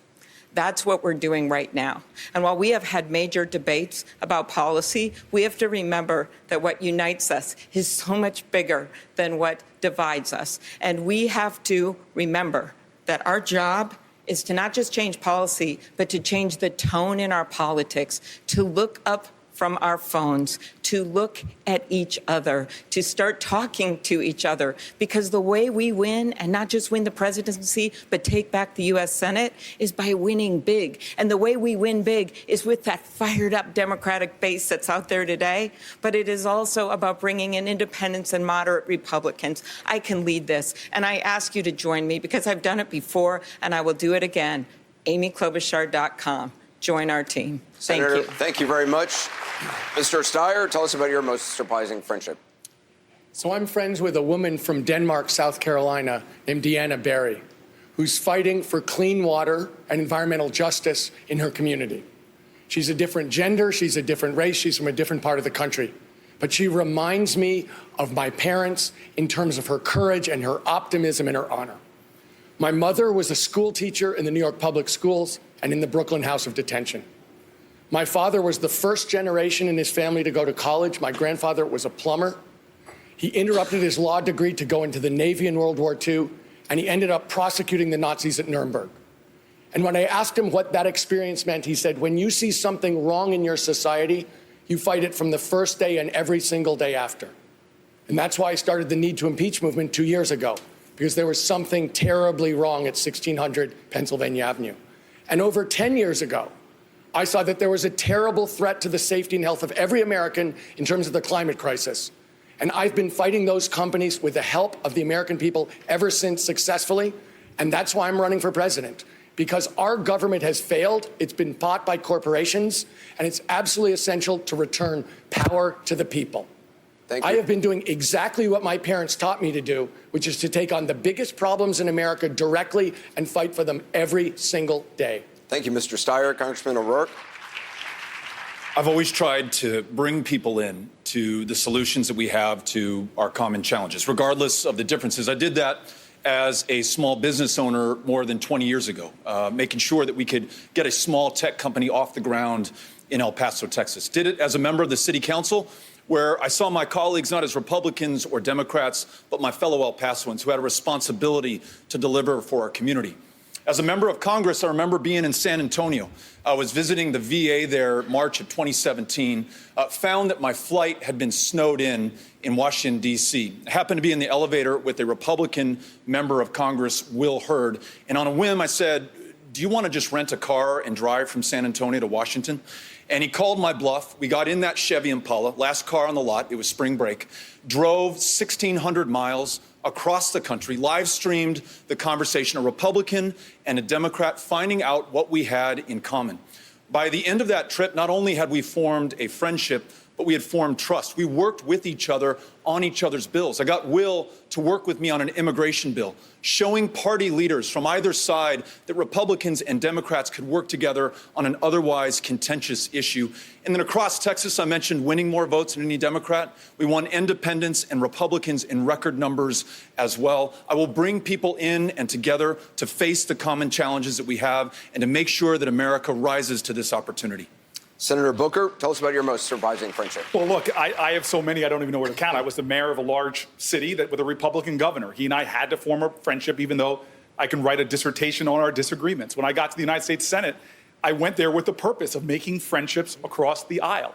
I go to Bible study in Chairman Inhofe's office. He and I passed legislation together to help homeless and foster kids. I went out to try to invite every one of my Republican colleagues to dinner. And let me again say, finding a dinner in a restaurant, agreeing on one with Ted Cruz was a very difficult thing. I'm a vegan and he's a meat-eating Texan. But I'll tell you this right now. This is the moment in America that this is our test. The spirit of our country, I believe in the values of rugged individualism and self-reliance, but think about our history. Rugged individualism didn't get us to the moon. It didn't beat the Nazis. It didn't map the human genome. It didn't beat Jim Crow. Everything we did in this country, big, and Vice President, we have done so many big things. The fact that there's an openly gay man, a black woman, all of us on this stage are because we in the past are all inheritors of a legacy of common struggle and common purpose. This election is not a referendum on one guy in one office. It's a referendum on who we are and who we must be to each other. The next leader is going to have to be one amongst us Democrats that can unite us all, not throw elbows at other Democrats that are unfair, because the preparation is being the leader that can revive civic grace in our country, teach us a more courageous empathy, and remind America that patriotism is love of country. And you cannot love your country unless you love your fellow countrymen and women. And love is not sentimentality, it's not anemic. Love is struggle, love is sacrifice. Love is the words of our founders who said at the end of the Declaration of Independence that if we're ever gonna make it as a nation, we must mutually pledge to each other our lives, our fortunes, and our sacred honor. I am running for president to restore that sacred honor. And if you believe in it like I do, please join me by going to CoryBooker.com. Thank you. Thank you, Senator. And I've heard criticism of this question, but to be fair, this was kind of they said this is the last question of the night. And to their credit, they didn't do closing statements, which is, this was the closing statement, and it was a unique and different question, and fair enough. Okay. And some of the answers were definitely better than others. Mr. Yang? First, I want to thank all the voters tuned in at home. If you don't feel like you got your question answered tonight, it's understandable. There are 12 of us. I'm going to be answering voter questions for 10 straight hours this Friday. My website, yang2020.com, and if you ask your question tonight, there's a better chance I'll get to it. My surprising friendship, it's been so much fun running for president because I've gotten to meet so many Americans I never would have gotten to meet otherwise. The friendship that sticks out for me is a guy named Fred, who's an avid Trump supporter, a trucker. He let me ride in his truck for hours. He spent some time in jail. I heard about his experiences trying to get other people off of drugs. And I'm happy to say that after our ride together, he actually said that he would move from Donald Trump to my campaign, which was a thrill for me, and we've remained in touch ever since. The truth is that what happened to the 4 million manufacturing workers here in Ohio and Michigan and Pennsylvania and Wisconsin and Iowa did not care about our political party. The fourth industrial revolution is now migrating from manufacturing workers to retail, call centers, transportation, as well as to white-collar workers like attorneys, pharmacists, and radiologists. It does not care about our party. Donald Trump had a set of solutions in 2016. What did he say? He said, we're going to build a wall. We're going to turn the clock back. We're going to bring the old jobs back. America, we have to do the opposite of all of these things. We have to turn the clock forward. We have to accelerate our economy and society as quickly as possible. We have to evolve in the way we think about ourselves and our work and our value. It is not left, it is not right, it is forward, and that is where we must take the country in 2020. Mr. Yang, thank you very much. Senator Harris? Thank you. Probably Rand Paul. He and I invited him to join me on a bill to end the money bail system in the United States. He and I agree on almost nothing, but we agree on that. And after we joined forces, he said to me, Kamala, you know, Appalachia loves this. And it really made the point that the vast majority of us have so much more in common than what separates us. And I guess that's why I'm running. I do believe that to beat Donald Trump, but also to heal our country, we need a leader who has the ability to unify our country and see that the vast majority of us have so much more in common than what separates us. And I'll tell you, my mother was 19 when she left India alone. And she wanted to travel to learn science because her mission in life was to cure cancer. And so she arrived in California. She got she was supposed to have an arranged marriage, but she got involved in the civil rights movement. She met my father, and that produced my sister and me. They got married, but when I was 5, that marriage ended. But my mother convinced us that we could do anything. And so I became the first woman Attorney General of California, the second black woman elected to the United States Senate. And I will tell you, that's part of why I'm running, because Donald Trump, if he had his way, my story would not be possible. And I am running to make sure that that dream, the American dream, American values, American ideals, will always hold true. And so that's what is at stake in this election. And I believe I am uniquely able to see the commonalities among us and to speak the story of the American dream and the need to reclaim it. Thank you, Senator Harris. Mayor Buttigieg? Well, I think about the friendships that I formed in the military. People who were radically different from me, different generation, different race, definitely different politics. And we learned to trust each other with our lives. When they got into my vehicle and when we went outside the wire, they didn't care if I was going home to a boyfriend or a girlfriend. They didn't care what country my dad immigrated from and whether he was documented or not. We just learned to trust each other. In fact that I want every American to have that experience without having to go to war to get there is one of the reasons why I believe national service is so important. I guess I'll follow in the pattern tonight and point out you could go to peteforamerica.com and read all about it. It's also about building a sense of belonging in this country, because I think that's what friendship and that's what service can create. And I think we have a crisis of belonging in this country that is helping to explain so many of our problems, from our politics being what it is, to the fact that people are self-medicating, and we're seeing a rise in the deaths from despair. I believe only the president can build a sense of belonging and purpose for the entire country. The purpose of the presidency is not the glorification of the president. It is the unification of the American people. And I'm asking for your vote to be that president when the dust clears over the rubble of our norms and institutions at the end of the Trump presidency. Pick up the pieces and guide us toward a better future. Mr. Mayor, thank you. Senator Sanders? When I was chairman of the Senate Committee on Veterans Affairs, I tried to get through the most comprehensive piece of veterans legislation in modern American history, and I failed. I only had 2 Republicans to vote with me in the Senate, so we had to go back to the drawing board, and I worked with John McCain. And I certainly did not get in that legislation, working with McCain, all that I wanted. But it turned out that we were able to pass a very, very significant piece of legislation, including $5 billion more for the Veterans Administration. More recently, I worked with a very conservative Republican from Utah, Mike Lee. And Mike understood, although he and I disagree on everything, that the U.S. involvement in the Saudi-led war in Yemen was a catastrophic disaster for the people of Yemen. And for the first time in 45 years, we were able to get the War Powers Act utilized and get the votes to get the U.S. troops out of that area. But I think at the end of the day, what I appreciate is that we have got to end the hatred that Trump is fostering on our people, the divisiveness, trying to divide us up by the color of our skin or where we were born or our sexual orientation or our religion. And there is no job that I would undertake with more passion than bringing our people together around an agenda that works for every man, woman, and child in this country rather than the corporate elite and the 1%. A progressive agenda that stands for all is the way that we transform this country. Senator Sanders, thank you. Senator Warren? You asked about a surprising friend. For me, it would be Charles Freed. 27 years ago, when I was under consideration for a job, he was someone who had been George Bush I, Solicitor General, a deeply principled Republican.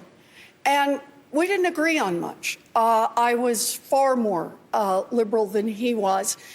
But he also was willing to listen to my work about what's happening to America's middle class. And Charles engaged with it over and over, and ultimately is the person who made sure I got the job. You know, I grew up out in Oklahoma. I have 3 older brothers. They all served in the military. 2 of the 3 are still Republicans. I love all 3 of my brothers. And there are a lot of things that we're divided on. But there are core things that we believe in together. We want to see all of our children get a good start in life. We don't want to see any of our friends or neighbors not get covered by health care. We're willing to get out there for the things we believe in. Look, people across this country, whether they're Democrats, independents, or Republicans, they know what's broken. They know that we have an America that's working better and better and better for a thinner and thinner and thinner slice at the top and leaving everyone else behind. People across this country, regardless of party, are ready to say no more. We want an America that works for everyone. 2020 is our moment in history. It is a deep honor to be here, to be in this fight. I know what's broken. I know how to fix it. And we are building a grassroots movement to get it done that includes everyone. Thank you, Senator Warren. Vice President Biden? This is reassuring. And the fact that we're all acknowledging that we have to reach across the aisle to get things done. No other way to get anything done in this country.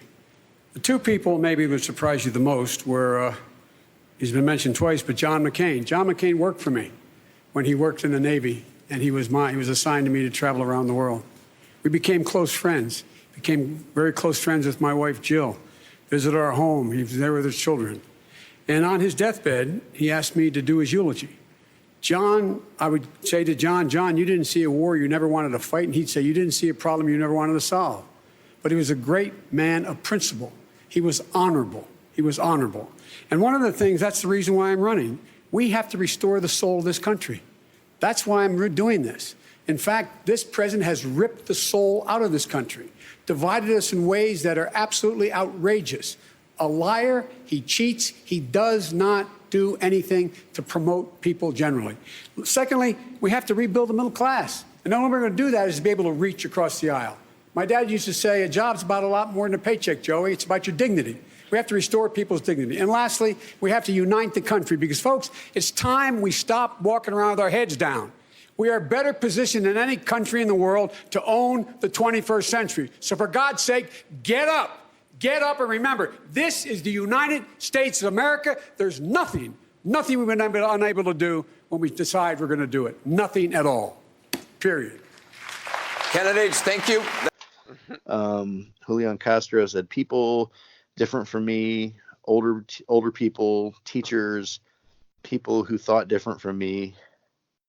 So he said, I understood Ellen, but I also want to hold people accountable. Okay. Tulsi Gabbard said, aloha.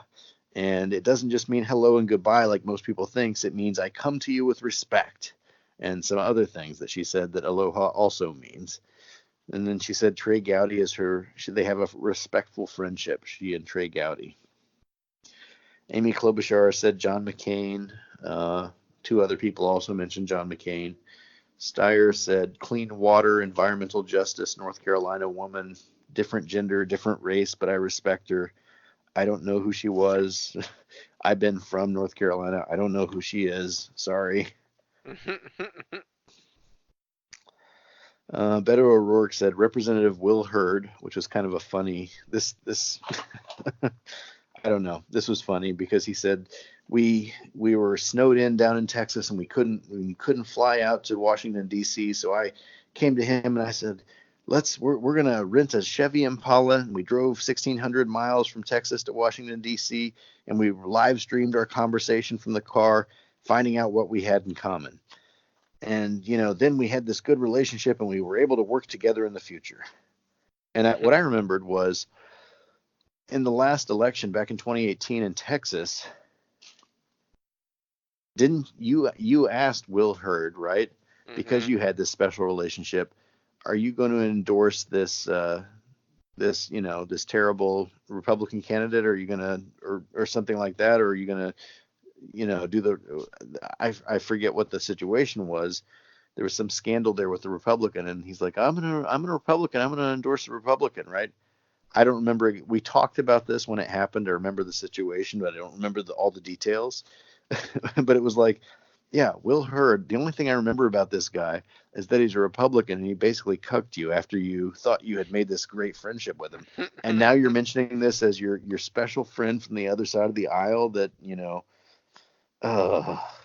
it's a ignominious ending to a ignominious campaign. Am I using that word right? I don't know. I think it might be said differently too. Ignoble, maybe. I don't know. I don't know. We'll let our listeners look these words up and find out if I'm right or if I'm wrong. It's a fun game for them to play at home. Hey Siri. Hey Siri. Okay, Siri can't hear me right now. Yeah, right. She's listening all the time. She just doesn't want to say anything. Doesn't want to interrupt the pod. Okay, I respect that. Okay, so I'm pretty sure ignominious is a word. I think it means a word, but it means something. Okay, I'm pretty sure I used it somewhat correctly. Okay. Anyways, okay, so yeah, that's what O'Rourke talked about. Booker talked about doing Bible study with Chairman Inhofe and dinner with Ted Cruz. Wow. And he talked about, and it was really hard to get dinner with Ted Cruz because I'm a vegetarian and he's a big Texas meat eater. I'm not sure that's a weird flex, and I'm not sure that's what Democrats need going into 2020. Bye, Corey. Yeah. Next to me, Ted Cruz looks manly. Wow. Vote for me, 2020. Enough of the friendly warrior shit, Booker. I'm not wild about Bible study with Republicans either, so. Yeah, especially Inhofe. Okay. Jeez. Yeah. Andrew Yang talked about Fred, and a Trump supporter, a truck driver without a surname apparently, who gets people off drugs. But after I rode in the truck with him for several hours, he swithed to me. He said he's not going to vote for Trump. He's going to vote for me. All we have to do is get Andrew Yang in a truck with every single Trump voter, and we can do this. At least a couple hours per voter, yeah. We do it 70,000 times in a couple counties. We got this. I know, right? I'm with him. Yeah, that's exactly what my reaction was. Okay, it only took a couple hours. I mean, does it have to be Andrew Yang, or can we just put some cult deprogrammers in with everybody for a couple targeted hours? Bob, we're going to get our country back. It's not gone yet. Exactly. But okay. But, respect. I mean, respect anybody who can convert Trump voters in a one-on-one. I think there was somebody on C-SPAN who was a Trump voter who switched to Bernie live on air. I think there have been several cases like this. That, yeah. honestly respect, but honestly, Andrew Yang would have more respect for me if he could actually name the person's family name. So this is something we could fact check. Yeah, right. Because it has all the elements of a very bullshit made up story, potentially. I believe him, but I'm just saying, like, he could do a few things to make it more credible. Yeah, watch that guy emerge out of the woodwork and be like, yeah, I just said that to get him out of my truck or whatever. Yeah. Yeah. I'm just in it for the UBI. Yeah, exactly. Let's see. Harris talked about Rand Paul. Ugh. This guy, I don't know. I think Lindsey Graham is more destructive, but I actually want to see Rand Paul out of the institution first. Yeah. Definitely. Yeah. Doesn't he got some neighbors you piss off again? He certainly brings it out of them. But Harris said she worked with Rand Paul on an end to the money bail system, which is probably a good thing, but I have no idea, why Rand was supporting it with her. Okay. Pete Buttigieg said other troops. He talked about other troops. It was a moving moment. He talked about different backgrounds, different beliefs, different political beliefs. But then he started going into like national service for all. I'm like, I don't think I could have done national service when I was a kid. This motherfucker right here has been working since I was 15 years old. I don't think I've gone a single month without I've never gone without more than 1 month without a job since I was 15 years old. So if you want me to go and do a 1 or 2 year necessary, mandatory public service job, probably for free, it's kind of a non-starter, right? In my life. Yeah. So I appreciate what people think that they're doing with this. I just don't see how it's feasible. So Bernie Sanders also mentioned John McCain. He also mentioned Mike Lee, a Republican from Utah, who agreed with him on the Saudi and Yemen war.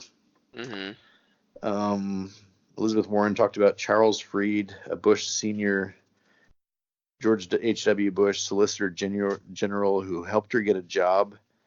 And I'm thinking while she's talking about this, I'm like, we didn't agree on much, but he helped me get a job after he listened to me. I'm like, Elizabeth Warren, in 1991, weren't you still a Republican? Right? Yeah, right. I mean, I'm sure maybe you were like to the left or whatever of, George H.W. Bush's administration, maybe. But it's not a big stretch for me to imagine that, I don't know, whatever. We don't know the whole story. She didn't fully talk about the whole story, but okay. And Joe Biden mentioned John McCain. As I mentioned before, he actually mentioned two people. I'm going to talk about two people that I, get along with. It might surprise you. And the first one's John McCain. And then at a certain point, he starts shouting about, this is America, damn it, and we're going to take the country back. He was about an inch away from the Dean scream, circa 2004. But then he totally forgot his second person. And as they concluded the segment, which was really the end of the night, I was left wondering, Joe Biden, who was your second name? Just name him. I'm curious. Exactly. But it was another bout of incoherence from the man. And that is kind of the conclusion of my notes. Right. Well, I mean, I think you're right. I'm glad they switched up the beginning and the end because we don't need more opening statements. That's 15 minutes at least. And then, as far as the closing thing, I mean, it was probably good that they threw a little bit more of a curveball at that because I'm so sick of the pat speeches at this point. We've watched all these debates, and I think I've heard about all the stump speeches several times now. So yeah, I know it's kind of the trendy thing. Like it's the trendy thing. Like nobody's ever happy with a debate, and there's always some frustration with it. But like, if people would have complained if they'd had the closing statements, people would have complained. If they cut people off too soon, people complain because they're not letting people, explain themselves. If they do follow-up questions endlessly, people complain. If they don't give people a chance to follow up, they complain. If they, if they cut out the small potatoes or whatever, people complain. If they let the small potatoes get equal talking time up there and take talking time and do real damage to the front runners who actually have a chance, people complain. Like let's just admit that there's no way to run a perfectly acceptable and universally acclaimed or even acclaimed by one person debate. And I'm not saying that this debate was perfect, but I'm just saying, like, yeah, I don't have a problem particularly with the final question necessarily. Mm-hmm. I think some people answered it reasonably well, and I think some people botched it basically, so gave inexplicable answers. So Yeah. anyways, yeah, I don't know. That was that was a lot of work to get through. Sorry if I was kind of dry at times and stuff. It's Thursday night over here. It's been a long, busy week. I've got I've got 2 more days of work until Saturday afternoon, and pretty tired, but yeah. Yeah.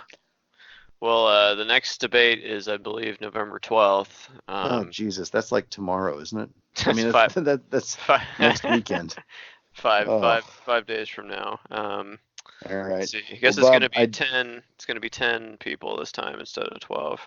Okay, that sounds a little more reasonable. Yeah. All right. Well, Bob, let me just say this. Let's try to jump on that one sooner, because I feel guilty for our listeners. Like, I mean, it's a big ask to ask somebody to come back like almost a month after, or even a month after the debate, to hear our analysis of the debate.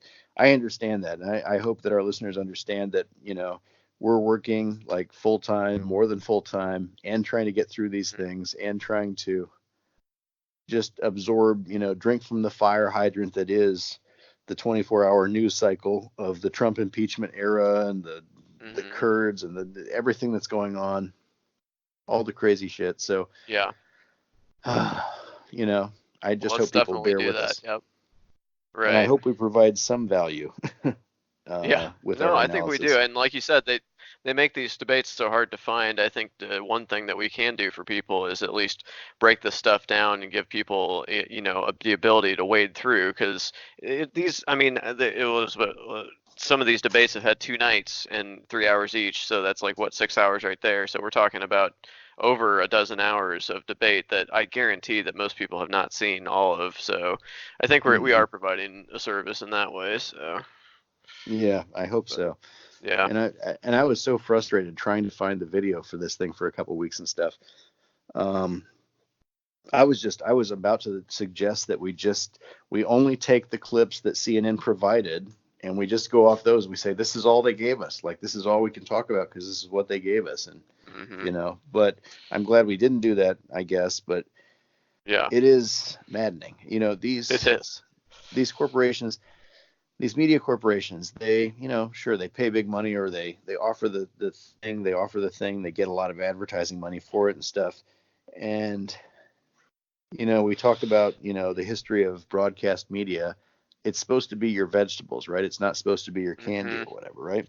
Right. And they've gotten away from that. And it's become a for-profit, cable-driven, cable-supported with still having commercials to make up the difference kind of thing, where they fight like dogs in the street to get one of these debates on their network, and then they bend over backwards to restrict millions of American people from actually seeing the debate, which goes against what I understand to be the purpose of the news media in a democracy, right? It's to provide people with unvarnished, unpropagandized information. Exactly. Yeah. I was actually wrong. The next debate is November 20th, so Okay, we do have a little more time. So got a little breathing room there. yeah, but let's jump on it quickly. And they've actually upped the thresholds for getting on the stage, because I think it used to be 1% or maybe 2%.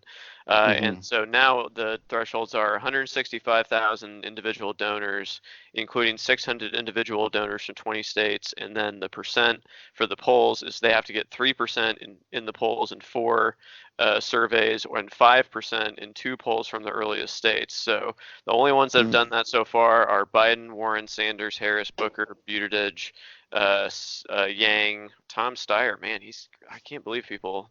Okay, anyway, Steyer and I think Klobuchar. he's buying the donations. I think we can safely say. Gotta be. Julian Castro has only met the donor requirement, as has Gabbard. So unless they rise in the polls soon, they may not make that stage. Yeah. Wow. She's probably. Yeah. Hillary Clinton, will you accept a collect call from Tulsi Gabbard? Exactly. I need you to say it again. Just once. Just one more time. And then apparently these people are still running for president. Michael Bennett, Steve Bullock, John Bye-bye. Delaney. Nope. Wayne Messam, Joe Seastack, and Miramar, Florida mayor and former Pennsylvania representative. Wayne Messam is the mayor of Miramar, Florida, and Joe Seastack. Yeah. That's a map. That's the desert map. That's the Mexico map on PlayerUnknown's Battlegrounds. Miramar. Yeah, I didn't know they were eligible to run. Land at Los Leones. The true players know what I'm talking about. Yeah, absolutely. Joe Seastack and Marianne Williamson is still running. So okay. Not on the debate stage this far. So it would not be the end of the world if Marianne Williamson found herself back on the debate stage. As much as I would rather be covering fewer candidates rather than more, that would not be the end of the world. Yeah, it does seem like we're winnowing it down a little bit. Hickenlooper's running for Senate now, which is good. I thought Beto could have made another Senate run. I think he could probably take on who's the other, not Ted Cruz senator from. Yeah, it doesn't matter. Texas. We don't know his name. Yeah, it doesn't exactly. matter. But yes, Beto, come on, go do that. Yeah. That's what you were born for. That's what you were born for. Yes, I agree. You were born for something smaller in Texas, where your particular charms seem to work better. Yeah, exactly. Well, thanks for taking so many notes on this, John. Yeah, let's get on this a little bit quicker next time, and I will work on trying to get all these out before the next one, so we're not lapping ourselves and we're actually current. So. Okay. Yeah, sounds good. Sounds good. All right. Well, I think we've got another episode. Another classic. Yeah, another pod in the hopper. I don't know if that works. Yeah. I don't know. So, I'm not sure if there's right. an idiom for that one yet. Yeah. Well, did you wanna sign off there? Yeah, for sure. I'll talk to you later, Chad.